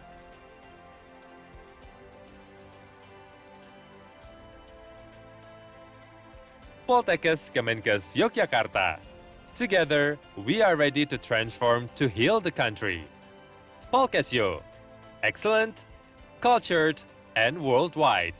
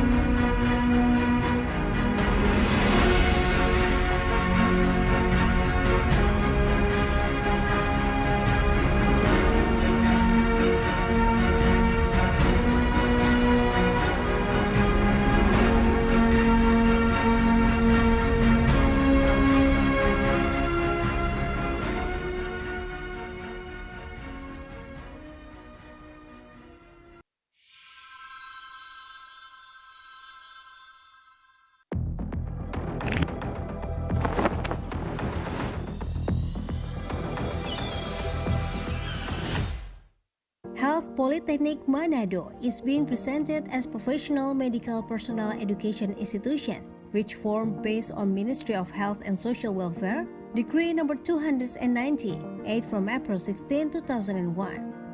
Based on the assessment of National Accreditation Body for Higher Education or BANPT, Health Polytechnic Manado has successfully achieved B accreditation according to Decree number 206 of 2020. The assignation of Health Polytechnic Manado by Ministry of Health as the government agency that applies the Public Service Agency's financial management pattern has been registered according to Ministry of Finance's Decree number 399 of 2019. At this time, Health Polytechnic Manado has 7 majors, consists of 13 study programs that have been accredited by Indonesian Accreditation Agency for Higher Education in Health or LAMPTKS, such as Nursing Department, Environmental Health Department, Nutritional Science Department, Midwifery Department, Pharmacy Department, Dental Health Department, and Medical Laboratory Technology Department. Nursing Department consists of 4 study programs that has been accredited by LAMPTKS, such as Nurse Study Program, a 4-year Diploma Nursing Study Program, 3-year Diploma Nursing Study Program, and a 4-year Diploma Health Promotion Study Program. 4 study programs in Nursing Department excel in their own respective field. Nurse Study Program and a 4-year Diploma Nursing Study Program excel in Emergency Unit Nursing. A 3-year Diploma Nursing Study Program excels in Cardiovascular Emergency Unit Nursing, and a 4-year Diploma Health Promotion Study Program excels in Health Behavior and Promotion. Environmental Health Department consists of 2 study programs that has been accredited by LAMPTKS, such as a 4-year Diploma Environmental Sanitation Study Program and a 3-year Diploma Sanitation Study Program. 2 study programs in Environmental Health Department excel in their own respective field. A 4-year Diploma Environmental Sanitation Study Program excels in Vector Control and Waste Management. The 3-year Diploma Sanitation Study Program excels in Vector Control and Liquid Waste Management. Nutritional Science Department consists of 2 study programs that has been accredited by LAMPTKS, such as a 4-year Diploma Nutrition and Dietetics Study Program and a 3-year Diploma Nutrition Study Program. 2 study programs in Nutritional Science Department excel in their own respective field. A 4-year Diploma Nutrition and Dietetics Study Program excels in utilization of local food and nutrition intervention management, and a 3-year Diploma Nutrition Study Program excels in food science technology. Midwifery Department consists of 2 study programs that has been accredited by LAMPTKS, such as a 4-year Diploma Midwifery Study Program and a 3-year Diploma Midwifery Study Program. 2 study programs in Midwifery Department excel in their own respective field. A 4-year Diploma Midwifery Study Program excels in quality midwifery care in the midst of crisis and emergency management. A 3-year Diploma Midwifery Study Program excels in local culture innovation in midwifery services. Pharmacy Department has 1 study program, which is a 3-year Diploma Pharmacy Study Program that excels in traditional medicine and pharmaceutical service. Dental Health Department has 1 study program, which is a 3-year Diploma Dental Health Study Program that excels in preventive oral health care and health promotion. Medical Laboratory Technology Department has 1 study program, which excels in lung tuberculosis diagnostic and comorbidities. All those 3 study programs also have been accredited by LAMPTKS. Based on data from the last 3 years, the total of students applying for Health Polytechnic Manado is 11,463 students. Consists of 9,155 applicants for a 3-year Diploma Study Program and 2,308 applicants for a 4-year Diploma Study Program. Now, the total number of students since 2018 until 2020 is 7,341, which consists of Nursing Department 1,763 students, Environmental Health Department 1,231 students, Nutritional Science Department 1,179 students, Midwifery Department 1,148 students, Pharmacy Department 653 students, Dental Health Department 568 students, and Medical Laboratory Technology Department 773. Number of lecturers at Health Polytechnic Manado is 109 people with master and doctoral degree from well-known universities both in country and abroad. Furthermore, the human resources of Health Polytechnic Manado is powered by instructor, librarian, and administration staff. In providing education with good quality, Health Polytechnic Manado is located in 3 strategic locations, which Campus A located at Jalan RW Monginsidi, Malalayang 2, Manado, Campus B located at Jalan Parigi 7, nomor 22, Malalayang 1, and Campus C located at Jalan Manguni 20, Kelurahan Malende. Implementing its activities, the departments are managed by Directorate Management, which led collectively by Director, Director of Academics, Director of Finance, General Staff and Administration, and Director of Students Affairs and Cooperation. For the sake of convenience and continuity of teaching and learning process, Health Polytechnic Manado provides representative facilities and infrastructures. The supporting facilities provided are classes, laboratory, workshop, technical implementers unit of health services, discussion room, library, auditorium, and an information system, Siakat Cloud, which integrated with MLS Edlink, journal portal that has been accredited by Dikti.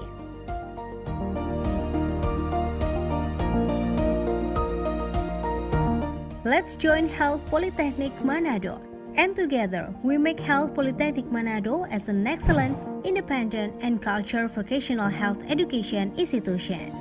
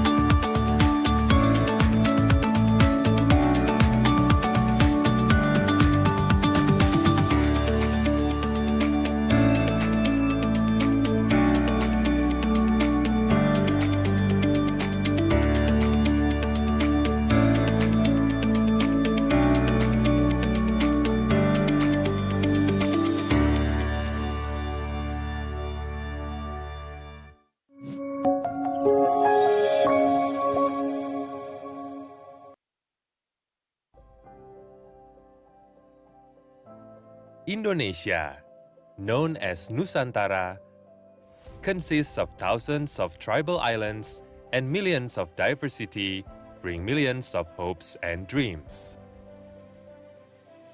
Here is the place where passion and hopes meet from across the archipelago to nourish the nation. Politeknik Kesehatan Kementerian Kesehatan Yogyakarta, established in 2001, is a fusion of 6 health academies in Yogyakarta, establishing itself as the leading college of health workers in Indonesia.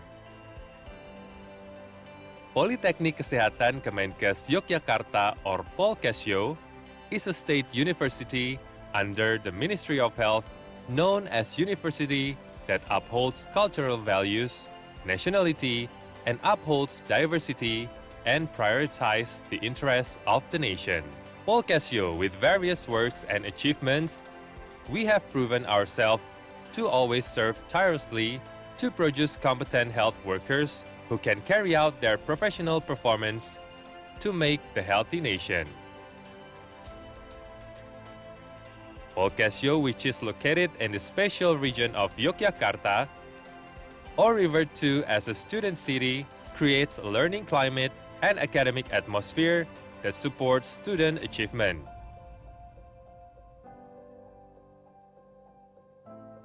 Paul Casio continues to grow and develop to become the leading, best health college in Indonesia, and aspires to be global by cultivating, implementing, and utilizing education, research, and community service, which are the main goals of higher education in Indonesia, or the Tridharma of higher education, by always being guided by Pancasila values. We carry out education, conduct research, and provide community service by improving science and technology in health sector that is beneficial to society, nation, and state.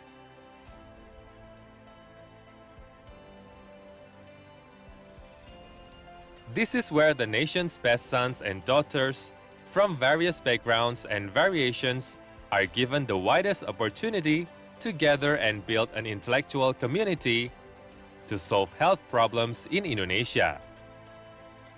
By mutually enriching the repertoire of knowledge and human values, exploring knowledge from history, processing today, and researching for the future. Paul Casio has 6 departments and 17 study programs, namely Diploma 3, Applied Bachelor, and Professional Education. Supported by 1 professor and more than 149 lecturers who have experience teaching and research in various disciplines of health science and technology, and support from education staff. Paul Casio always develops quality education processes, which national and international standards, producing graduates with global competitiveness. To support competence, knowledge, skills, and attitudes of students, Paul Casio provides various laboratories with sophisticated and modern equipment and technology, so that a strong research culture continues to develop, marked by various innovative discoveries that are useful for society. Paul Casio has pioneered and developed the Science Techno Campus as a manifestation of its ability to create and commercialize various innovative health technology products. As support for conductive learning, in addition to other facilities and infrastructure, Paul Casio has established itself as a healthy campus by creating a green campus that is comfortable, environmentally friendly, and pollution-free with a well-maintained layout. The various existing facilities support the development of student talents through student activity units and are encouraged to realize their dreams. To improve services to the community, Paul Casio is given flexibility in financial management based on the economic and productivity principles and the application of sound business practices by establishing it as a public service agency work unit in 2011. Paul Casio has been given the title of corruption-free area as a manifestation that Paul Casio has met most of the criteria in implementing the 6 areas of reform of the Bureaucratic Reform Program and has been able to prevent corruption, collusion, and nepotism. To provide quality assurance and quality control of education, as well as improve the competitiveness of graduates, Paul Casio has received accreditation recognition both from the government through BAN PT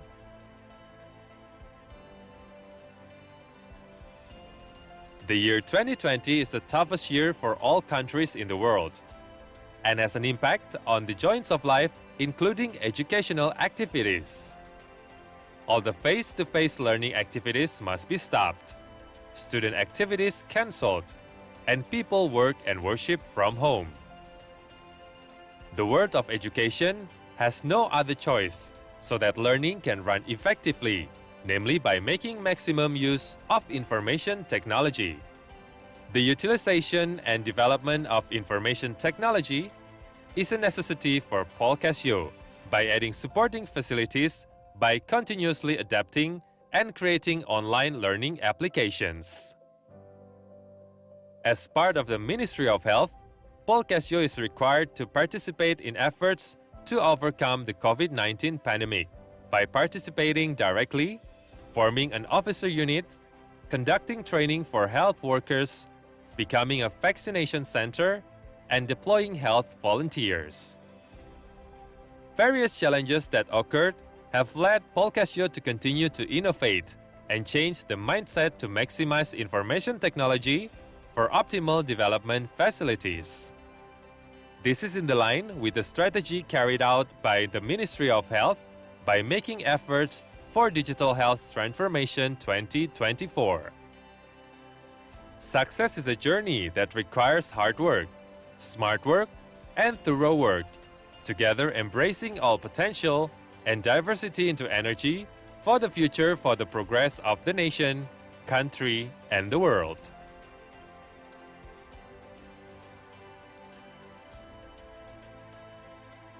Poltekkes Kemenkes Yogyakarta. Together, we are ready to transform to heal the country. Polkasyo. Excellent, cultured, and worldwide.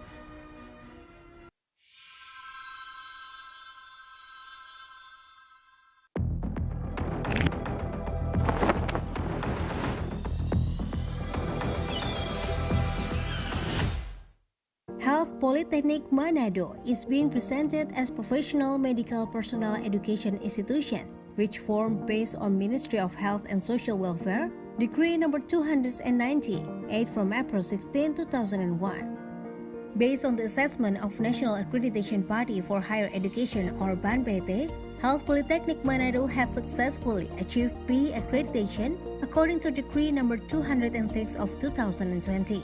The assignation of Health Polytechnic Manado by Ministry of Health as the government agency that applies the Public Service Agency's financial management pattern has been registered according to Ministry of Finance's Decree number 399 of 2019. At this time, Health Polytechnic Manado has 7 majors, consists of 13 study programs that have been accredited by Indonesian Accreditation Agency for Higher Education in Health or LAMPTKS, such as Nursing Department, Environmental Health Department, Nutritional Science Department, Midwifery Department, Pharmacy Department, Dental Health Department, and Medical Laboratory Technology Department. Nursing Department consists of 4 study programs that has been accredited by LAMPTKS, such as Nurse Study Program, a 4-year Diploma Nursing Study Program, 3-year Diploma Nursing Study Program, and a 4-year Diploma Health Promotion Study Program. 4 study programs in Nursing Department excel in their own respective field. Nurse Study Program and a 4-year Diploma Nursing Study Program excel in Emergency Unit Nursing. A 3-year Diploma Nursing Study Program excels in Cardiovascular Emergency Unit Nursing, and a 4-year Diploma Health Promotion Study Program excels in Health Behavior and Promotion. Environmental Health Department consists of 2 study programs that has been accredited by LAMPTKS, such as a 4-year Diploma Environmental Sanitation Study Program and a 3-year Diploma Sanitation Study Program. 2 study programs in Environmental Health Department excel in their own respective field. A 4-year Diploma Environmental Sanitation Study Program excels in Vector Control and Waste Management. The 3-year Diploma Sanitation Study Program excels in Vector Control and Liquid Waste Management. Nutritional Science Department consists of 2 study programs that has been accredited by LAMPTKS, such as a 4-year Diploma Nutrition and Dietetic Study Program and a 3-year Diploma Nutrition Study Program. 2 study programs in Nutritional Science Department excel in their own respective field. A 4-year Diploma Nutrition and Dietetic Study Program excels in utilization of local food and nutrition intervention management, and a 3-year Diploma Nutrition Study Program excels in food science technology.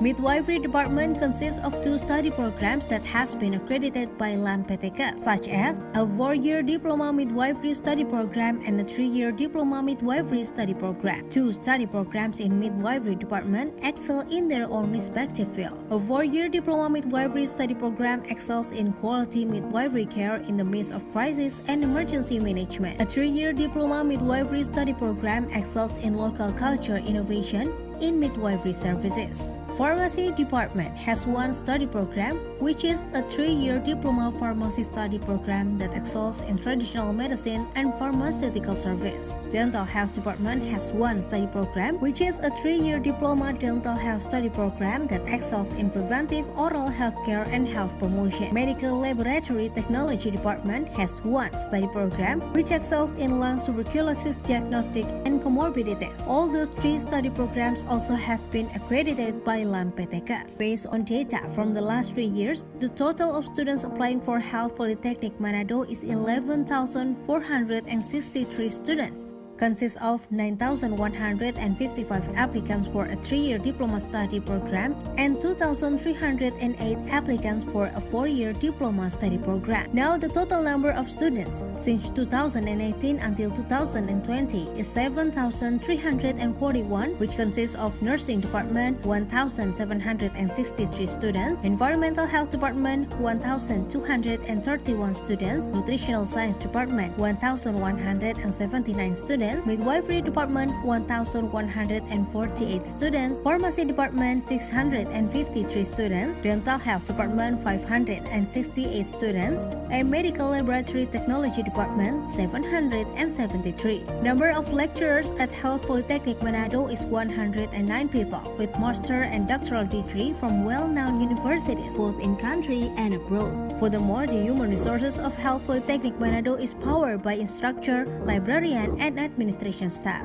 In providing education with good quality, Health Polytechnic Manado is located in 3 strategic locations, which Campus A located at Jalan RW Monginsidi, Malalayang 2, Manado, Campus B located at Jalan Parigi 7, nomor 22, Malalayang 1, and Campus C located at Jalan Manguni 20, Kelurahan Malende. Implementing its activities, the departments are managed by Directorate Management, which led collectively by Director, Director of Academics, Director of Finance, Finance, General Staff and Administration, and Director of Students Affairs and Cooperation. For the sake of convenience and continuity of teaching and learning process, Health Polytechnic Manado provides representative facilities and infrastructures. The supporting facilities provided are classes, laboratory, workshop, technical implementers unit of health services, discussion room, library, auditorium, and an information system, SIACAT Cloud, which integrated with MLS Edlink, journal portal that has been accredited by DICTE.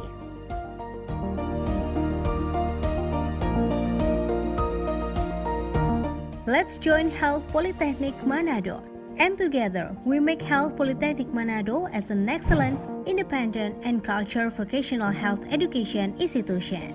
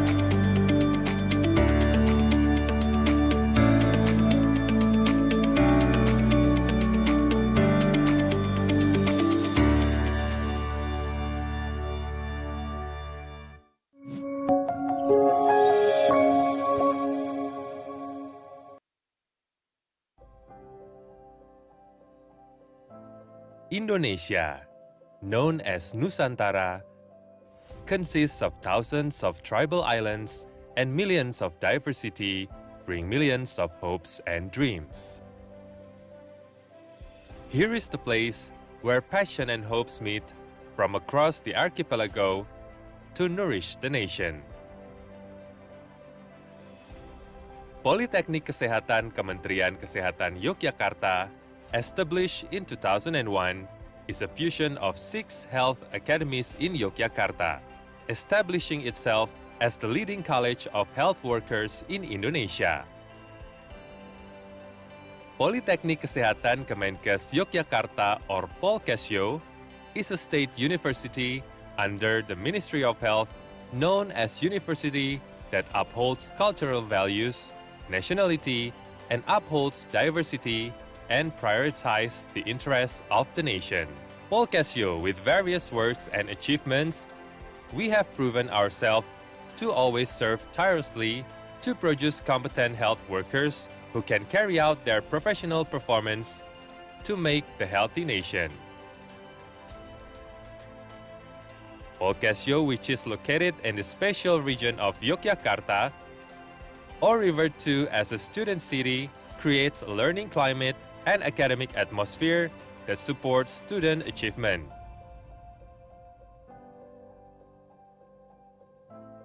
Paul Casio continues to grow and develop to become the leading, best health college in Indonesia, and aspires to be global by cultivating, implementing, and utilizing education, research, and community service, which are the main goals of higher education in Indonesia, or the Tridharma of higher education, by always being guided by Pancasila values. We carry out education, conduct research, and provide community service by improving science and technology in health sector that is beneficial to society, nation, and state.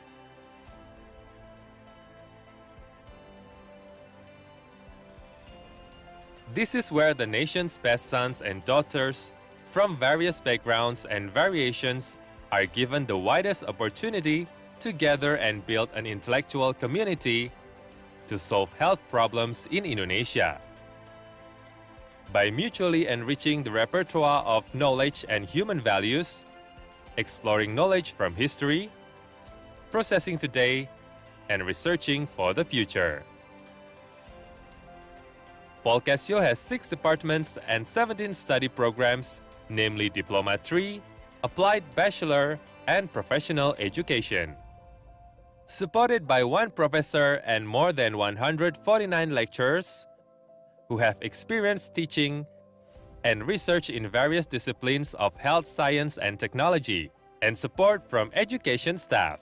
Paul Casio always develops quality education processes, which national and international standards, producing graduates with global competitiveness.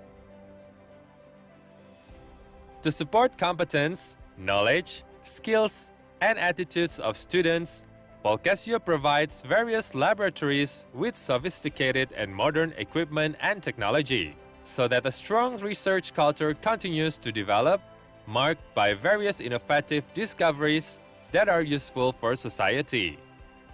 Paul Casio has pioneered and developed the Science Techno Campus as a manifestation of its ability to create and commercialize various innovative health technology products. As support for conductive learning, in addition to other facilities and infrastructure, Paul Casio has established itself as a healthy campus by creating a green campus that is comfortable, environmentally friendly, and pollution-free with a well-maintained layout. The various existing facilities support the development of student talents through student activity units and are encouraged to realize their dreams. To improve services to the community, Paul Casio is given flexibility in financial management based on the economic and productivity principles and the application of sound business practices by establishing it as a public service agency work unit in 2011.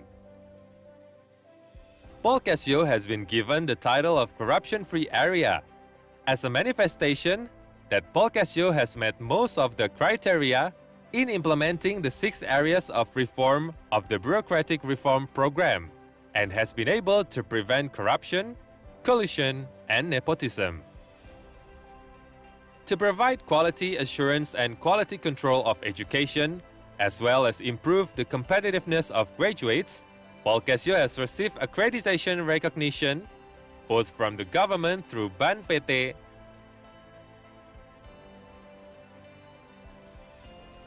The year 2020 is the toughest year for all countries in the world and has an impact on the joints of life, including educational activities.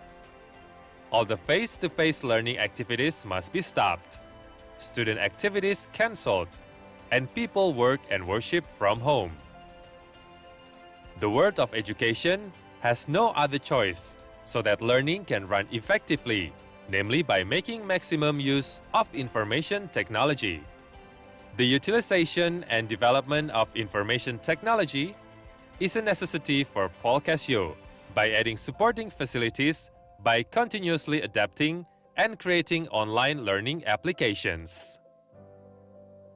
As part of the Ministry of Health, Polkasyo is required to participate in efforts to overcome the COVID-19 pandemic by participating directly, forming an officer unit, conducting training for health workers, becoming a vaccination center, and deploying health volunteers. Various challenges that occurred have led Polkasyo to continue to innovate and change the mindset to maximize information technology for optimal development facilities. This is in the line with the strategy carried out by the Ministry of Health by making efforts for Digital Health Transformation 2024. Success is a journey that requires hard work, smart work, and thorough work, together embracing all potential and diversity into energy for the future for the progress of the nation, country, and the world.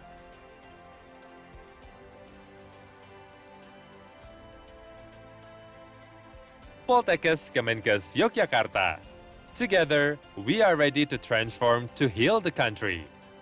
Polkasyo, excellent, cultured, and worldwide.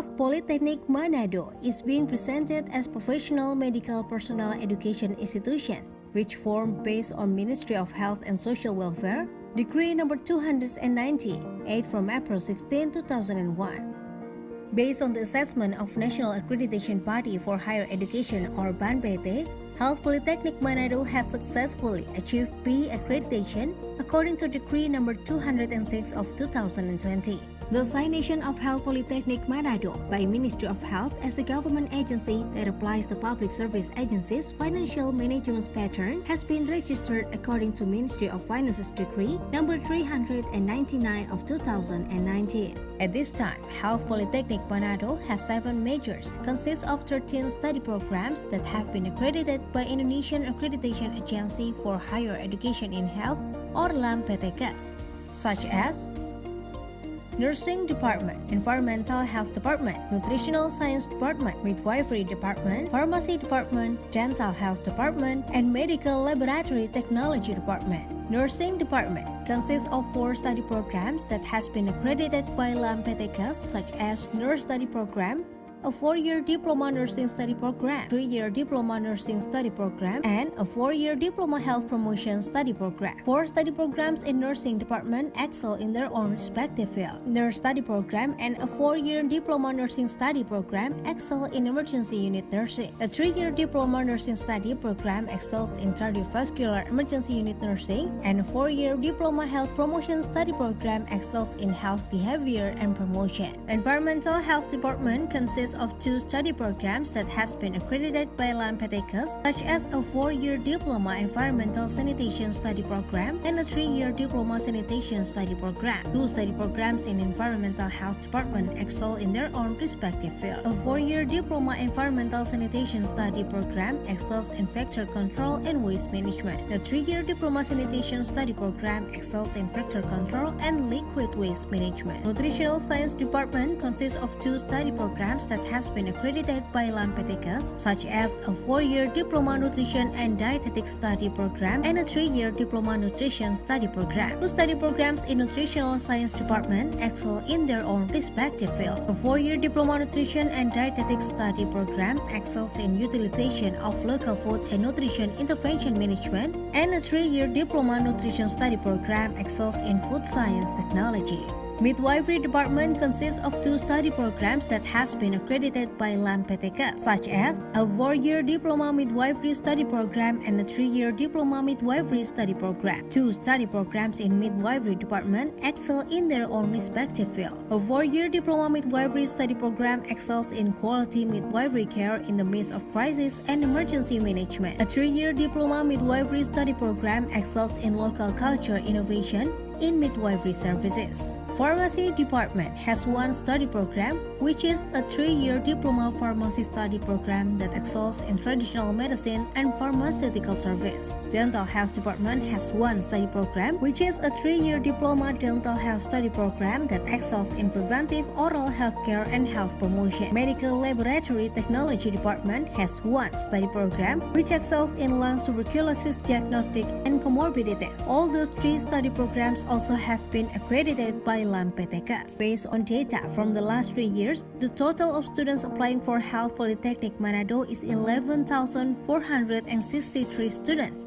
consists of 9,155 applicants for a 3-year diploma study program and 2,308 applicants for a 4-year diploma study program. Now, the total number of students since 2018 until 2020 is 7,341, which consists of Nursing Department 1,763 students, Environmental Health Department 1,231 students, Nutritional Science Department 1,179 students, Midwifery Department 1,148 students, Pharmacy Department 653 students, Dental Health Department 568 students, and Medical Laboratory Technology Department 773. Number of lecturers at Health Polytechnic Manado is 109 people with master and doctoral degree from well-known universities both in country and abroad. Furthermore, the human resources of Health Polytechnic Manado is powered by instructor, librarian, and administration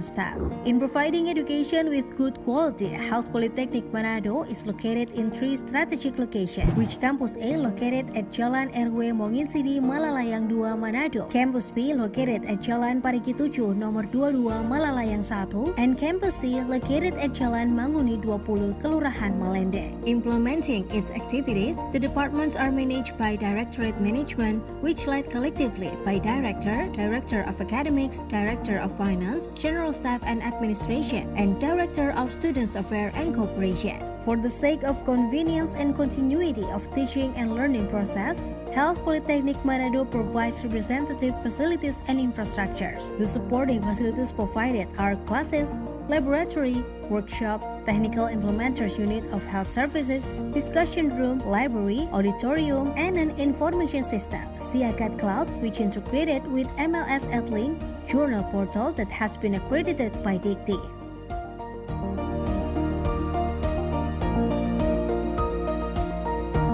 Let's join Health Polytechnic Manado, and together we make Health Polytechnic Manado as an excellent, independent, and cultural vocational health education institution.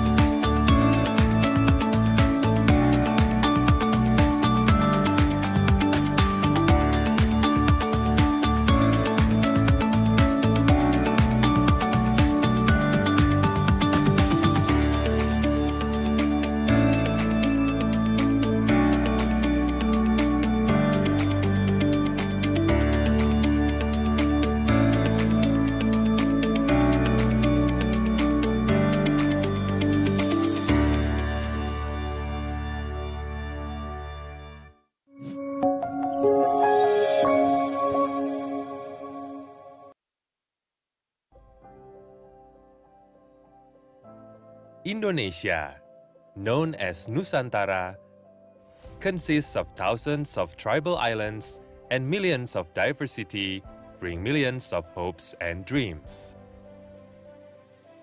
Here is the place where passion and hopes meet from across the archipelago to nourish the nation. Politeknik Kesehatan Kementerian Kesehatan Yogyakarta, established in 2001, is a fusion of 6 health academies in Yogyakarta, establishing itself as the leading college of health workers in Indonesia. Politeknik Kesehatan Kemenkes Yogyakarta, or Polkesyo, is a state university under the Ministry of Health, known as university that upholds cultural values, nationality, and upholds diversity and prioritizes the interests of the nation. Polkesyo, with various works and achievements, we have proven ourselves to always serve tirelessly to produce competent health workers who can carry out their professional performance to make the healthy nation. Polkesyo, which is located in the special region of Yogyakarta, or referred to as a student city, creates a learning climate and academic atmosphere that supports student achievement.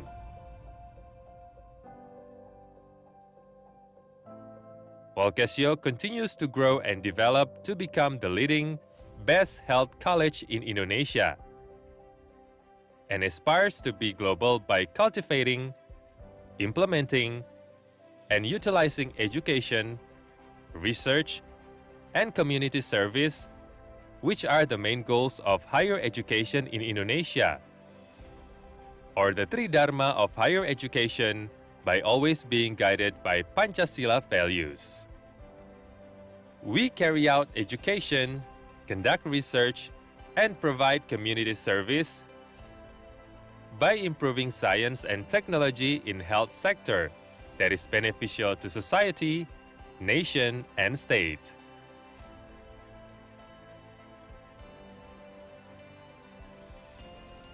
This is where the nation's best sons and daughters from various backgrounds and variations are given the widest opportunity to gather and build an intellectual community to solve health problems in Indonesia. By mutually enriching the repertoire of knowledge and human values, exploring knowledge from history, processing today, and researching for the future. Paul Casio has 6 departments and 17 study programs, namely Diploma 3, Applied Bachelor, and Professional Education. Supported by 1 professor and more than 149 lecturers who have experience teaching and research in various disciplines of health science and technology, and support from education staff.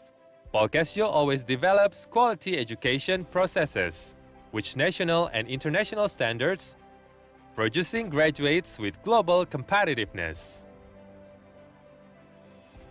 To support competence, knowledge, skills, and attitudes of students, Paul Casio provides various laboratories with sophisticated and modern equipment and technology, so that a strong research culture continues to develop, marked by various innovative discoveries that are useful for society. Paul Casio has pioneered and developed the Science Techno Campus as a manifestation of its ability to create and commercialize various innovative health technology products. As support for conductive learning, in addition to other facilities and infrastructure, Paul Casio has established itself as a healthy campus by creating a green campus that is comfortable, environmentally friendly, and pollution-free, with a well-maintained layout. The various existing facilities support the development of student talents through student activity units and are encouraged to realize their dreams. To improve services to the community, Paul Casio is given flexibility in financial management based on the economic and productivity principles and the application of sound business practices by establishing it as a public service agency work unit in 2011. Paul Casio has been given the title of corruption-free area as a manifestation that Paul Casio has met most of the criteria in implementing the 6 areas of reform of the Bureaucratic Reform Program and has been able to prevent corruption, collusion, and nepotism. To provide quality assurance and quality control of education, as well as improve the competitiveness of graduates, Paul Casio has received accreditation recognition both from the government through BAN PT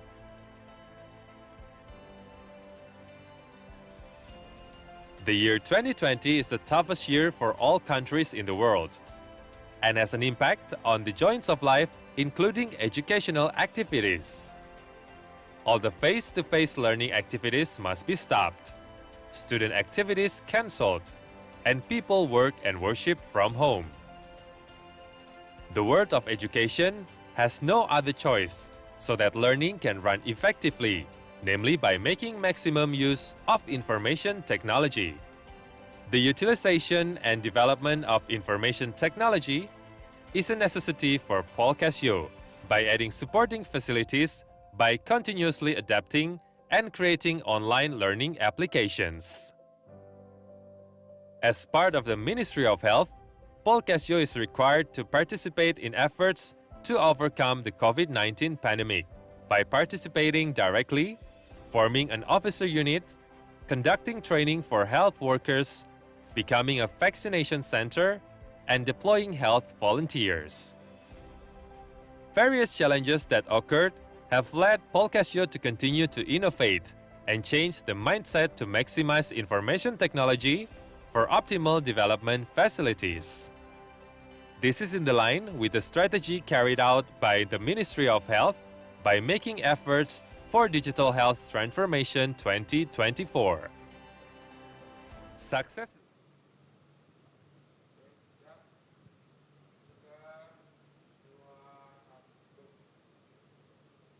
Ladies and gentlemen, welcome back to the NIN International Conference on Health and Science 2022, live from Grand Cokro Hotel, Yogyakarta.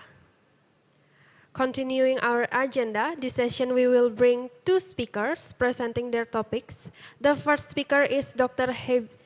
Hebzeba from Anglia Ruskin University with her topic of telehealth in the community nursing setting in UK. Second speaker is Dr. Maura Pauli Maurelli from Department of Veterinary Medicine and Animal Production, University of Naples, Federico II, Italy, presenting the topic of Miniflotak for intestinal parasitic disease. In this session, Mr. Niko Tesni, SMPH, will be guiding us throughout the entire materials. Mr. Niko Tesni, MPH, please come forward.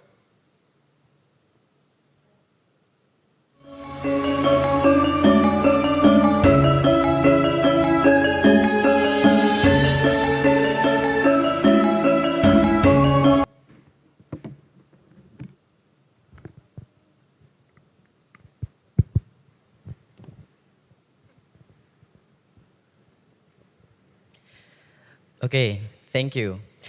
Assalamualaikum warahmatullahi wabarakatuh. Good afternoon, ladies and gentlemen, all of the participants of the NINT ECHS 2022. Okay, I'm Niko Tesni Saputro as the moderator for this session. Some people believe that the last session will be the punchline of the whole session all the day. So hopefully we can get the more energy to pass this last session for today. For this session, we have two speakers. There are Dr. Hepzibah Samuel Kirubaraj from Anglia Ruskin University, UK, and Dr. Maura Paula Maurelli from the Department of Veterinary Medicine and Animal Production, University of Naples, Federico II, Italy. For the first speakers, I would like to confirm, have you joined the link for this session, Dr. Hepzibah?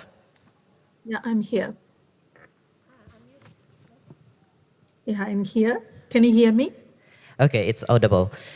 Thank you for joining us this session, and this is the more interesting topics we will discuss in this session. It's about telehealth in the community nursing setting in UK. Oh, it's very interesting, I think. Yeah, please, Dr. Hepzibah, can you share us about the telehealth in the UK setting? The time is yours. Okay. Can I just have permission to share the screen so that I can? Yes.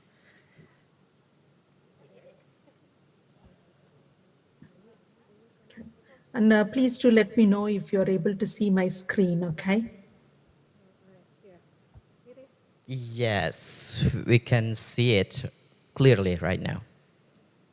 Brilliant. Okay, thank you very much. And so I think it's almost afternoon or early evening at Indonesia. So I'm actually speaking from UK, and it's about 7 a.m. here. So it's good morning for me and good afternoon for all of you.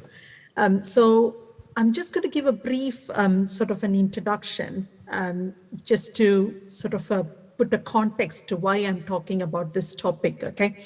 So my topic is actually telehealth in the community nursing setting in UK. So I'm going to mainly focus on what are some of the current projects that we are doing in United Kingdom, okay? So as the speaker introduced myself, so my name is Hepzibah Samuel and I'm the Deputy Head of School for Advanced Practice and Simulation in Anglia Ruskin University. And also I practice as a pediatric nurse in my local trust. And for, like when I first started my nursing career, I was a community health nurse. So I do value quite a lot about public health and community health nursing, okay?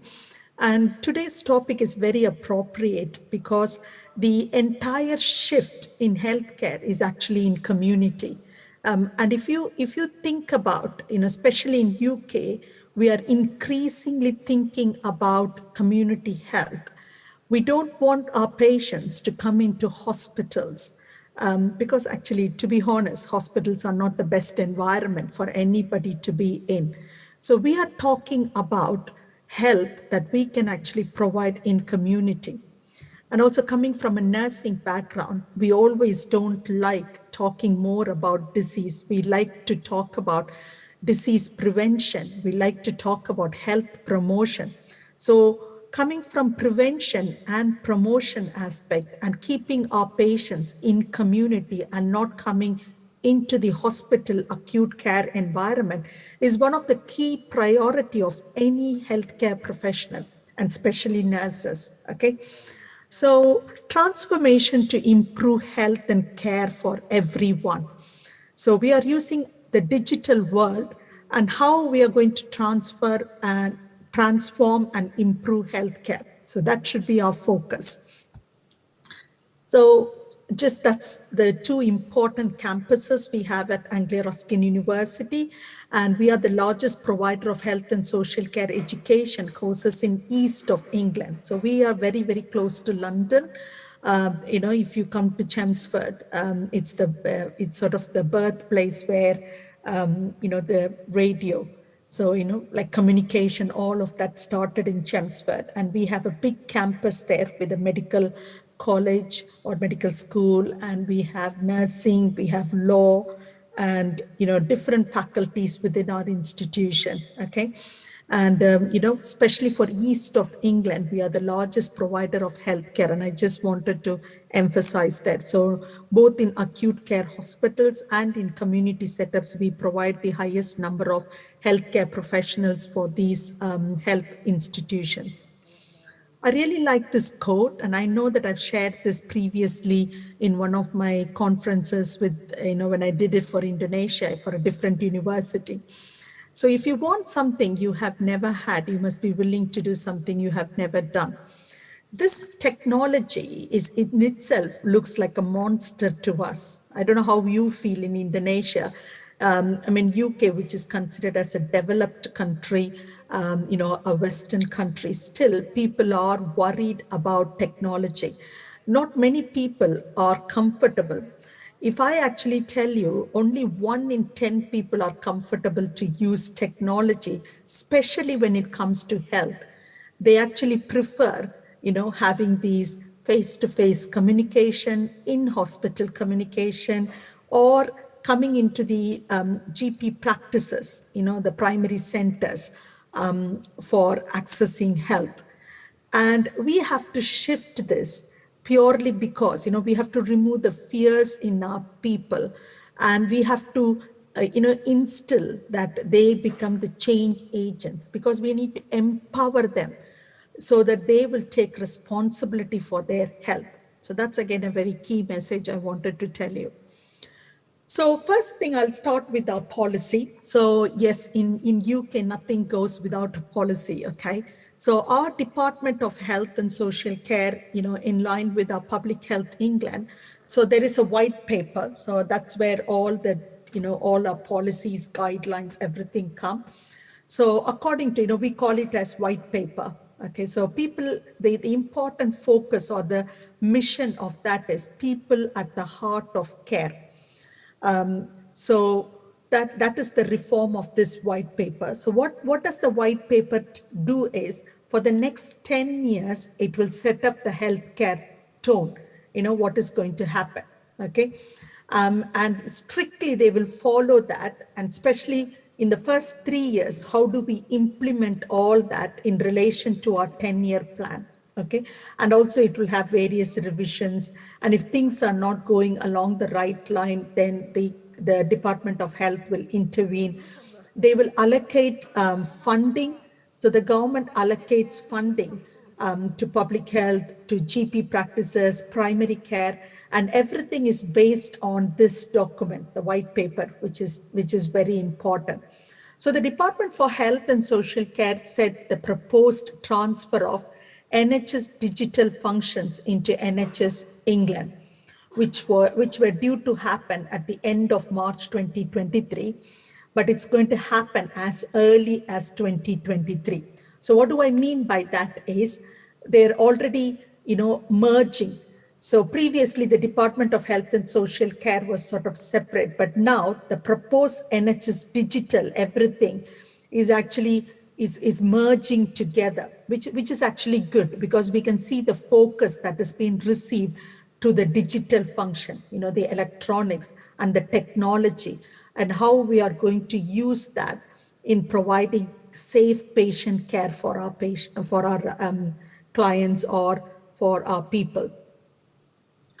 So our vision is driven by customers' experience. Okay, so I know I'm not a big fan of using the word customer, but you can talk about your people, the citizens or clients. I don't know what would be your preferred word, when you go out in community, because we are not looking at them as patients. We are looking at them as a people, as a person. We always talk about person-centered care. So our vision is your patient or your, the person in front of you receives 100% good care from you, okay? So there is a multi-channel digital experience that is going across, either using the web or through mobile apps. An NHS digital NHS account gives the citizen control of their own health data, an opportunity of a highly personalized experience. So I can tell you that in my mobile phone, I've actually got the NHS app. I don't know whether you're able to see. So I've got the NHS app there.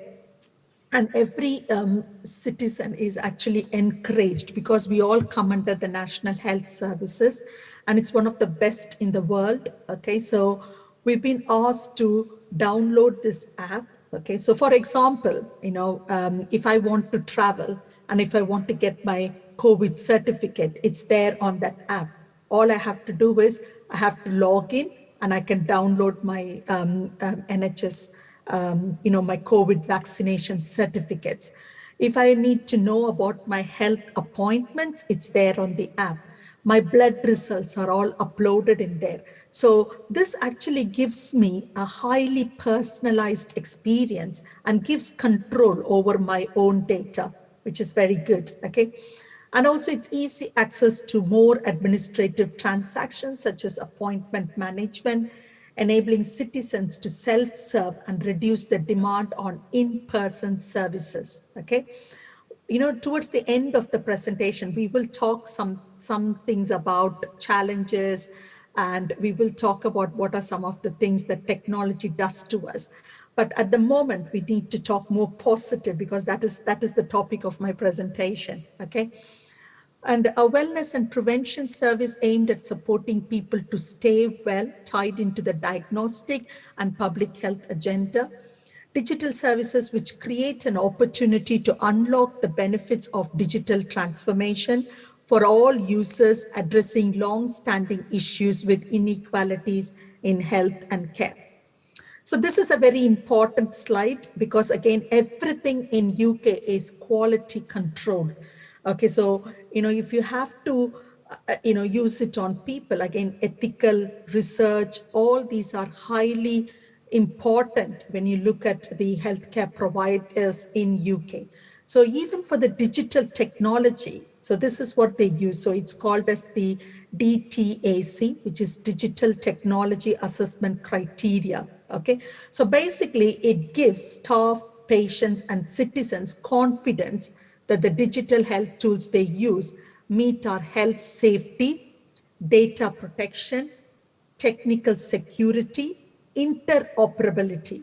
Okay, so for example, if it's there online, if I'm in community, the healthcare professionals, my nurse, my diabetic specialist nurse will be able to have access to my data. When I go into the hospital, I don't need to carry so many paperwork.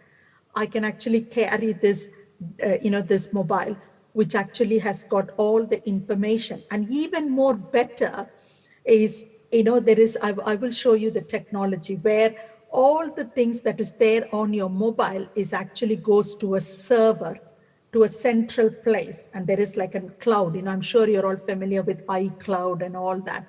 So it gets stored there. So the healthcare professionals, whether it's the doctors, nurses, physios, anybody will be able to access that. Okay, so if I go from even one hospital to another, one health center to another, it is all centralized so that we can have access to those data.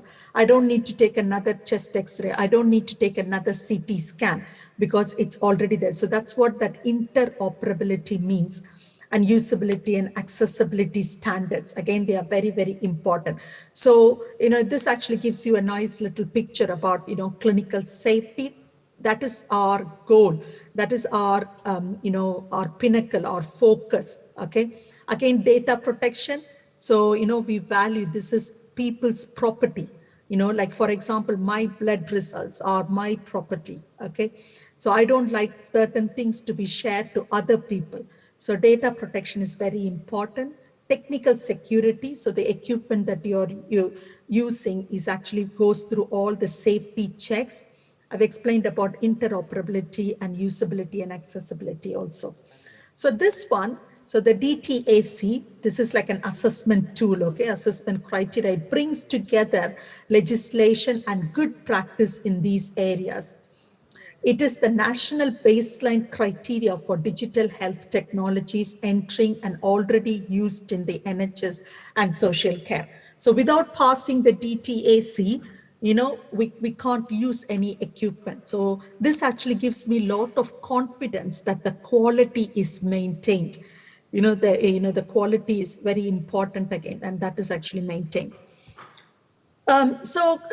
Talking about, just not able to move this a little bit. Sorry, it's just gone back. Okay, so we're talking about technology enhanced care. Okay, so what does that mean? What does that actually mean? Okay, so technology enabled care services, TECS. That's what we call. This is if you look into the NHS, and I've given you the link there. Okay, so NHS UK, we use this word. Okay, so technology enabled care services. So they include telehealth, telecare, telemedicine, telecoaching, and self-care apps have the potential to transform the way people engage in and control their own healthcare, empowering them to manage it in a way that is right for them. Very important point which I want to highlight is empowering people. Okay, so giving the responsibility to them, giving the control. So it's not like the nurse who is the power factor here. It's not the doctor who is controlling your health. It's actually person-centered. It's the patient. It's the people who take ownership of their healthcare. So I just want all of you to reflect for 2 minutes on this. Okay, how do you feel empowered? If there's opportunity in the chat box, I would like you to, type in some messages. I don't know whether anyone is monitoring that, but empowering people, that is, and especially if you think about public health, and we as community health nurses or public health agents, it's very important that we empower people because you're not going to be there 24/7 with the patient, and people have to take ownership for their health. And technology has actually facilitated that, which is very, very good, okay? So we're going to see a few points related to that, okay? So again, technology-enabled care services, they refer to the use of telehealth, telecare, telemedicine, telecoaching, and self-care in providing care for patients with long-term conditions that is convenient, accessible, and cost-effective, okay? So again, these are very important. So it should be convenient because we have an aging population. You know, not everybody is good with technology. You know, many people, even like including me, I am very much like, I like my phone to be used for telephone conversations, for communication, talking over the phone. But unfortunately, the world is moving very, very fast. I have to keep up with pace.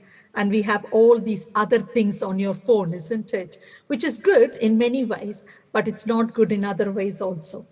But when you think about healthcare and providing healthcare to your patients in community, it's very important, whatever you are proposing, it has to be convenient for them, accessible and cost effective also, especially in UK, you know, with the NHS, I know that it's free of cost, and certain things, certain equipments, the patients have to purchase, but we still look at the cost effectiveness, okay?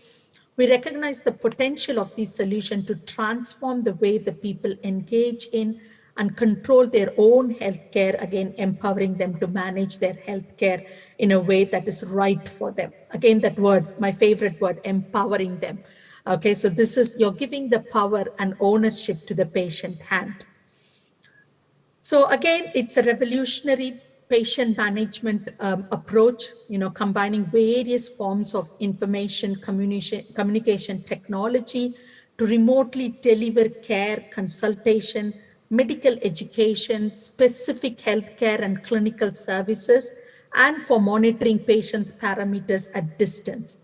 It is a promising tool for improving access to care, empowering patients, influencing their attitudes and behavior, and ultimately enhancing their medical conditions. So to improve their quality of life, to make it a little bit easy for them, you know. And again, this is a huge step actually, influencing their attitudes and behavior. And we will talk about, you know, there are some apps where you are actually bringing about behavioral changes in people, you know, rather than taking always medications. You know, think about diabetes. You know, in UK, diabetes is a public health issue. Obesity and type 2 diabetes are in increase. There is an increase in childhood obesity. And I know that you will, if I ask you to tell me the reasons, you know that it's all because of the lifestyle changes that we had. You know, nobody is going out running and playing anymore. Everybody is glued to their video games. Think about us, you know, like for example, I would very much like to be in Indonesia, standing in front of you, pacing up and down, doing this session. But here I'm actually sitting in my own study room and actually talking in front of a laptop. But look at the activity levels and all these, you know, the changes in attitudes and the changes in our lifestyle, food patterns, everything has got a great impact on our health. And then we are actually thinking about how we will change the attitudes and behavior of people so that we can have good health outcome. Very important. How can you improve the quality of life of people? So it's very good that TECS, or the technology-enabled care services, provide you with that opportunities. Moving on. So as a service user, so, you know, I live in UK. So I went over to UK in 2003, and I've been here so many years now. And certainly I can vouch that there have been so many changes. And thinking about COVID, I know that, you know, everybody would sit up if I say the word COVID. And COVID has actually taught us quite a lot, okay? And one of the important change as a service user, because, you know, if I have a health ailment, if I feel unwell, I go to my primary center. We call it as GP, General Practice Services, GP services. So I get an appointment and I see a doctor, and if I need further referral, they refer me to secondary and tertiary services. Okay, but now, especially during COVID, and then now again, post COVID, we are doing a lot of video consulting. Okay, so morning we ring and get an appointment, and then the doctor calls us on our telephone, and they send us an app, and we have to, for example, if I have an eye infection, okay, I need to take a picture of my eye and upload the picture. The doctor views it and actually prescribes medication. So it looks at, okay, you need Fluclox for 10 days, 500 milligrams 4 times a day. So without me going into the primary healthcare center, that is actually, I'm in the house, in the community, having the consultation. Okay, so things have changed. Okay, and I don't know how you feel. And I look after a lot of patients. I've got neighbors. I've actually got 2 of my neighbors who are very elderly people, and some of them don't like. They really wanted to see the doctor in person. Okay, and some people even struggle. Like some people live alone. So if you ask them to take a photo of their eye and upload it, people do struggle. Okay. But this is very a common practice in UK now. So this is again an app, and I do have it on my phone. This is called as the Push Doctor app. So this is almost online. You actually go into a room and you wait. Okay, so you've got your appointment, you select your appointment. Okay, and it's how you actually go into a room in your GP practice, doctor's office, like that. You are going into a virtual room. Okay, so the doctor is there, you're in a virtual room, and he looks at you and has the consultation. So it's almost having a face-to-face, but you're not in the campus. You're not actually, so for example, you all can see me now, isn't it? And I'm all talking to you. Okay, but I'm not in person in front of you.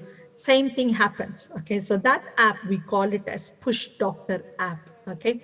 So the good or the advantage of this is it is actually provides you more opportunity. Previously, like we were not getting appointments. There was a big backlog.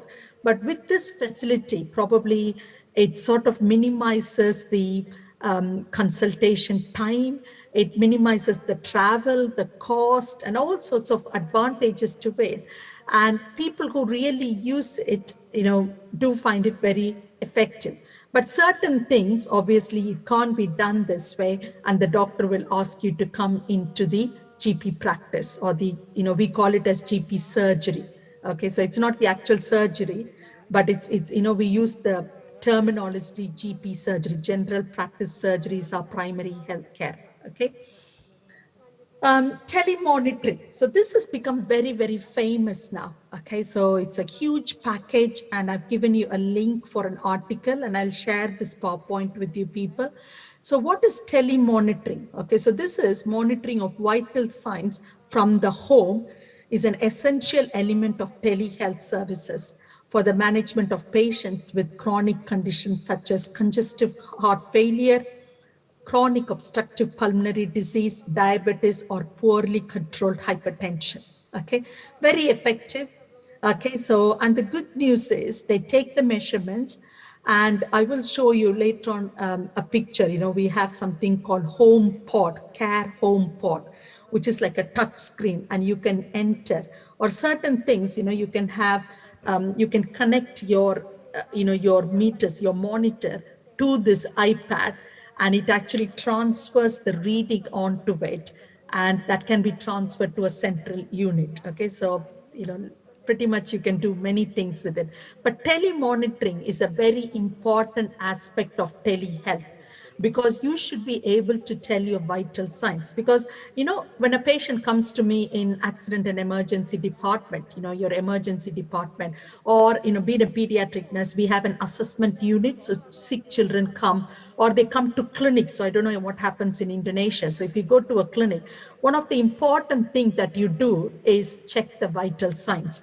I'm sure, you're all familiar with health assessment. So first thing, we collect history, and the important thing we do is physical assessment.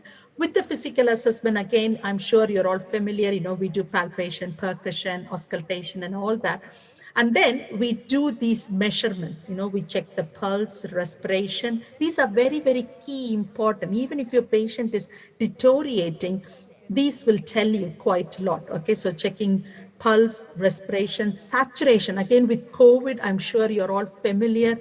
I'm sure most of you would have purchased a saturation probe to measure your saturation, how much percentage of oxygen is there in your capillaries, okay? And all these are very important. So what you do is you collect all these data and you input it into the, the device that has been provided. Okay, so again, pretty much it's very, very good. So this is what I was telling. So this can actually happen within the hospital also, okay?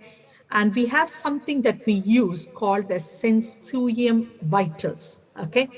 So we, sorry, I'll just show you the picture. So this is the one, okay? Sensorium Vital. So the device can measure your heart rate, respiratory rate, and also the body temperature. Okay, so it's got a probe which actually measures your temperature. And you can see that it's just got like a little pad. You stick on it, okay, the monitor, and it will give you the readings. So here from the sensor, it goes to a bridge, then it goes to a virtual server and to the hospital network. And also if the patient is in the hospital and you're using this device, it can also come to our, if you sit in the nurse's station, you can come to that computer, okay? And then not only that, the medical team can also be notified, So it's not just the nurses. For the multidisciplinary team, they can actually notice that. And it also calculates something called as the National Early Warning Score. We call it as NEWS. Okay, so it takes all that and it gives a value to say, whether the patient needs to be seen immediately, whether the patient, or if I explain that with the traffic light. So if the patient's values are very high, it's not whether it's below the range or above the range. You all know the normal range. So for example, some literature say the normal heart rate is about 72 beats per minute, or pulse rate 72. It can vary. It can vary between, some people can have 60 also. But if it goes below that, or if it goes above for their age group and for their baseline, it gives a score. It gives a score. And also respiratory rate. If the patient is on oxygen, it gives a score, okay? And all these score, you enter it and it will say, okay, red, amber, or green. Green means normal.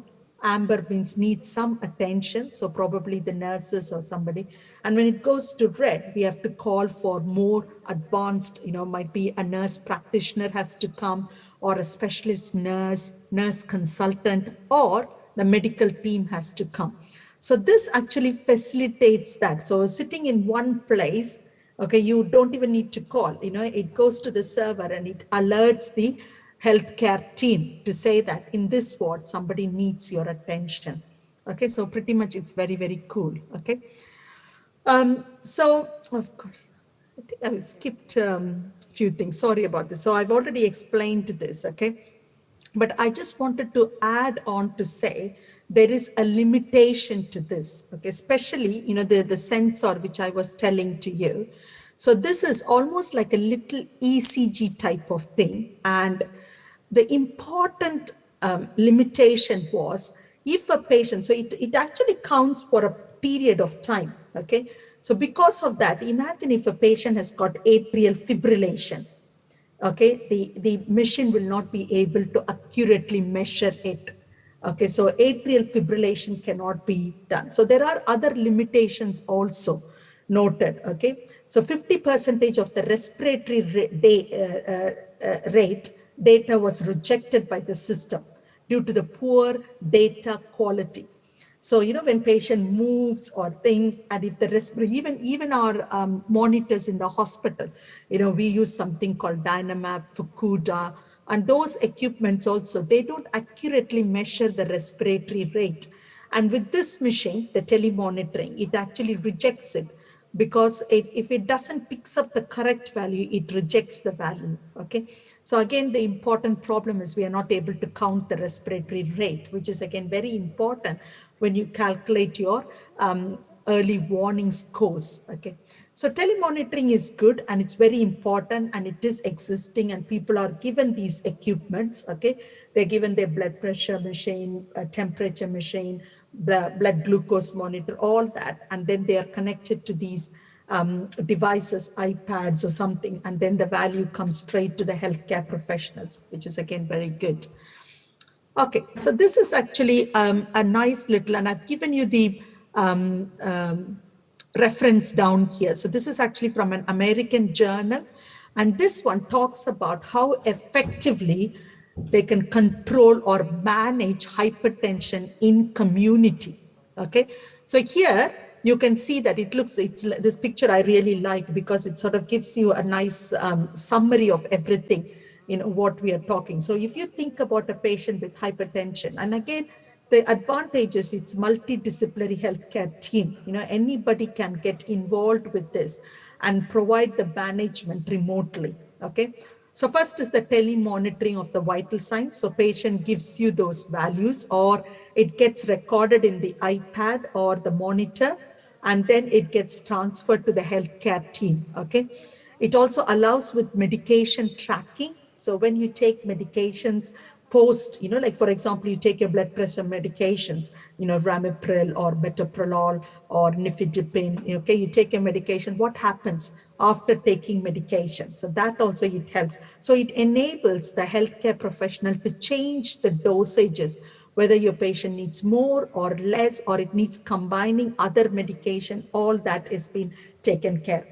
Lifestyle education, again, very important. It might be an advice regarding their salt intake, how much they have to control their sodium, or about healthy lifestyle so that, your blood pressure is monitored and, looked after properly, okay? And again, video consultation. So looking at the parameters, what comes through the telemonitoring. So imagine if the blood pressure is shooting up high, this patient can become a high risk for developing stroke. Okay, so I'm just explaining one of the conditions. So immediately the healthcare professional can actually give an indication so that, take measures to control the blood pressure, or imagine if they are not able to do, and if the patient develops a transient ischemic attack, okay, so TIE, mini stroke, or develops a stroke, they'll be able to quickly retrieve the patient. They can do quick thrombolysis if there was a clot involved. So it opens up so many possibilities, okay? So who are the people who can be on it? Okay, again, suspected or established hypertension, older adults, medically unreserved people, high-risk patients, patients with multiple comorbidities, along with the they will have diabetes. Diabetes is a very common one. Isolated patients due to pandemic, example, COVID, okay? So this actually facilitates to provide the continuous care that is needed. So what are the advantages? So, especially treatment intensification, you have continuous monitoring. So treatment intensive, reduce the frequency of office visits. So again, this is a positive thing. They don't need to come into the GP surgery. Okay, improve the quality of life. People feel empowered. They feel they can control their health. So they feel, the quality of life is improved. They not always have to, they have to go to they have to go to work. They don't need to go into hospital. So definitely it improves the quality of life. Improved medication adherence. So there is both positive and negative. So still, compliance is not a very straightforward topic because people can still not take medications.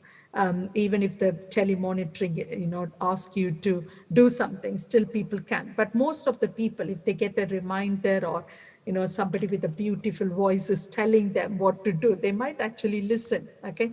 Again, improved drug safety, this is both positive or negative. That's because people can still make drug errors, they can overdose them, underdose them. So, they do need a little bit more support, not just with the technology, okay? Reduce management of costs. Again, the cost of the equipment is there. Sometimes people can misread things, and that could cause an impact, huge impact on healthcare. But generally, you can actually minimize the hospital visits, hospital stay, and you can discharge the patient quickly into the community. Improved outcomes, both hospitalization or death, is both positive and negative. Okay, so the health outcomes, sometimes it will be good, the patient takes control, empowered, manages their healthcare, but sometimes, it's not always positive.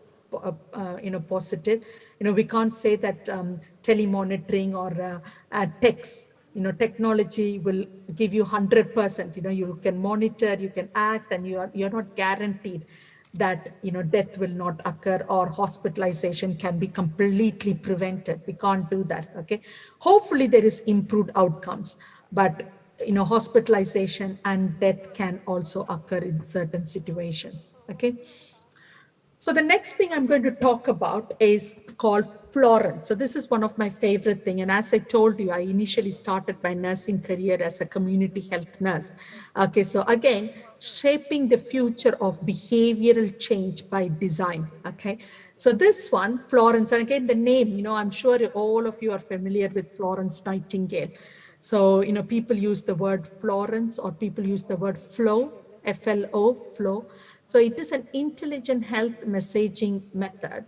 And the key focus of it is to bring about behavioral change by design. Okay.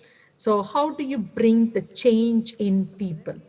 It's proved to be very effective. Okay. So here, the clinical hours released per patient in enteral feeding and blood pressure. So they introduce flow. Okay. We call it as flow. And they introduced for more than 109 patients or more. They did about the clinical hours, talking about enteral feeding, blood pressure, and all that, and actually using flow. So it gives you text messages about behavioral changes. Okay, changing. I'm sure you're all familiar with health belief model. How much do you prioritize your health? How do you want to adopt lifestyle changes? About your diet and exercise pattern. So Pardon? These are the things. Dr. Hepzibah, your time is 5 minutes more. Oh, only 5 minutes. Okay, I'm sorry. Yeah, I'll be very quick. Okay. So it reduces hospital visits, and also Florence changes the behavior. 50% improvement in symptoms for patients with depression.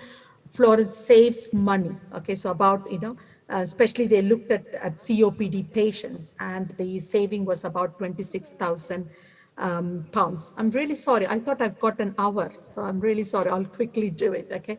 So these were the intelligent health messaging. Okay, it is very easy to roll out. Extensive clinical evidence has been found, and over 125 plus clinical protocols have been discovered. So there is a little link, and you can go and investigate what is this. Okay, so here, Florence humanizes clinical proven protocols delivering precise psychology-based intelligent health messaging that engages patients continuously, motivating better behaviors and improved outcomes. Florence frees up the time and resources for clinicians and provide more fulfilling patient encounters. Okay. So these are some of the case studies they have used for flow, and they found it very effective. Okay, and I have given you some of the links in my slides so that you can look. I wanted to show a video which is about 4 minutes. At the end of it, I will ask if there is time. If you can give me 4 minutes, you can watch this. But if not, it's okay. You can watch in your own time. Okay. So this one, it has a huge impact on people's life. It revolutionizes, it really brings about a revolution, the way patients manage their own healthcare. Okay, so since 2010, it has been used by more than 30,000 people in over 70 health and social care organizations in the UK, a simple to use system with a big personality. flow shows the telehealth does not have to be about complicated healthcare technology. A simple, intelligent texting is sufficient, okay? So that's the video. And then I just wanted to talk a little bit about UTI. So this one, we have something called My Clinic, and we give them the tele-monitoring, and also we give them a urine analysis thing.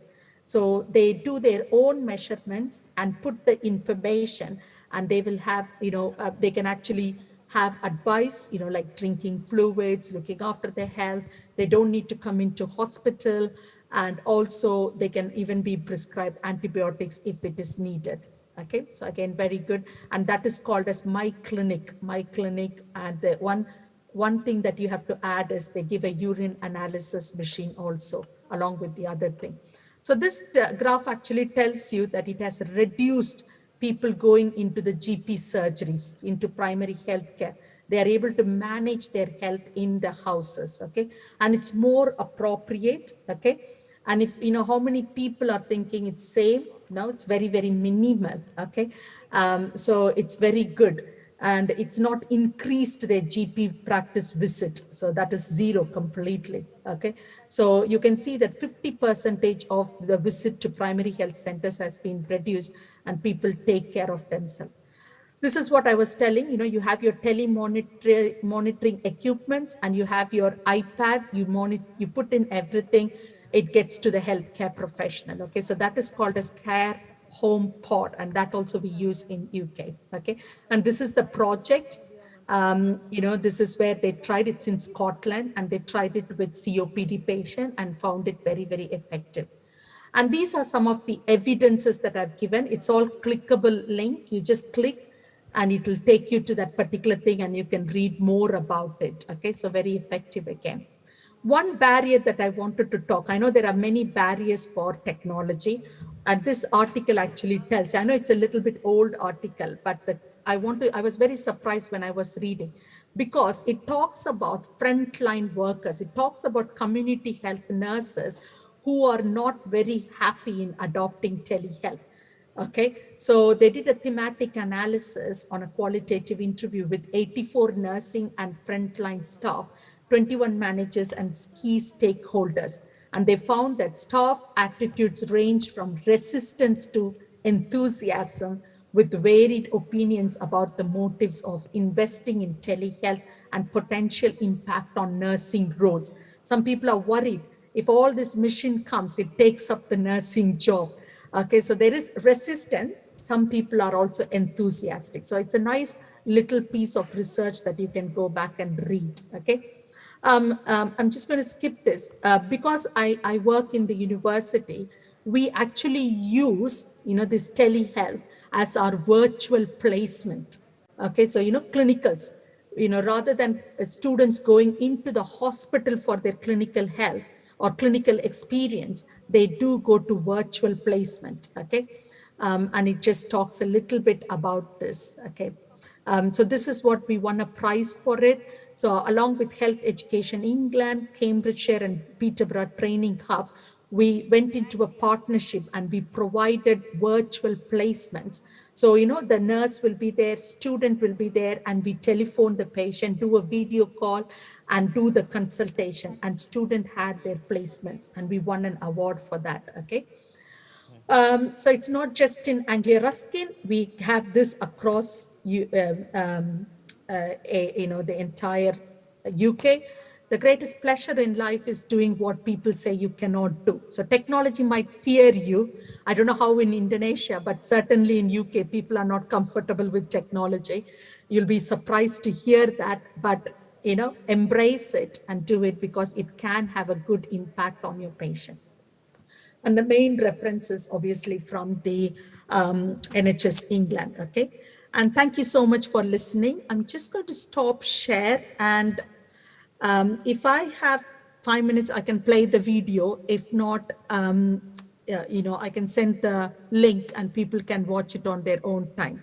Sorry, I was informed that I'll have an hour. That's why my presentation was slightly longer, okay?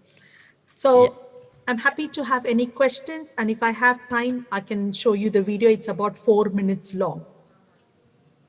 Yeah, Dr. Hepzibah, Yeah. maybe you can share the link and the audience can watch it by themselves. And because of the limitation of the time, I think this is very interesting presentation. I believe all of the audience, they have a lot of question on their mind about this interesting topic, and was very insightful. I myself, as the person who has the respective field in this related to this topic, I'm the health informatician, and it's have similarities between the implementation of the information technology in the health services here in Indonesia and in the UK. You know, you said in the first of your presentations about the fairness people in the UK. It's very same in Indonesia, because the technology, they feel like a kind of monster, so they don't want to contact with the technology. Even though some articles, some data shows the effectiveness of the technology when it implement to the health service. A lot of question, of course, but we have to save it because we still have another speakers, second speakers. Maybe you can keep join us, Dr. Hepzibah.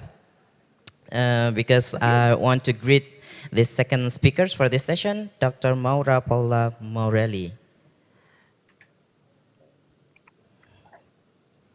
Hi.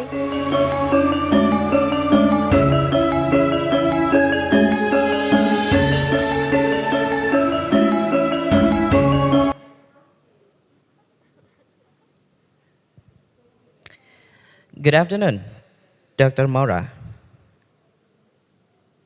Hi to everyone. Can you listen me?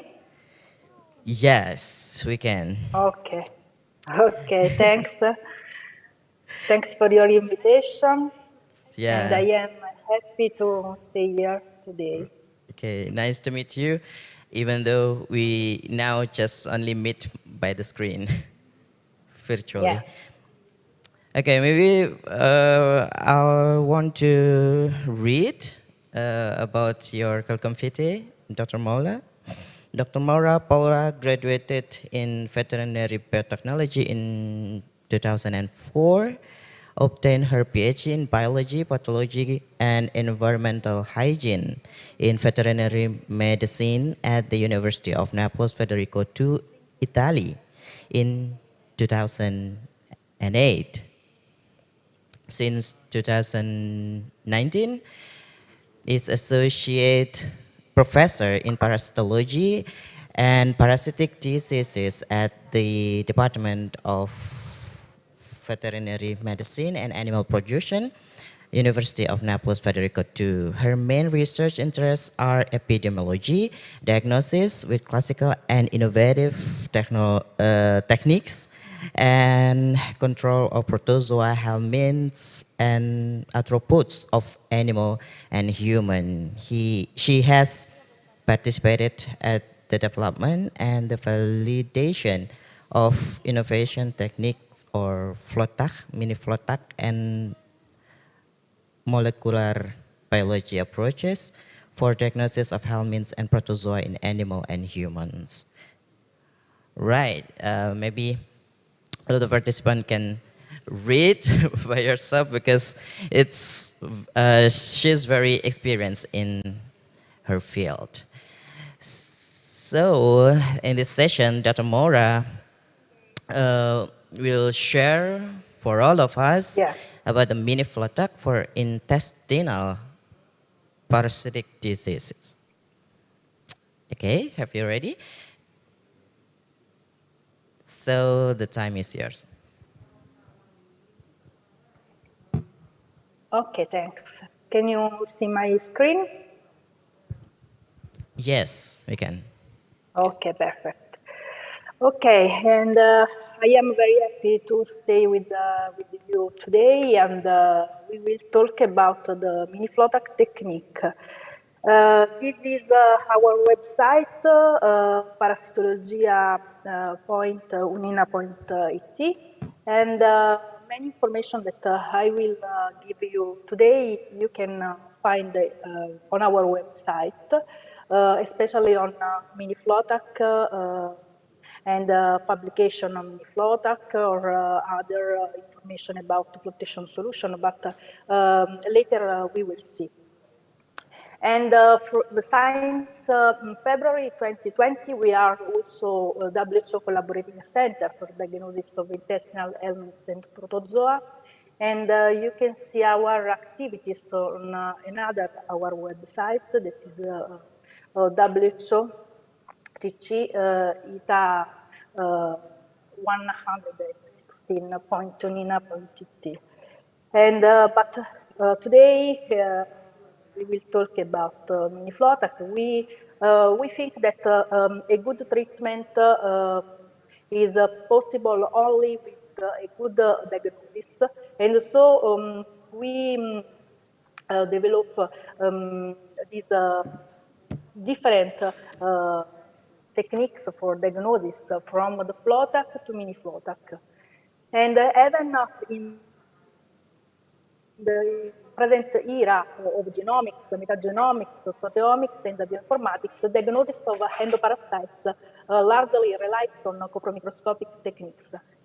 You know that the copromicroscopic techniques started in 1857, and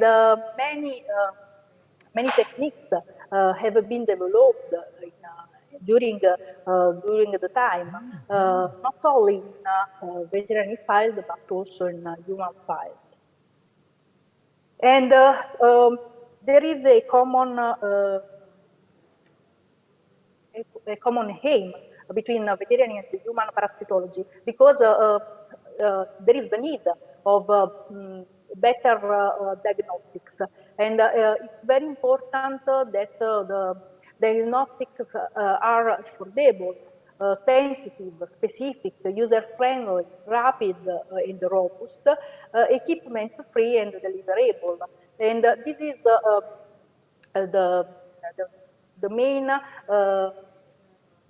aim of the One Health, because veterinary and human parasitology are a wholly health. And when you choose a technique, it's very important that you consider the diagnostic range of a technique, the specificity, that means the capacity to identify the true negative samples, the diagnostic sensitivity, that is the capacity to identify the true positive samples, the analytical sensitivity, that is the smallest number of parasitic elements in a sample that can be detected accurately by given technique, the precision, how well repeated observations agree with one another, the accuracy, how well the observed value agrees with the true value, and the repeatability and the reproducibility. And you know that there are qualitative and quantitative techniques. The qualitative techniques give you only the information positive or negative sample. But the quantitative techniques give you also information of the number of parasitic elements. And this is very important because it's a key for the diagnosis, but also for the epidemiological studies, but also for also to know the efficacy of drugs. And so you can see the quantity of the parasitic elements before and after treatment. And you can see if your treatment is efficacy or not. And you know that there are also simple copromicroscopic techniques and techniques that require enrichment.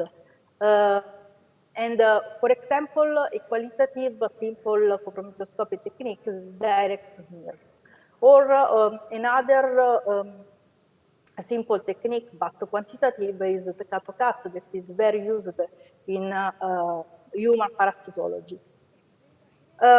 While for the techniques that require enrichment, there are two types. One is the sedimentation when you add water to your sample or your fecal sample, and another is the flotation, because when you add flotation solution, the parasitic elements that are inside your sample float in the upper part of the container that you are using. And the simple, the more simple qualitative technique with enrichment is the simple flotation tube. But we have also quantitative techniques with that require enrichment. For example, McMaster or Flotak and MiniFlotak. And it's important when you start a diagnosis that you know what are the parasitic elements that a specific diagnostic technique is able to recognize. And so, for example, with the Biermann, it's possible to see only the larva, or with the CATO-CATS, it's possible to recognize only the eggs. And it's important that you remember that polyparasitism is the rule in parasitology, and so it's better to use a technique that permits to see all parasitic elements, eggs, oocysts, cysts, and the larvae. And why you can use a quantitative technique? The fecal egg count, and so the quantitative techniques are very important for three purposes. The first is to determine whether people are infected and to estimate the intensity of infection by the number of eggs per gram of feces. The second is to monitor the evolution of parasitic infection. The third is to determine the efficacy of anthelmintics by the fecal egg count reduction test. These are the most used fecal egg count techniques that are CATO-CATS, McMaster, Flotak, and MiniFlotak. And you can see also the analytical sensitivity. For example, the Flotak has a good analytical sensitivity, 1 eggs per gram of feces. And later we will see also for the Flotak. The Flotak is the first tool that was developed in Naples. The inventor is the Professor Fringoli, that is a full professor of our unit. And you can see that the different fecal egg count techniques show different diagnostic performance and different technical performance. We have some techniques that show a higher analytical sensitivity or higher precision, accuracy than others. And also about the technical performance, there are simple techniques and others that are more difficult. But the problem is that there is a plethora of variants of each fecal egg count technique. Another problem is that the standardization of fecal egg count techniques does not exist, and that diagnostic research and teaching laboratories often apply their own protocols based on the lab traditions. And so there isn't a standardization. There are standard operating procedures of fecal egg count techniques.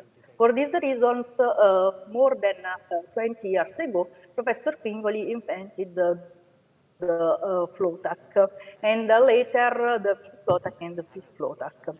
These are tools for the microscopic technique for the flotation in on fecal sample. And the mini FLOTAC is a logical evolution of the FLOTAC technique.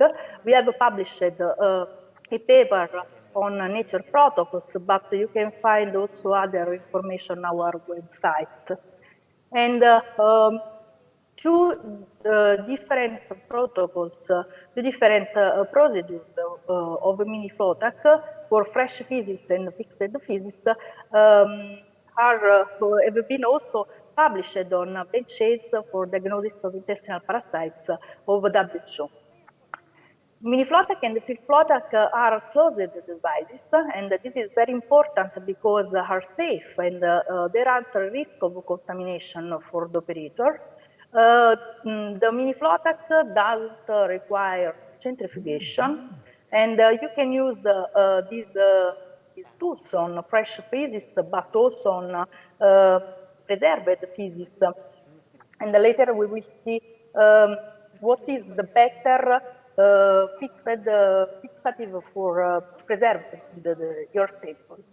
The mini FLOTAC is composed by three principal components: the base, the reading disk, and the key, and a microscope adapter. When you assemble the mini FLOTAC, you have two flotation chambers, 1 milliliter each, for a total of 2 milliliter. You can see that the reading chambers are very 18 for 18 measure, and are very useful to count the parasitic elements that are inside. There are 12 sections that help you to count the parasitic elements inside. We have two different types of field FLOTAC. The first one is the field FLOTAC 2, and the second is the field FLOTAC 5. The difference is the cone that has two different volume. Usually we use the field FLOTAC 2 for human and for pet animals, while the field FLOTAC 5 is used for livestock. These are all the components of the field FLOTAC. You have this cone to collect your sample, and you have in the upper part, down the lid of the field FLOTAC, the filter, and we have two cups and a container with a scale to see how many flotation solution you have for your sample. And how you can assemble your FLOTAC to fill it and to perform your technique. It's very simple. There are two principal components, the base and the reading disk. And in the lower side of the reading disk, there is a little small knob that fit into the base slot.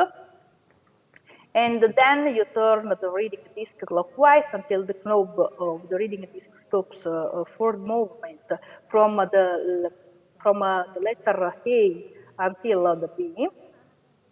And then you can put your key. There are two knobs in the lower part of the key that fit into the two holes that are on the reading disk.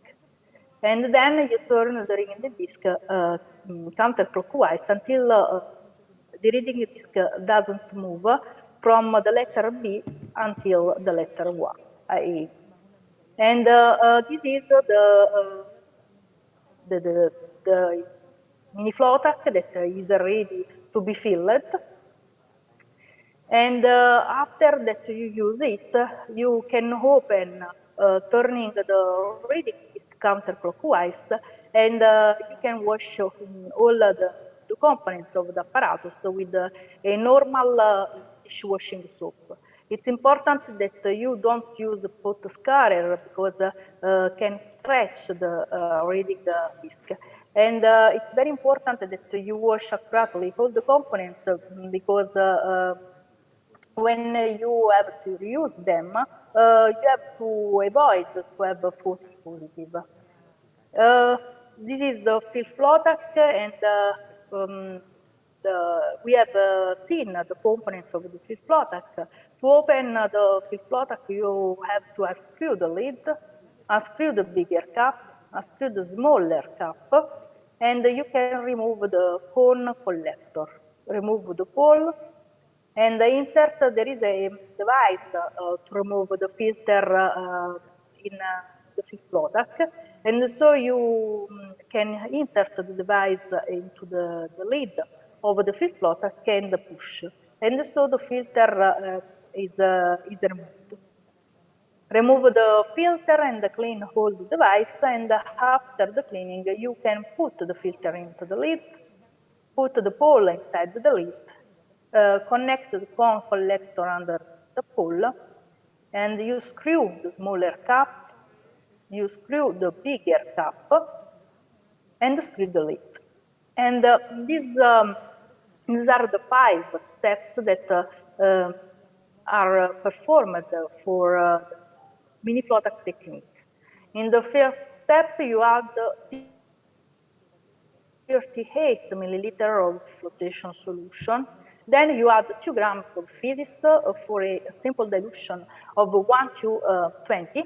You homogenize your sample, you filter and contemporaneously fill the 2 flotation chambers. You wait 10 minutes, and then you translate and examine the mini flow attack under the microscope.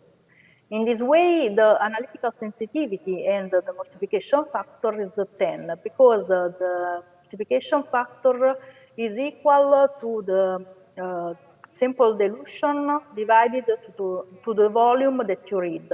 And so, in this case, the simple dilution is 1 to 20, divided the volume that you read, that is 2 milliliter, because the 2 chambers, the 2 flotation chambers have a volume of 1 milliliter each, and so 20 divided 2 is 10, and so the analytical sensitivity and the multiplication factor is 10.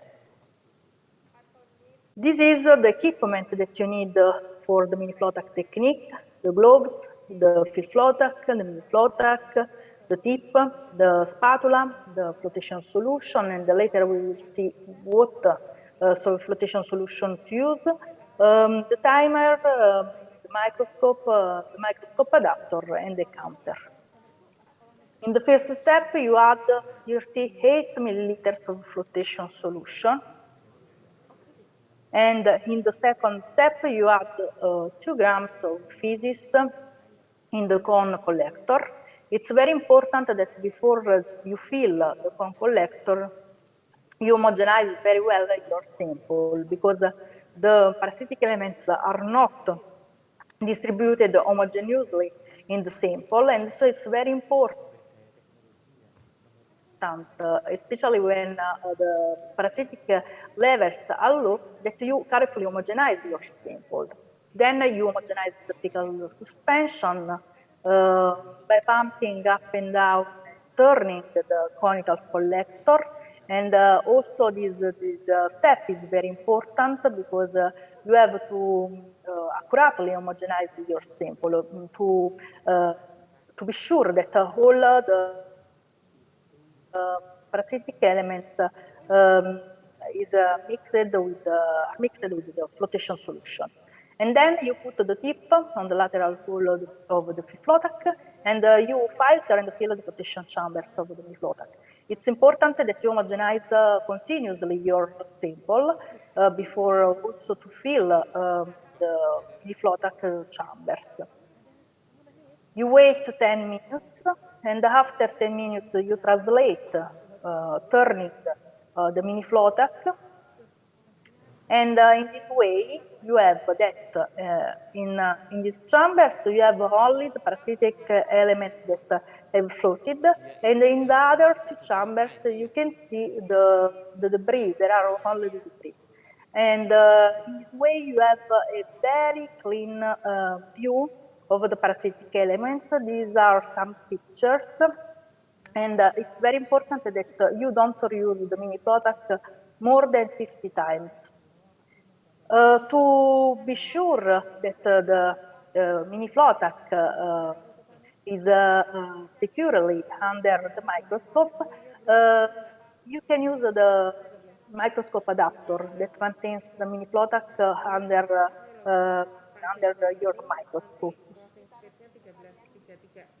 What is the basic principle of the mini FLOTAC? Is the flotation, but when you use a simple flotation in tube, the problem is that not all the parasitic elements that float,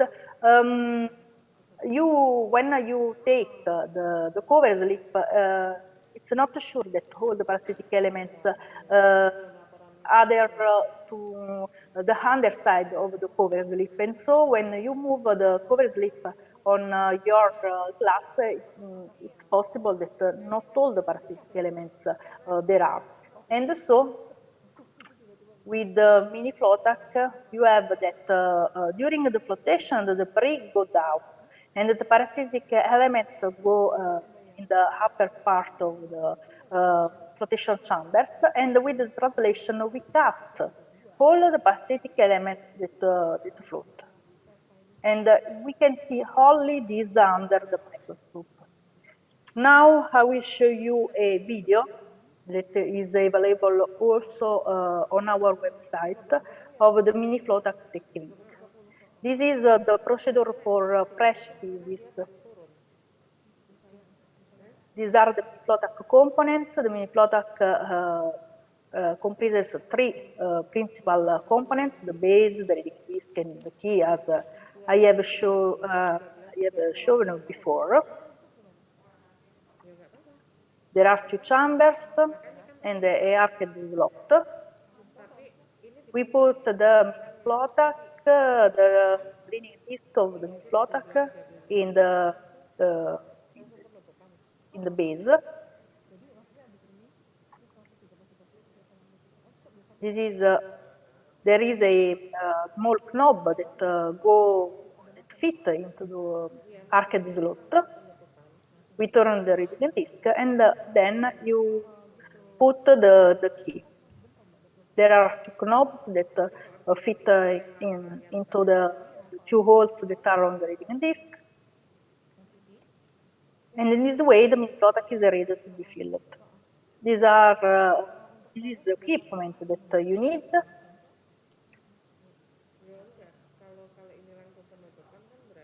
And now you fill the FLOTAC with the flotation solution.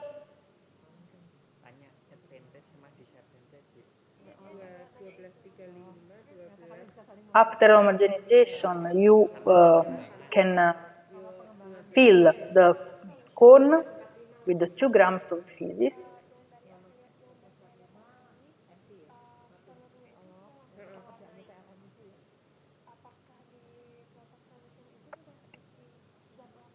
And level the surface.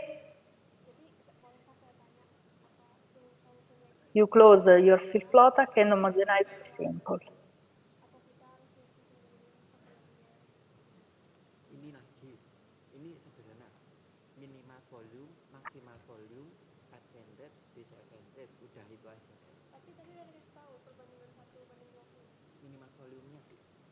Okay, you close with the cap.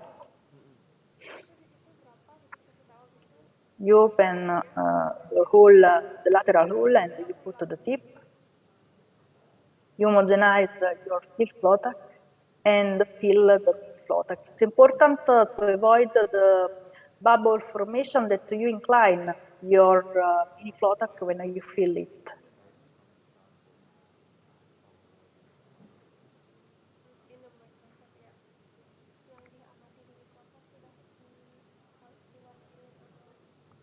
You wait 10 minutes.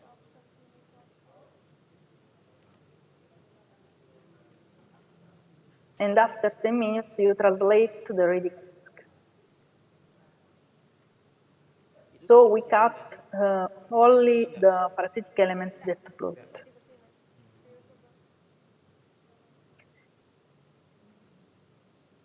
Okay, we put the mini-Flotak under the microscope and we count all the parasitic elements that are inside.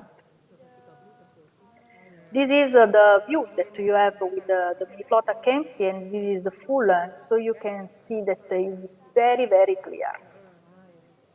And this is instead the procedure for the fixed physics. We have two more steps. There are second step that is the addition of 2 milliliters of formalin 5%, and the third step that is the modification before to add the flotation solution. It's important that you consider in the quantity of flotation solution to add also the quantity of formalin that we have previously added. And so you have to add flotation solution to reach the 40 milliliters. And you have always a simple dilution of 1 to 20, and so the multiplication factor is always 10 eggs per gram of physics.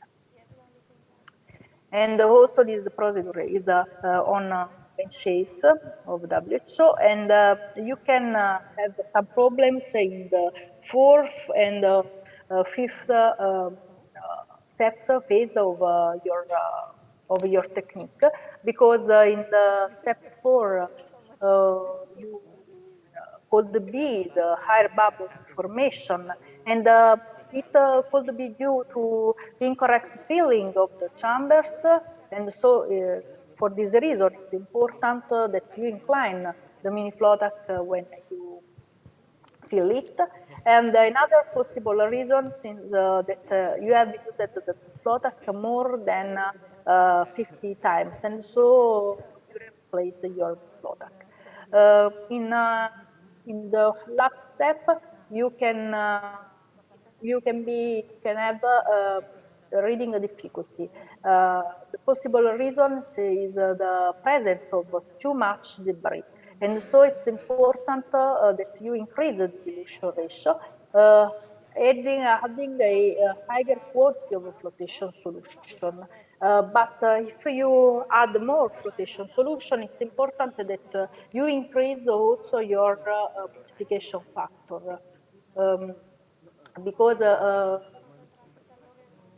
in the previous slides, I have showed that the dilution ratio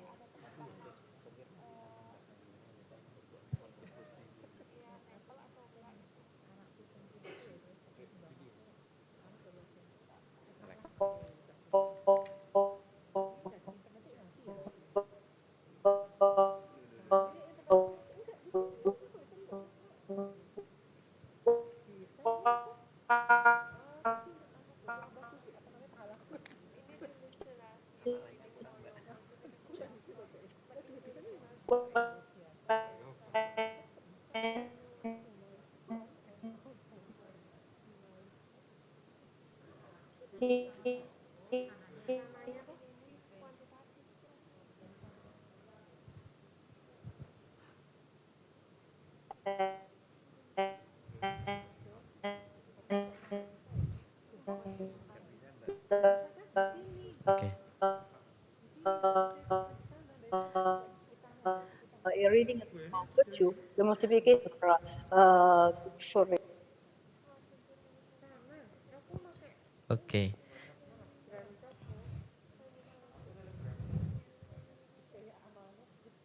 Yeah, it seems any Okay, can you technical listen me? Okay, there is a problem.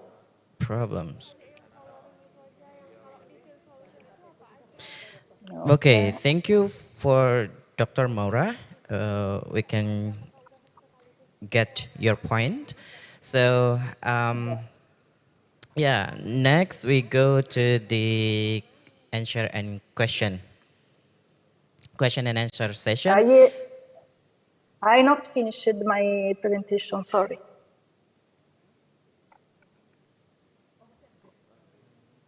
Can you see my screen? Yes. Okay, but pardon, Okay. maybe the time is only 3 minutes more. Yes, just a moment. Yeah. Okay, and the parasitic elements are not to be considered inert elements because there is an interaction with the helminth, with the fixative and the flotation solution. And so the flotation solution that you can use is a flotation solution 2, that is the sodium chloride for STH, the nematoda and the cestoda, and zinc sulfate for trematoda and protozoa. And so, okay, these are the receipts of flotation solution that you can find on our website. And with these 2 flotation solution, you can recognize up to 23 parasitic elements. And you can use also the mini Flotac directly in field, for example, in the village, using a portable microscope. And so you can perform the technique directly in field and have a quick response and a very fast treatment. And with this portable microscope, you can have your diagnosis directly in field. And okay, we have performed a different comparison between the mini Flotac and the other techniques that usually are used in human field. And the mini Flotac is the winner because the diagnostic range is very layered, is very wide, and so the analytical sensitivity, the precision and accuracy, the repeatability and the reproducibility are higher than other techniques. This is the technology readiness level of the Flotac, and you can see that we have the 9th level, and so we are commercializing the mini Flotac at the moment. Many people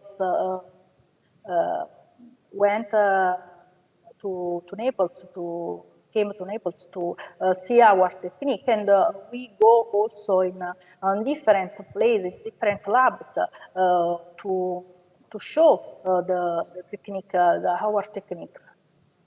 And we are continuously in developing, and so we have developed this mini Flotac portable kit for 200 tests with a tank, 4 field Flotac, clips, devices to disassemble the field Flotac, instructions, microscope adapter, tap, mini Flotac with a spatula, and salt to prepare the flotation solution.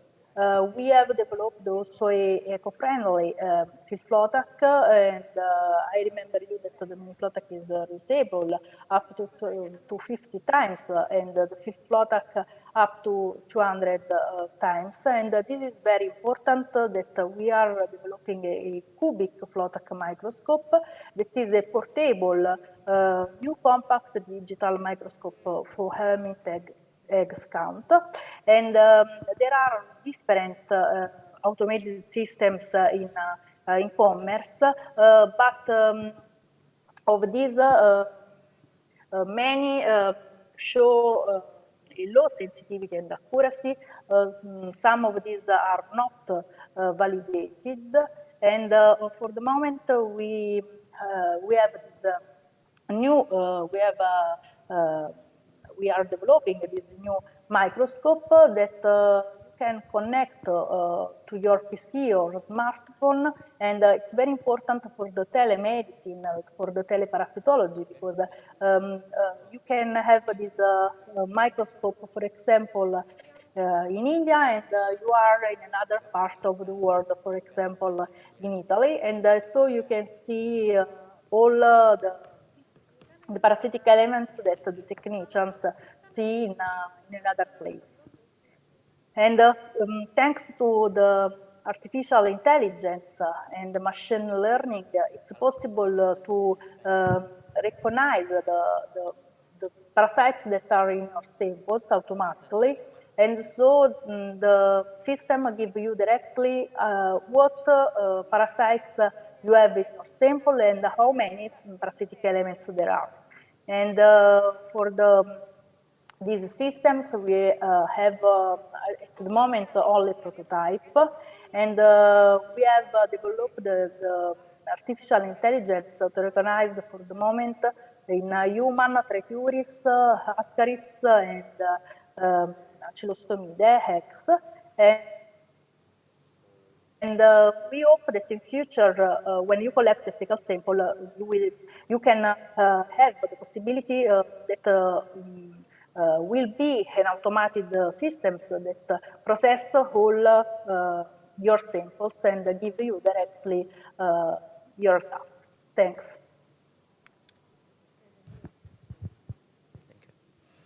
Okay, thank you, Dr. Maura. It's very interesting presentation and insightful as well. One thing that we have to make sure by doing these techniques or maybe others technique, so far I know that we have to make sure we always on the right way to wear our hand gloves. Yeah, because it will be maybe contaminating the sample. Right. So I will call Dr. Hapzibah. Are you still joining us? Yeah, because I'm here. Yeah. Okay, thank you. Because now it's time for question and answer or discussion session. We are attended by hundreds participants here as well. So I open the chance for all of the audience, all of the participants who want to live to give the question or maybe to open the discussion with our both speakers here. And yeah, because of the mini Flotac portable, I think it can implementing to support the telemedicine. Yeah, Dr. Hapzibah, are you agree with me? Maybe it could be like that. So, is there any question from the audience here in the ballroom? Can I just quickly? Oh, okay. Sorry, can I just answer some question from the chat box? So one of them, I think somebody named Ida, I would like to ask a question. Is the most effective way to conduct telehealth monitoring in UK and why is it effective? So first of all, there isn't a single way. And, in my presentation, and I'll share the PowerPoint with the organizers, there are different methods they are trying. And so at the moment, telemonitoring is very important, because then it gives the direct data to the healthcare professionals. So along with this home pod, the health home, care home pod, you could put all the data inside and do it. And in diabetes also, it's very effective. And flow is also very effective because it talks about behavioral changes. So why it is effective? Because, we are giving the power or the control to the patient. We are empowering the patient. And that is something, again, in UK environment, they like, they don't depend on other people. They like their independence. They like the control. So that is one thing. And one of the first year student named Tiara has asked about, like privacy. So if you remember, I told about the DTAC assessment criteria. So that is the quality control. And one of the important thing is privacy. Okay, so they're very careful. It's all encoded and it is password protected and, the password difficulty and all that is there. So they take measures to maintain privacy. But as you all know, cyber attack is a huge problem. Whether you're in UK, US, or Indonesia, India, anywhere, cyber attacks are a huge problem. If that happens, usually in UK, they would immediately close down the system and try to make remedies as much as possible. And the student has also asked about misconception. So again, every I actually showed you a study where for telehealth, so nurses in UK, the frontline healthcare professionals like paramedics and physios, some of them don't like it. There is always going to be positive and negative. But what you have to understand is, with the growing technology, we are making things easy and we wanted to empower patients. So I think probably training and giving them the knowledge and, putting your patient first. So me as a healthcare professional, if I put my patient first, then I would be able to, take away the misconception and do what is best for my patient. So actually training, education, doing research, all that would help, to take away the misconception and also to promote telehealth. Because, it's inevitable. I remember 10 years before, we didn't use mobile phones how we are using now. So after COVID, things have changed so much. So we need to embrace the change and empower our patient. Thank you. Any other questions?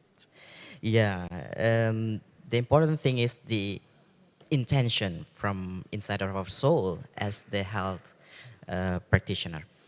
Okay, so is there still any question from the audience?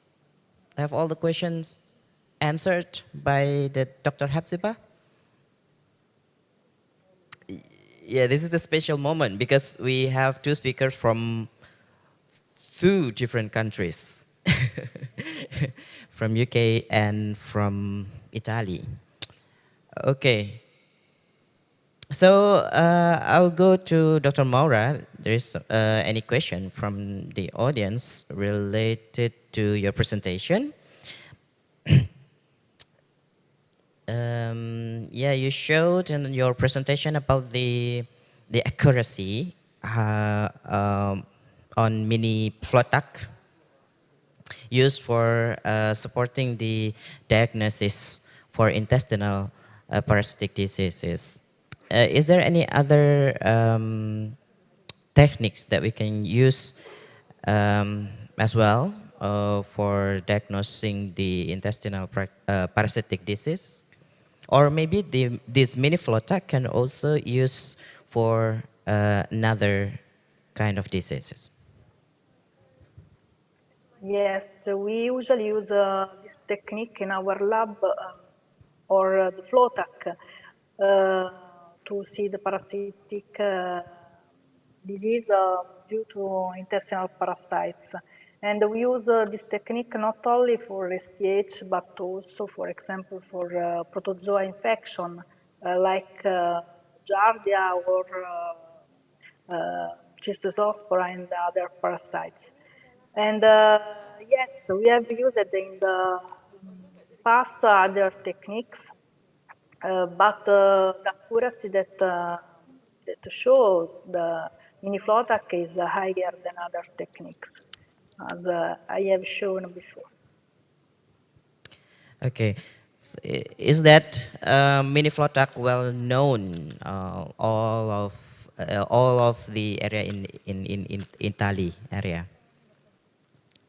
Yes, it's used not only in Italy but also in Europe and in many countries in the world, because we send the mini FLOTAC in other countries, and at the moment is in around 200 labs in the world. Okay, yeah, thank you for your answer. And yeah, please give the big applause for both of our speakers in this last session. Very good presentation and very insightful for us. And hopefully we can get more chance to meet, maybe not only virtually but live here in Indonesia or maybe in UK or Italy. Maybe that's all for this session. Thank you for your attending. Thank you for your discussion. Yeah, I think it's enough for me to be the moderator of this session. Thank you and Assalamualaikum warahmatullahi wabarakatuh.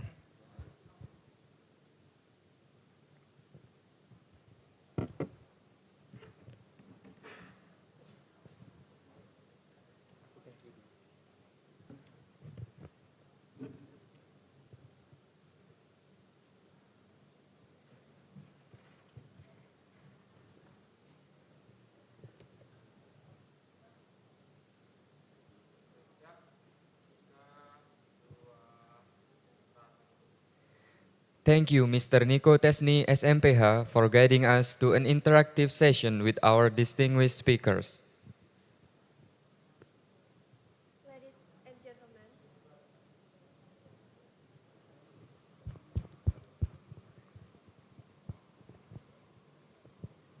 Ladies and gentlemen, we have finally come to our last session for the day. That's it, oral presentation. We kindly remind for all the participation to join the room that will be divided into Borobudur room. Presentation will be guided by Mr. Budi. Mendut room, presentation will be guided by Mr. Hari. The room each participant need to enter could be seen on the screen right now.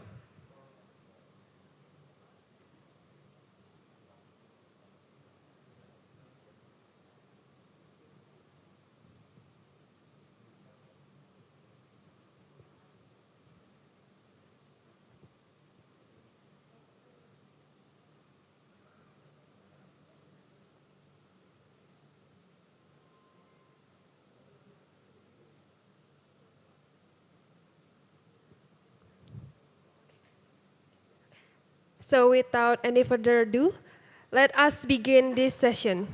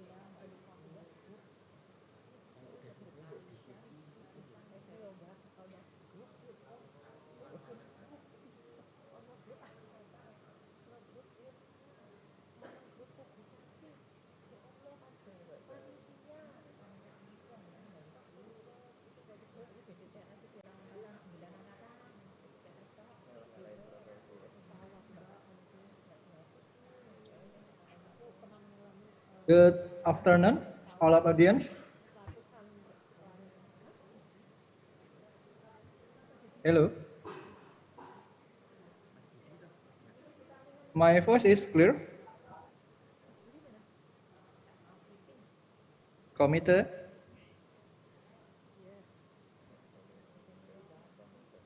Can you hear my voice? Yes. Okay, thank you. For this session, I will get you as a moderator for the oral presentation. Actually, we have 5 presenters for the presented 5 article actually. But unfortunately, for this session, we will only present 4 article because speakers from Banjarmasin, Poltekkes Kemenkes Banjarmasin will be changed to tomorrow. So maybe we can start our presentation now. Before we start our presentation, I will share about the term. Sorry, maybe computer can enable my share screen, please.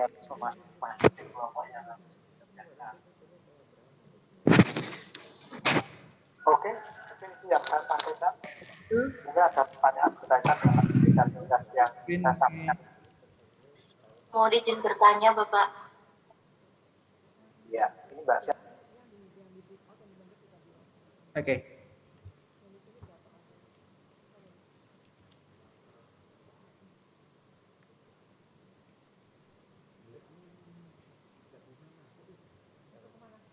Okay, before we start our presentation today, I will inform you about the term of presentation in this room. The first is about the language that will be used in the presentation. Hopefully, all of the speakers using English language for deliver their presentation, and then we have 15 minutes for the presentation. 10 minutes for the presentation, and then 5 minutes for Q&A. And I will inform you about the committee will give you the best certificate for the best presenter and the favorite presenter in each room. So it is your time to share your knowledge, to share your research, so you can get the certificate for the best presenter and the favorite presenter. And then I want to know about the participant for the speakers. Maybe I would like to invite Mr. Ari Kusuma, isn't it? Right? Mr. Ari Kusuma, can you hear my voice? Or the co-authors?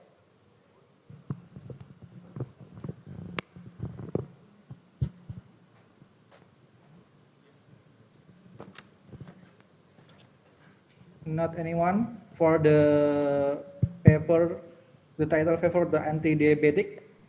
There is any others? Hello, yes, Mr. Budiman. Okay. I'm here. Okay. Did you Ari Kusuma, right? Yes, my name is Ari Kusuma. Thank you. Yeah, thank you, Mr. Ari Kusuma. Can we start your presentation now? Okay. Okay. Let's begin. Yeah. Time is yours. You can share your presentation directly, and then we have 10 minutes for presentation and 5 minutes for the Q&A. Time is yours, Mr. Ari Kusuma. Thank you. Hello everybody. Assalamualaikum warahmatullahi wabarakatuh. Let me introduce myself first. My name is Ari Kusuma. I came from Poltekkes Mataram. I flew away from Lombok to be here in Yogyakarta. Today, we'll present our last research about, the title is Anti-Diabetic Effect of Songga Herbs of the Sasak in Alloxan-Induced Diabetic Mice. Okay, maybe, okay. So, can we go to the next slide? This is a conflict of interest. The ethic permission was obtained from the Faculty of Medicine, University of Mataram, West Nusa Tenggara Barat. Next. Okay, let's talk about the background first. We know that DM is one of the vulnerable groups and comorbid infected with COVID-19 virus. Prevalence of DM itself continue to increase over 15 million people around the world right now. The highest complication in addiction and variability of causes of diabetic, absence of suitable treatment.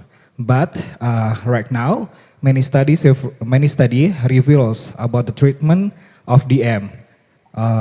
Using herbal plants, and many experts develop the traditional treatment for DM2.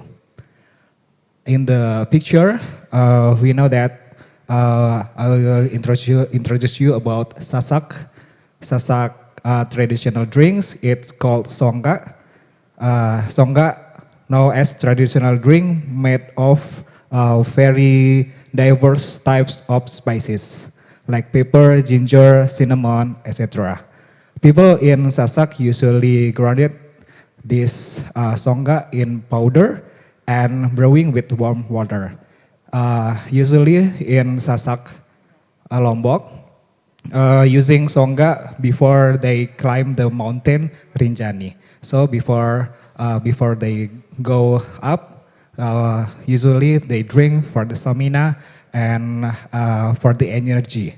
But there is no standard recipe about this songa. Then amount of spices using in making songa. So right now we not really understand how to use songa. Because of this benefit, we try to discover more about the beneficial of songa itself and their ability to efficacy to reduce glucose blood level. Next. So in this treatment, we use alloxan 2 to make hyperglycemic mice inducted by alloxan. Next.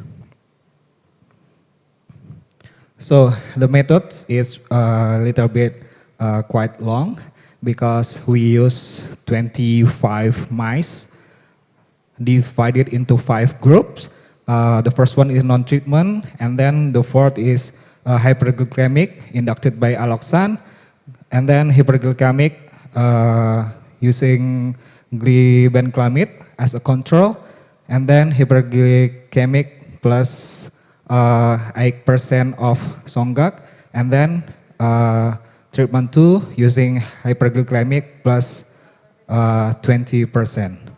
And then we control using blood glucose to confirm attending fasting glucose level using glucometer.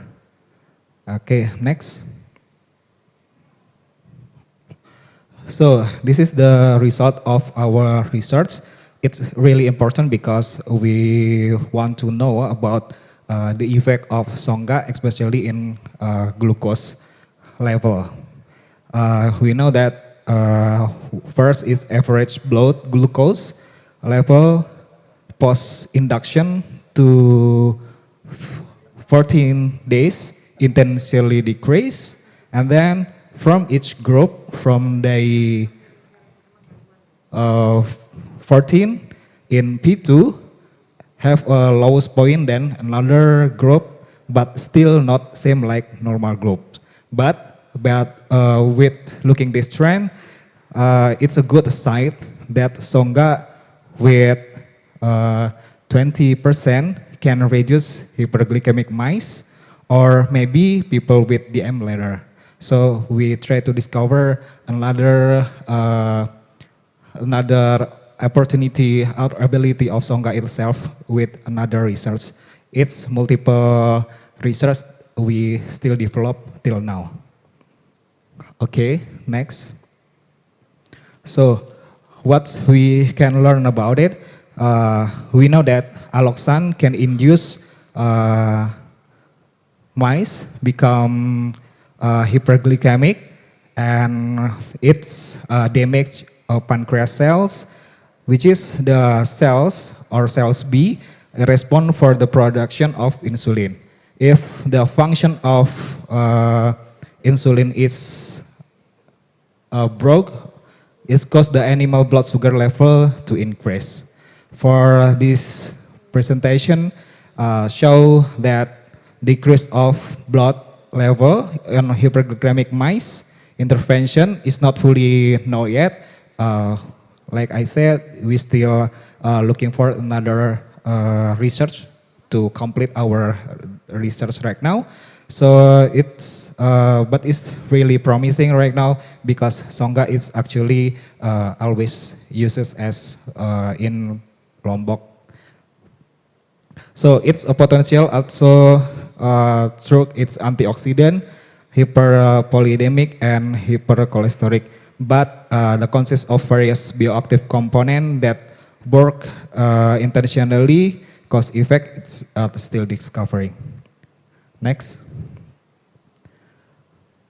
So the conclusion about this presentation right now, Songa can reduce glucose level in alloxan-induced diabetic mice. Songa with dose 20% was able to lower blood sugar level higher than dose 8%, even though the differences were not significantly.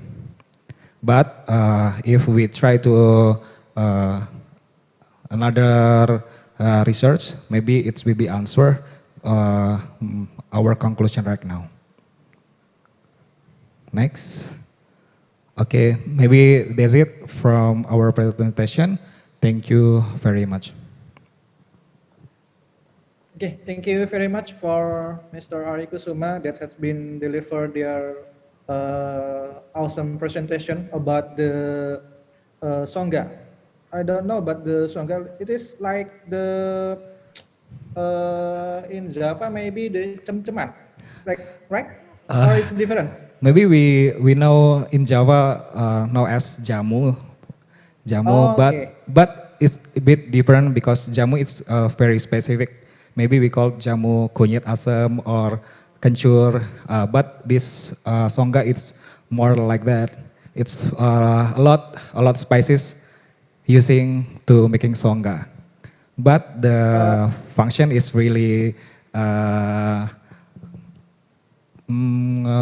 benefit because people in Lombok using this Songa before they climb the Rinjani. Yeah. Before. Okay, the major component. May I know about the major component from the Songa? Songa apa or Songas? Songa. Songa.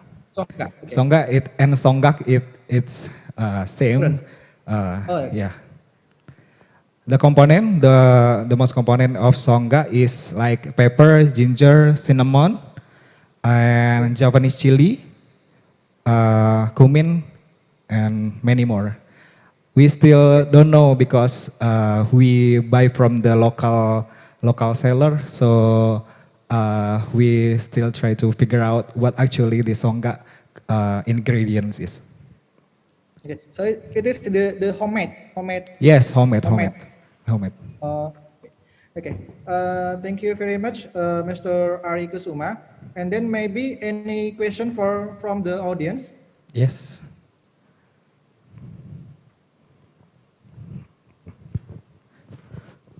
Check. Okay. Good afternoon, Mr. Ari. I Yes, would like good to ask a afternoon. question. My question is how did you choose the? I'm sorry. I'm quite curious about your mice in 25 mice samples because as we know that diabetic mellitus it is normally not normally mostly some people get it in the elderly or maybe 48 years old or older. So I would like to ask you how did you find the mice that you try to treat my mice? Yes. Is it all heterogeneous in elderly or what is the different maybe like treatment between first mice with second mice or third mice and if there is one mice or two mice that maybe we can say dead or lost or something like that. Okay. Is there any change or you just keep going the processing of the samples? Yes, Thank you. Thank you. This is our laboratory experience. It's a little bit difficult because if we give something more, maybe the mice could be died. Okay, so we figure out that mice should be treated very gently, and then it's not really different with the main condition with the elderly or something, because we try it first as laboratory level in laboratory. So we just use normal mice in this experience. So these mice with conditionally with alloxan to make them hyperglycemic. After that, post-glycemic, we control with glucometer, and then in next 3 days, we control again with glucometers, and we decided, oh, this is can use for the treatment or not. If the level of glucose is not our criteria, will be excluded. So this is really tricky actually to make our mice really suitable to our research. And then if we give too much songa or too much alloxan, these mice could be died maybe after our injection, and then the next day they could be died. So we need to prepare another mice to replace our treatment. Thank you. Thank you so much, Mr. Ari. Okay. Thank you very much for Mr. Uki. He is my friend from the Laboratory Technology Department. I guess you are from the Medical Laboratory Technology Department too, right? Yeah. Do you from the Medical Laboratory Department? Yes. Okay. We are the same major. Because we are so familiar with this research actually. I have some question, but maybe for the last time, maybe I will ask you directly about your research, and I want to invite you actually to publish your paper in my journal. Maybe okay. You know me. Yeah, you can see my journal at technolabjournal.com because your research is very interesting for me. So maybe we want to publish your paper. Sorry if I tell you in this session. And then maybe any question from another? Any question from another participant?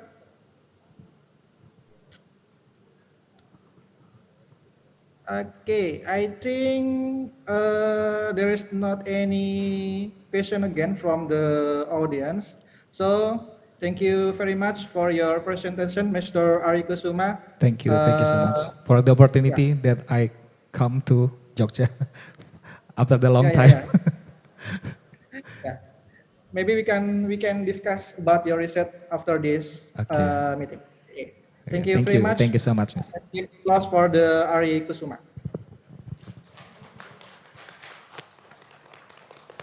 Okay.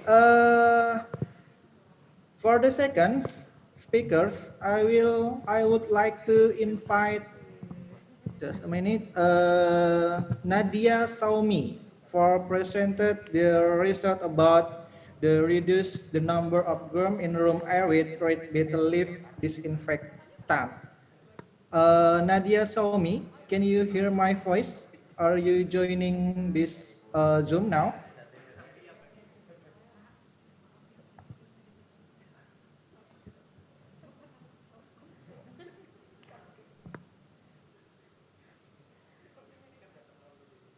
Hello, Nadia Saumi. It is Mrs. or Mr. I think it's Miss. Miss Nadia Saumi.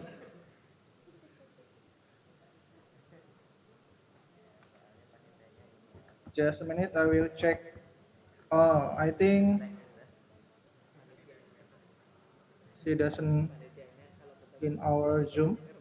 Okay. For the next author, maybe I would like to invite Mrs. Fitrin Ekawasti. Mrs. Fitrin, are you there?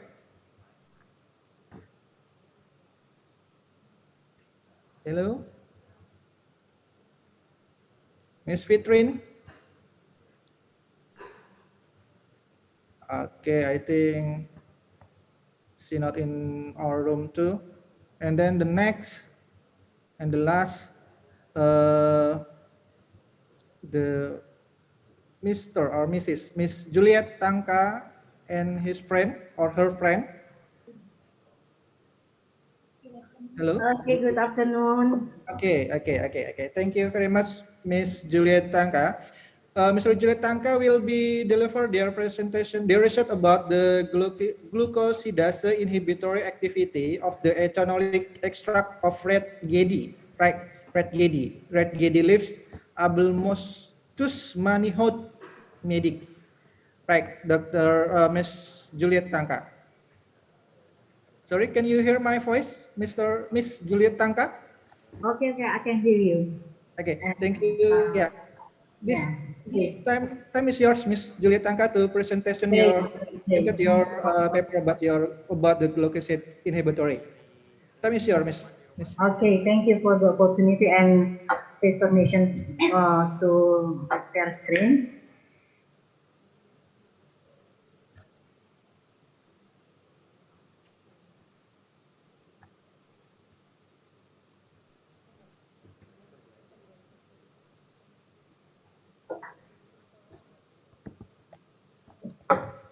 Okay.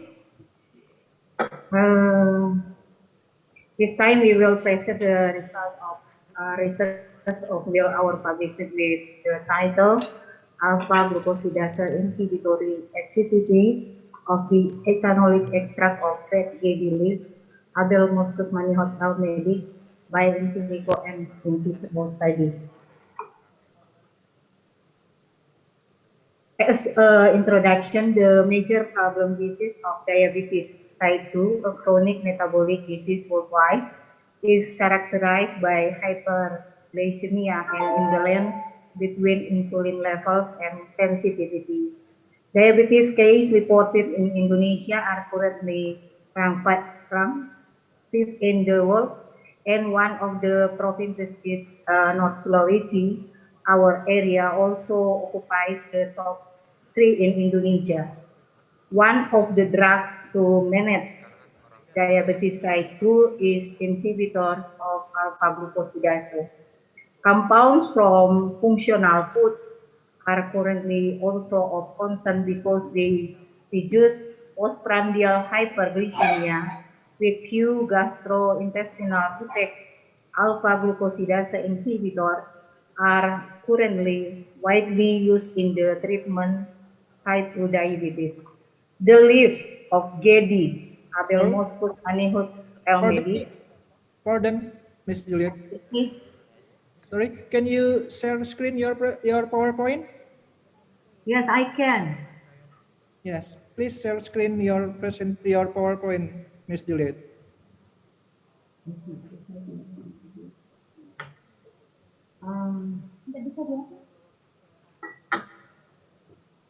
Or you have some trouble?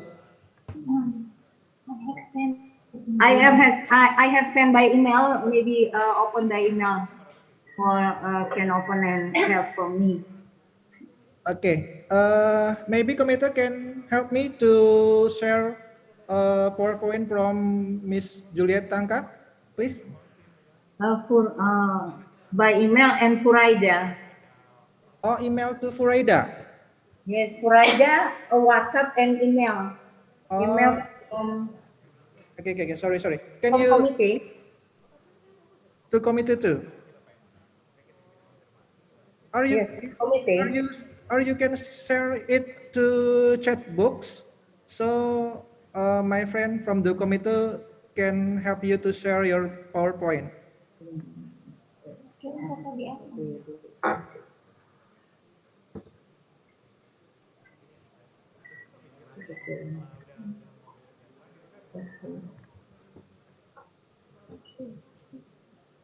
You can share it in the chat book. Okay. Wait.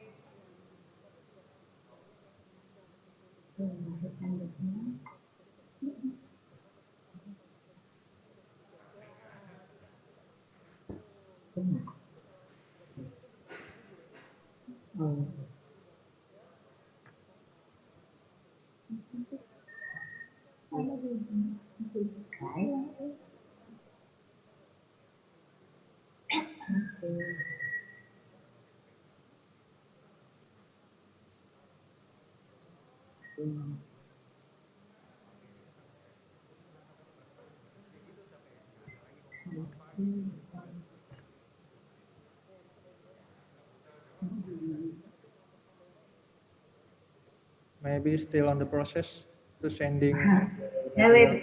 back. Sorry, waiting. The size is maybe bigger, so we need more time to send it. On process for Okay. sending. Okay.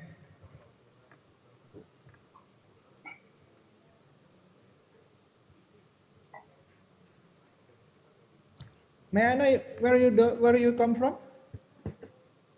From Sulawesi Utara, Manado. From Manado. Poltekkes PNS Manado. Right. And what department? Medical laboratory itu? Pharmacy department. Oh, pharmacy department. Okay. It's like same but difference with medical laboratory technology, right? Oh, yes, yes.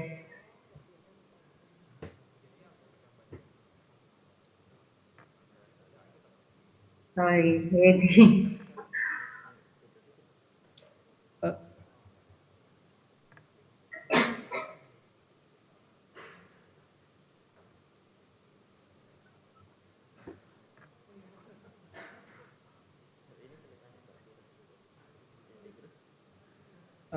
I don't know because maybe in Yogyakarta the WhatsApp have trouble.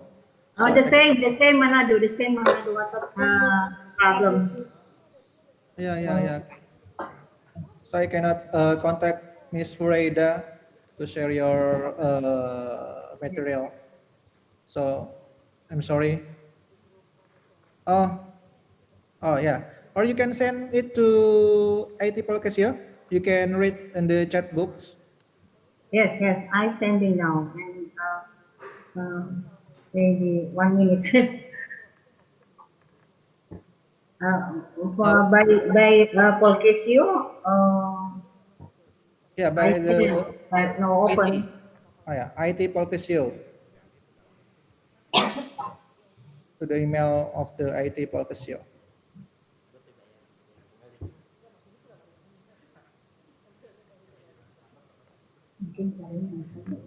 Okay. Okay, fine. Okay, it has been sent. Committee, please help me to share the PowerPoint from Miss Juliet. Okay.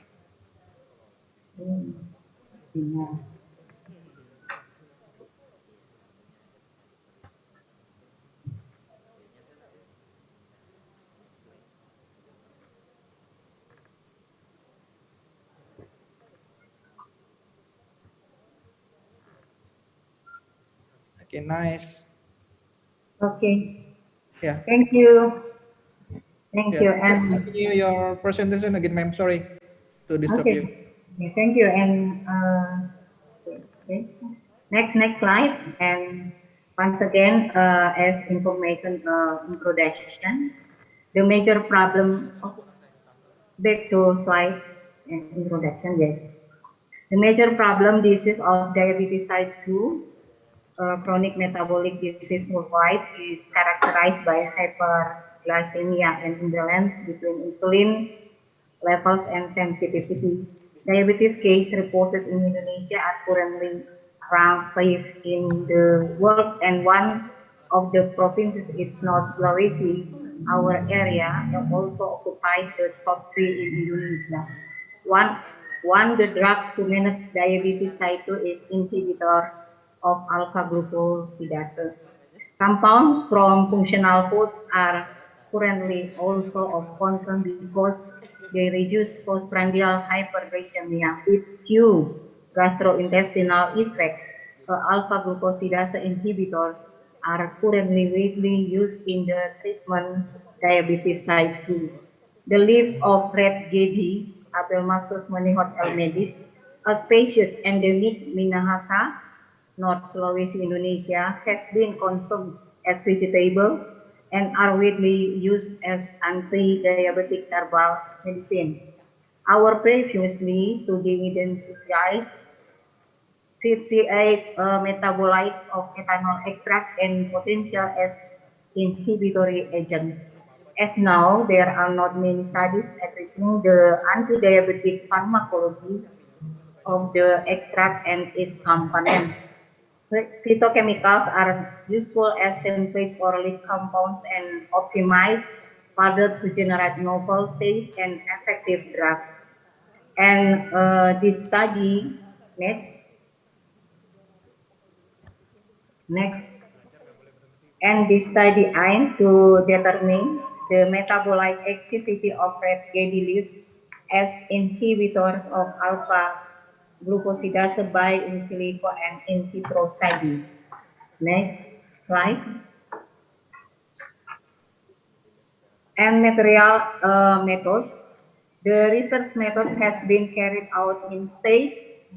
The first extraction and then for in silico study, prepare protein and ligand, and then molecular docking, and then molecular dynamic simulation, and the next in vitro study by alpha glucosidase inhibitory assay, and finally data analysis.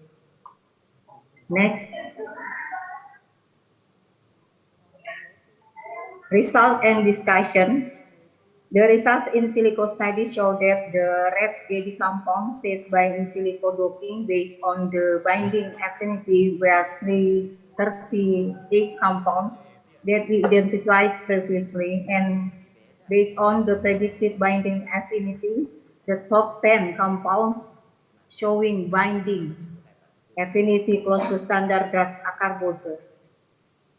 Furthermore, prediction of docking inhibition of red gaddy leaves compounds on alpha glucosidase enzyme activity by calculating the constantin inhibition of the 10 metabolite of red gaddy. The constantin inhibition value closer to the standard drug value acarbose was alpha spinasterol, sigmasterol, and sambicyaniine.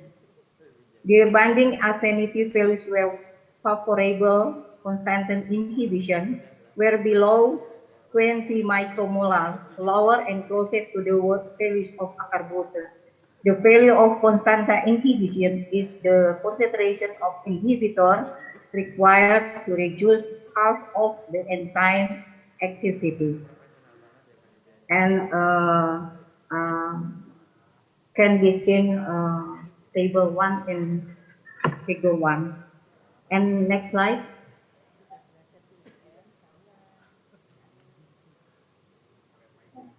Next slide, excuse me. And then the prediction of the effect was carried out by docking the interaction of the compound ligand from gaddy leaves with the protein target alpha glucosidase.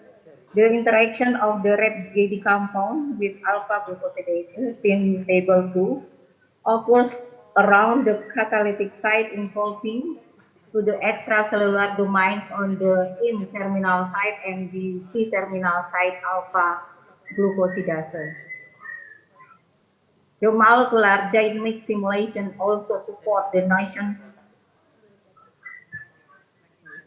of complex stability.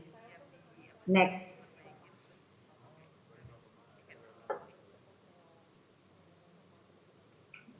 Figure 2 and 3, but red gaddy leaves compounds that have high constantin inhibition such as myristatin, 3-glucoside, and low constantin inhibition such as alpha spinasterol are estimated to have the same total energy and odd mean square deviation pattern. The calculate structure different as at a given point in the time. With respect to the initial structure at the start of the simulation, odd mean square deviation indicate the stability of the protein system. The smaller the difference, the more equivalent the structure and the more stable the system. And next slide.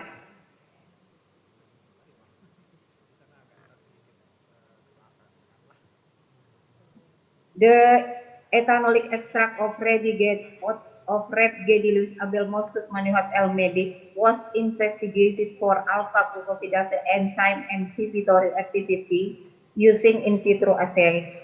Acarbose was used as the standard comparison. The experiment were replicated 4 times with an excellent agreement for its replication, resulting in standard deviation 0.00. The results show that the extract inhibit alpha-glucosidase activity similar with acarbose at 9 times higher concentration. The calculated IC50 of the extract was 1055.79, whereas IC50 of acarbose was 14.56 microgram per milliliter. The different concentration between ethanolic extract of red Gedi leaves and acarbose was expected. Acarbose is a single active pharmaceutical ingredient, whereas the extract is a mix of compounds.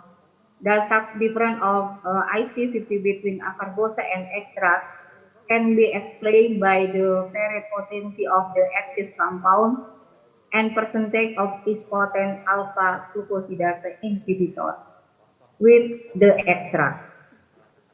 Next slide.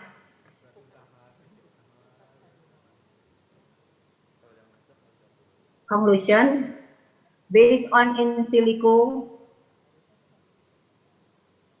studies show that the compounds of ethanolic extract of red Gedi leaves potential set as alpha-glucosidase inhibitor based on compound binding affinity, content inhibition, total energy, that means with deviation and stability. The most potent compounds of the extract to inhibit alpha-glucosidase activity are probably alpha-spinasterol, sigmasterol, and sambiasin 38 compound from red Gedi leaves. In vitro assay determining the alpha-glucosidase inhibitory activity of the extract show that IC50 of the extract was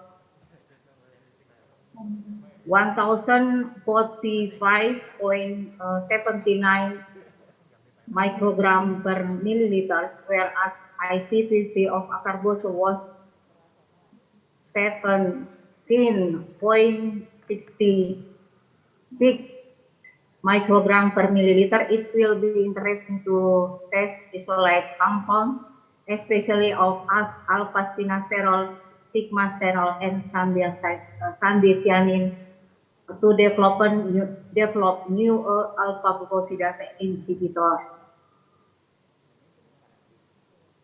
And finally, that's my presentation, and thank you for attention. Okay, thank you very much for Ms. Julia Tangka that had been presented their research about the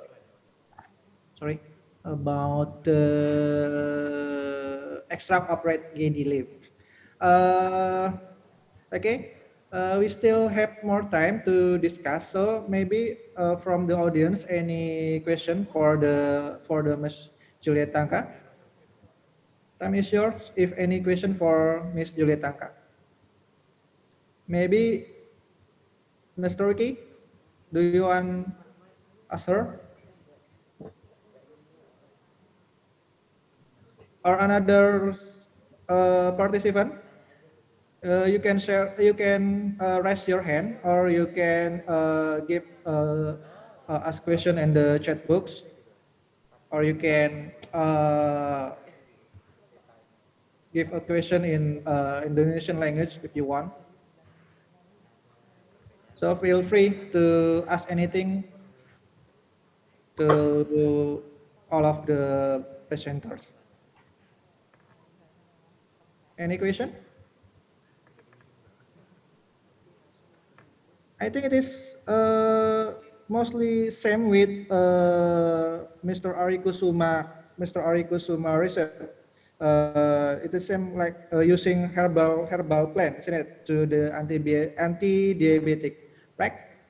So maybe all of you, both of you, both of you can share the result, and maybe that you can combine the results. So I think it is more comprehensive and more interesting paper if you combine both of you. Sorry, any question again before we start to another presenters?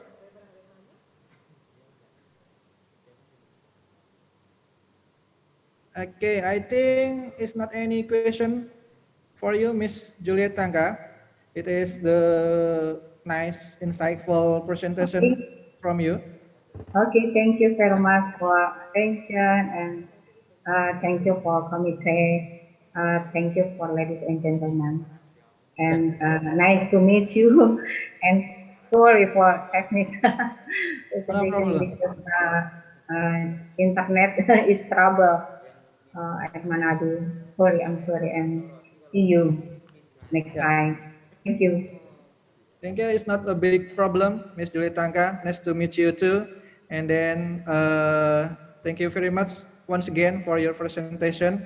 And we give applause to you from the audience in our ballroom. Thank you very much once again. And then for the last presenter, I would like to invite, Miss Rifko, right?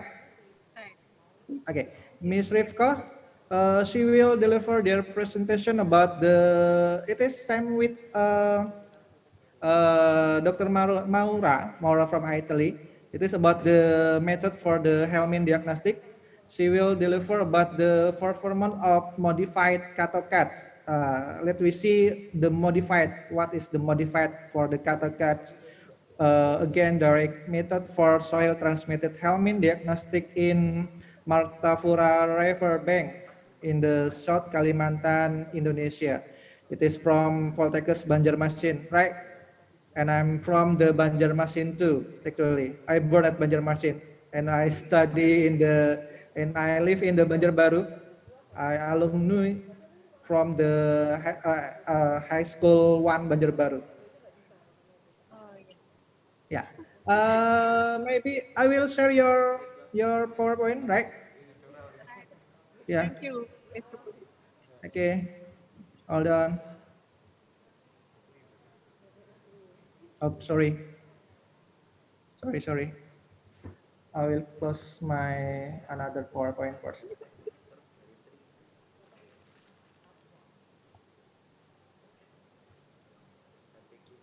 Just a minute.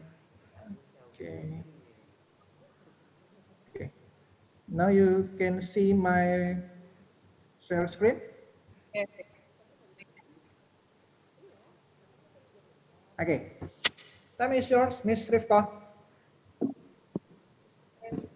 Thank you, Mr. Chair. Good afternoon, ladies and gentlemen. It's the to be presenter at the 9th International Conference. Wait.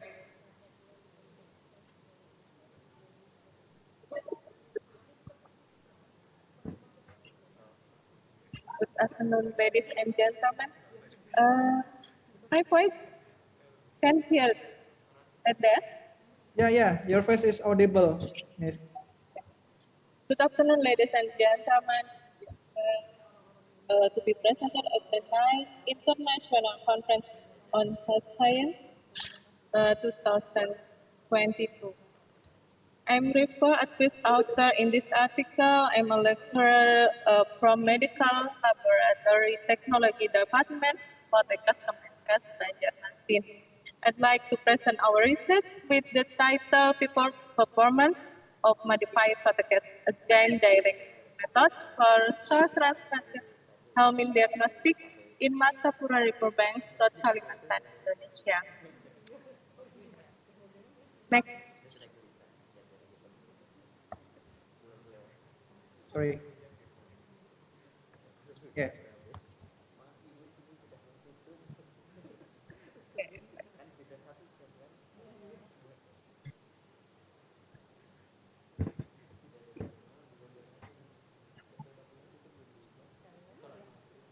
Hello, Ms. Rifka. Yes. Yeah, please continue your presentation. Okay, as we know, cell-transmitted infection is remain a public health problem in Indonesia. The prevalence from 2.5 and 62%, and the impact of the helminths is nutrition malnutrition and anemia causes stunting problem, especially in primary school children. Next. No previous data about STH prevalence in Matapuram Burbank, so we need accurate diagnosis for effective treatment. Public health center laboratory as a basic laboratory use direct wet mount tool only. So because they're not equipped with the proper tools of SPH infection. So we need to develop a modified CATOCAT kit. Next.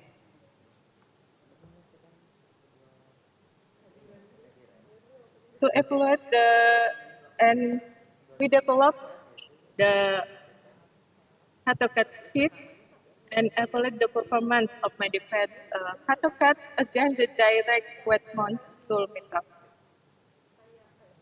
Next. This is the modified CATOCAT kit were developed which CATOCAT templates and spatulas from acrylic material, and then the reagents from glycerol, malacid green in glycerol aqua base. Next. From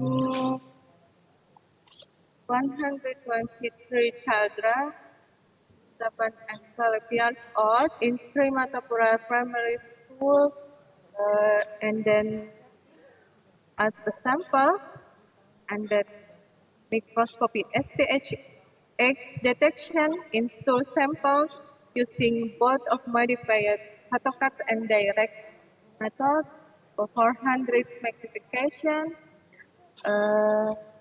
by two trained laboratory technicians. Next.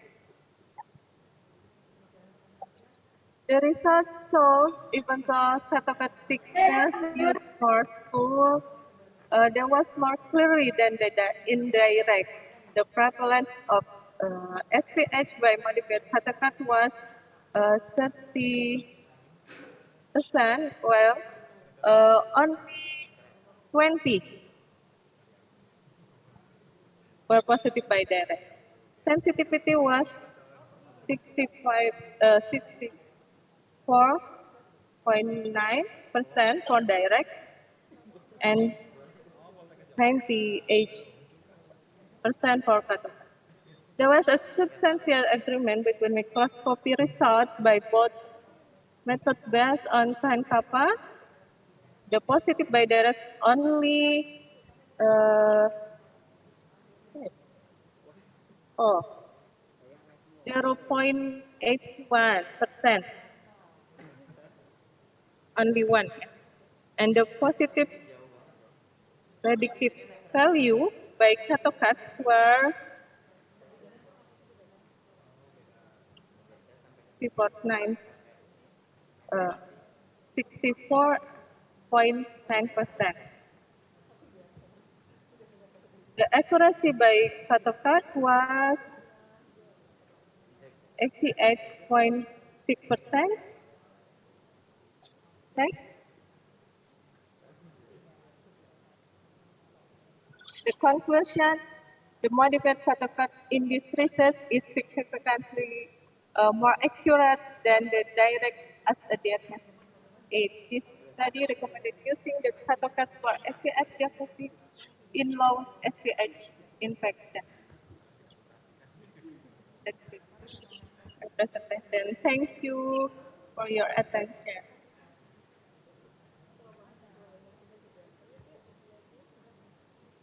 Okay, thank you very much for your presentation, Ms. Rifka. Before I want to ask you some question, I will give the opportunity for the audience first, maybe. Any question for the audience?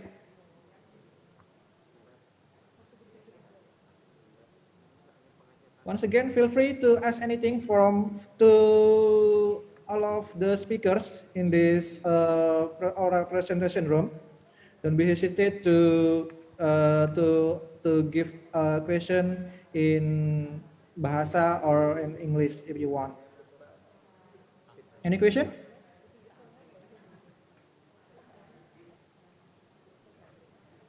Okay, before we waiting question from the audience, I will ask you some question. Like maybe you can more give me a detail about the part of modified for the CATOCAT methods, Ms. Rifko. What the part of the CATOCAT method that you have been modified in your research? The CATOCAT method or modified CATOCAT method is from the template and then from the shape, yeah, template with the acrylic material. Oh, acrylic from the, so it is the modified is from the material. Material. Huh? Okay. And then how about the, yeah, sorry. How about the malisit green? We know that malisit green is carcinogenic, right? So maybe it can be used alternative reagent like maybe the methylene blue maybe?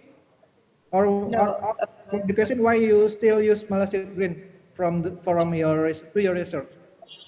In our previous study, we compare methylene blue and malisit green, and then the malisit green better than methylene blue. Okay. So it is the reason why you still use malisit green, right? Yes. Yeah. How about the, I don't know, you joining when Dr. Maura presented the research about the mini plotak? Yes, I see. Yeah. So what do you think about the mini plotak? Maybe you want to share to conduct some research to give us the differences between CATOCAT and the plotak, and the mini plotak, I mean. Okay. If mini plotak, we need more sample than the CATOCAT. And then for surveillance, mini plotak, I think it's more difficult than CATOCAT. Okay, so you still prefer to choose the CATOCAT method for the surveillance. Yeah, for the surveillance for the helminthiasis, right? Okay. Thank you very much, Ms. Rifko, for your answer. Thank you, Mr. Budi. Yeah, we still have more time to discuss for all of our presenters. So I will open again for the audience to ask anything to all of speakers in this oral presentation room. Excuse me, Mr. Budi, I would like to ask a question. Yeah. Yes. How many repeatment did you do until you get this? This method is, 99% accurate, something like that. And did you compare with the gold standard or something like that to make it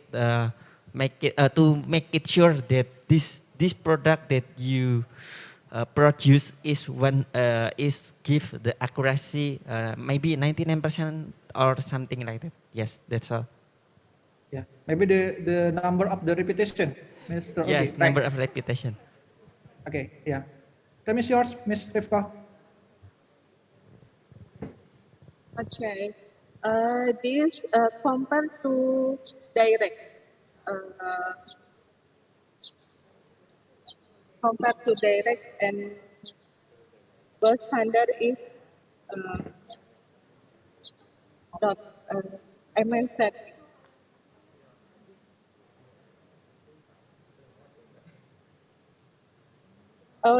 replication. Three replication, three times replication, and two laboratory technician.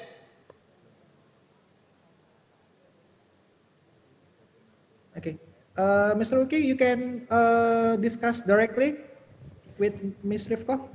Yes, I think because for me, in my opinion, I think we need to show the repetition or replication will be more accurate if we do it in maybe more than 30 times, and this product will show the same result, in my opinion, like that. So before we test it, in my opinion, we have to show this before we do this product. We need to we have been do this repeatment, maybe for example 30 times or 50 times, so we can make sure that this new method is quite accurate if we compare with the gold standard. That's all. Thank you. Thank you, Mr. Oki. Your turn, Ms. Rifka. Maybe you have another comment. Okay.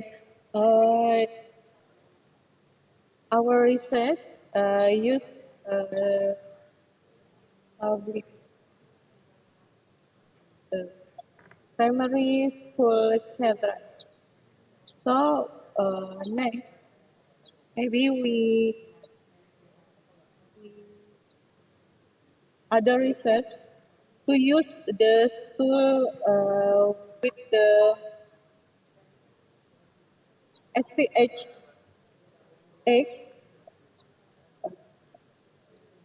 camping standard sample. For now, which we use 5 sample. Primary school children. So this for the compare direct with direct method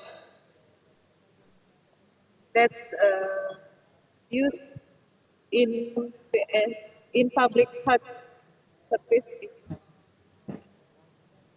Martapura Development. Okay, Jadi yeah. Please continue, Ms. Rifka. So it just compared to two methods, to this method, I think this method. Yeah, because maybe only CATOCATS and direct method. Yeah, because you want to compare. We know that the direct method is the popular method. In public.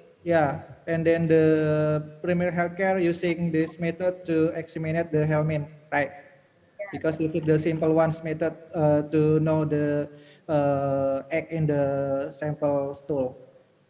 But we know that from the WHO, you know that CATOCAT is the gold standard for the examination for the helminthiasis. But yeah, we still we must careful because we know that once again I tell about the malachite green. Malachite green is the carcinogenic reagent. So yeah, we will most careful about when we using the malachite green for the CATOCAT method. Maybe like that, right? Yeah.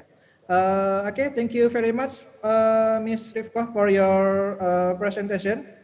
Any question before we close our in our presentation room, maybe the student or the lecturer want to ask anything for the all audience, not only for the Miss Ripko, but you can ask question for Miss Juliet and then for the Mr. Ari Kusuma. There is any question again?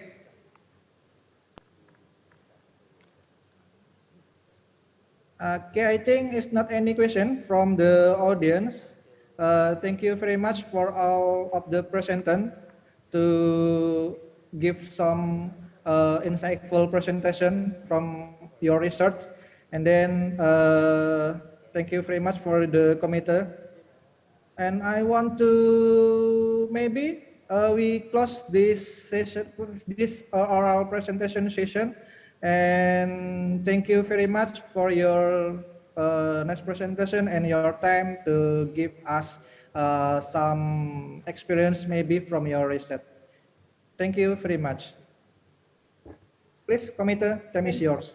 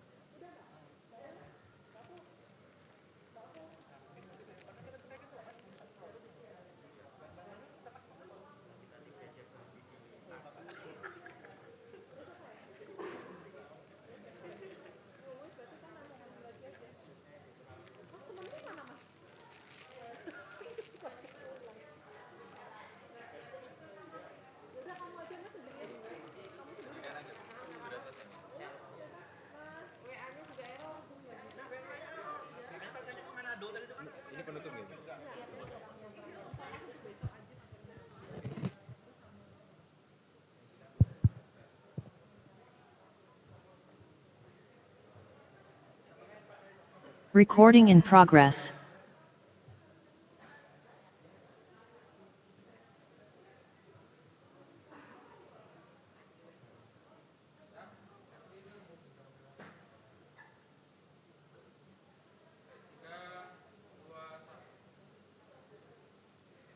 Thank you for all participants to coming back to the main room. Ladies and gentlemen, before we close our agenda today, we will give some information regarding tomorrow's session, which are tomorrow, the second day of conference is going to be start at 8:30 a.m. We will be having 3 sessions of presentation for tomorrow, and followed by 2 sessions of oral presentation, leading to the announcement of the best speakers, best paper, and favorite presenter. Thank you very much for attending today's 9th International Conference on Health and Science, and see you all tomorrow. Have a great day. Wassalamualaikum warahmatullahi wabarakatuh.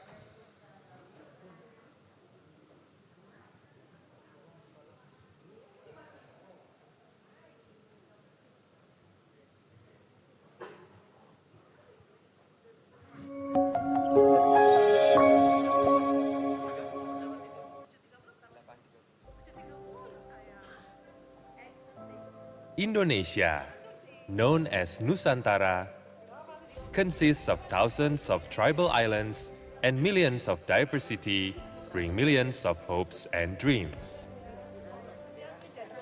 Here is the place where passion and hopes meet from across the archipelago to nourish the nation. Politeknik Kesehatan Kementerian Kesehatan Yogyakarta, established in 2001, is a fusion of 6 health academies in Yogyakarta, establishing itself as the leading college of health workers in Indonesia. Politeknik Kesehatan Kemenkes Yogyakarta, or Polkesyo, is a state university under the Ministry of Health, known as university that upholds cultural values, nationality, and upholds diversity and prioritize the interests of the nation. Polkesyo, with various works and achievements, we have proven ourselves to always serve tirelessly to produce competent health workers who can carry out their professional performance to make the healthy nation. Polkesyo, which is located in the special region of Yogyakarta, or referred to as a student city, creates a learning climate and academic atmosphere that supports student achievement.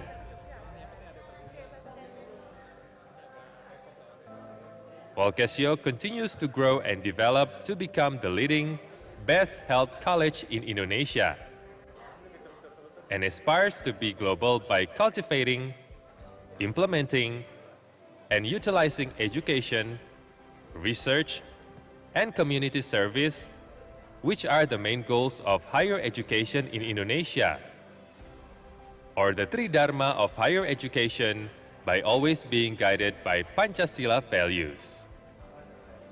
We carry out education, conduct research, and provide community service by improving science and technology in health sector that is beneficial to society, nation, and state.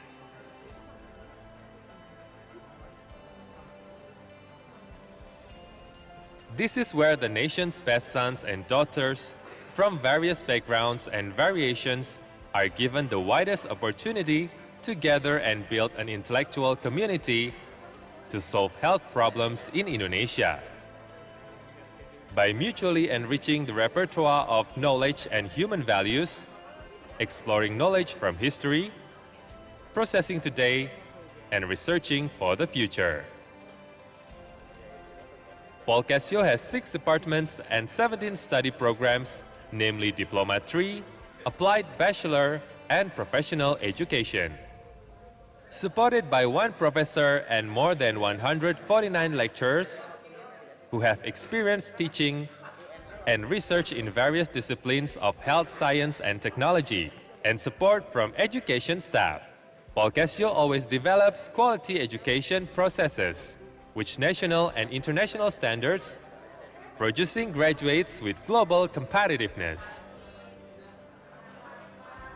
To support competence, knowledge, skills, and attitudes of students, Polcasio provides various laboratories with sophisticated and modern equipment and technology, so that a strong research culture continues to develop, marked by various innovative discoveries that are useful for society.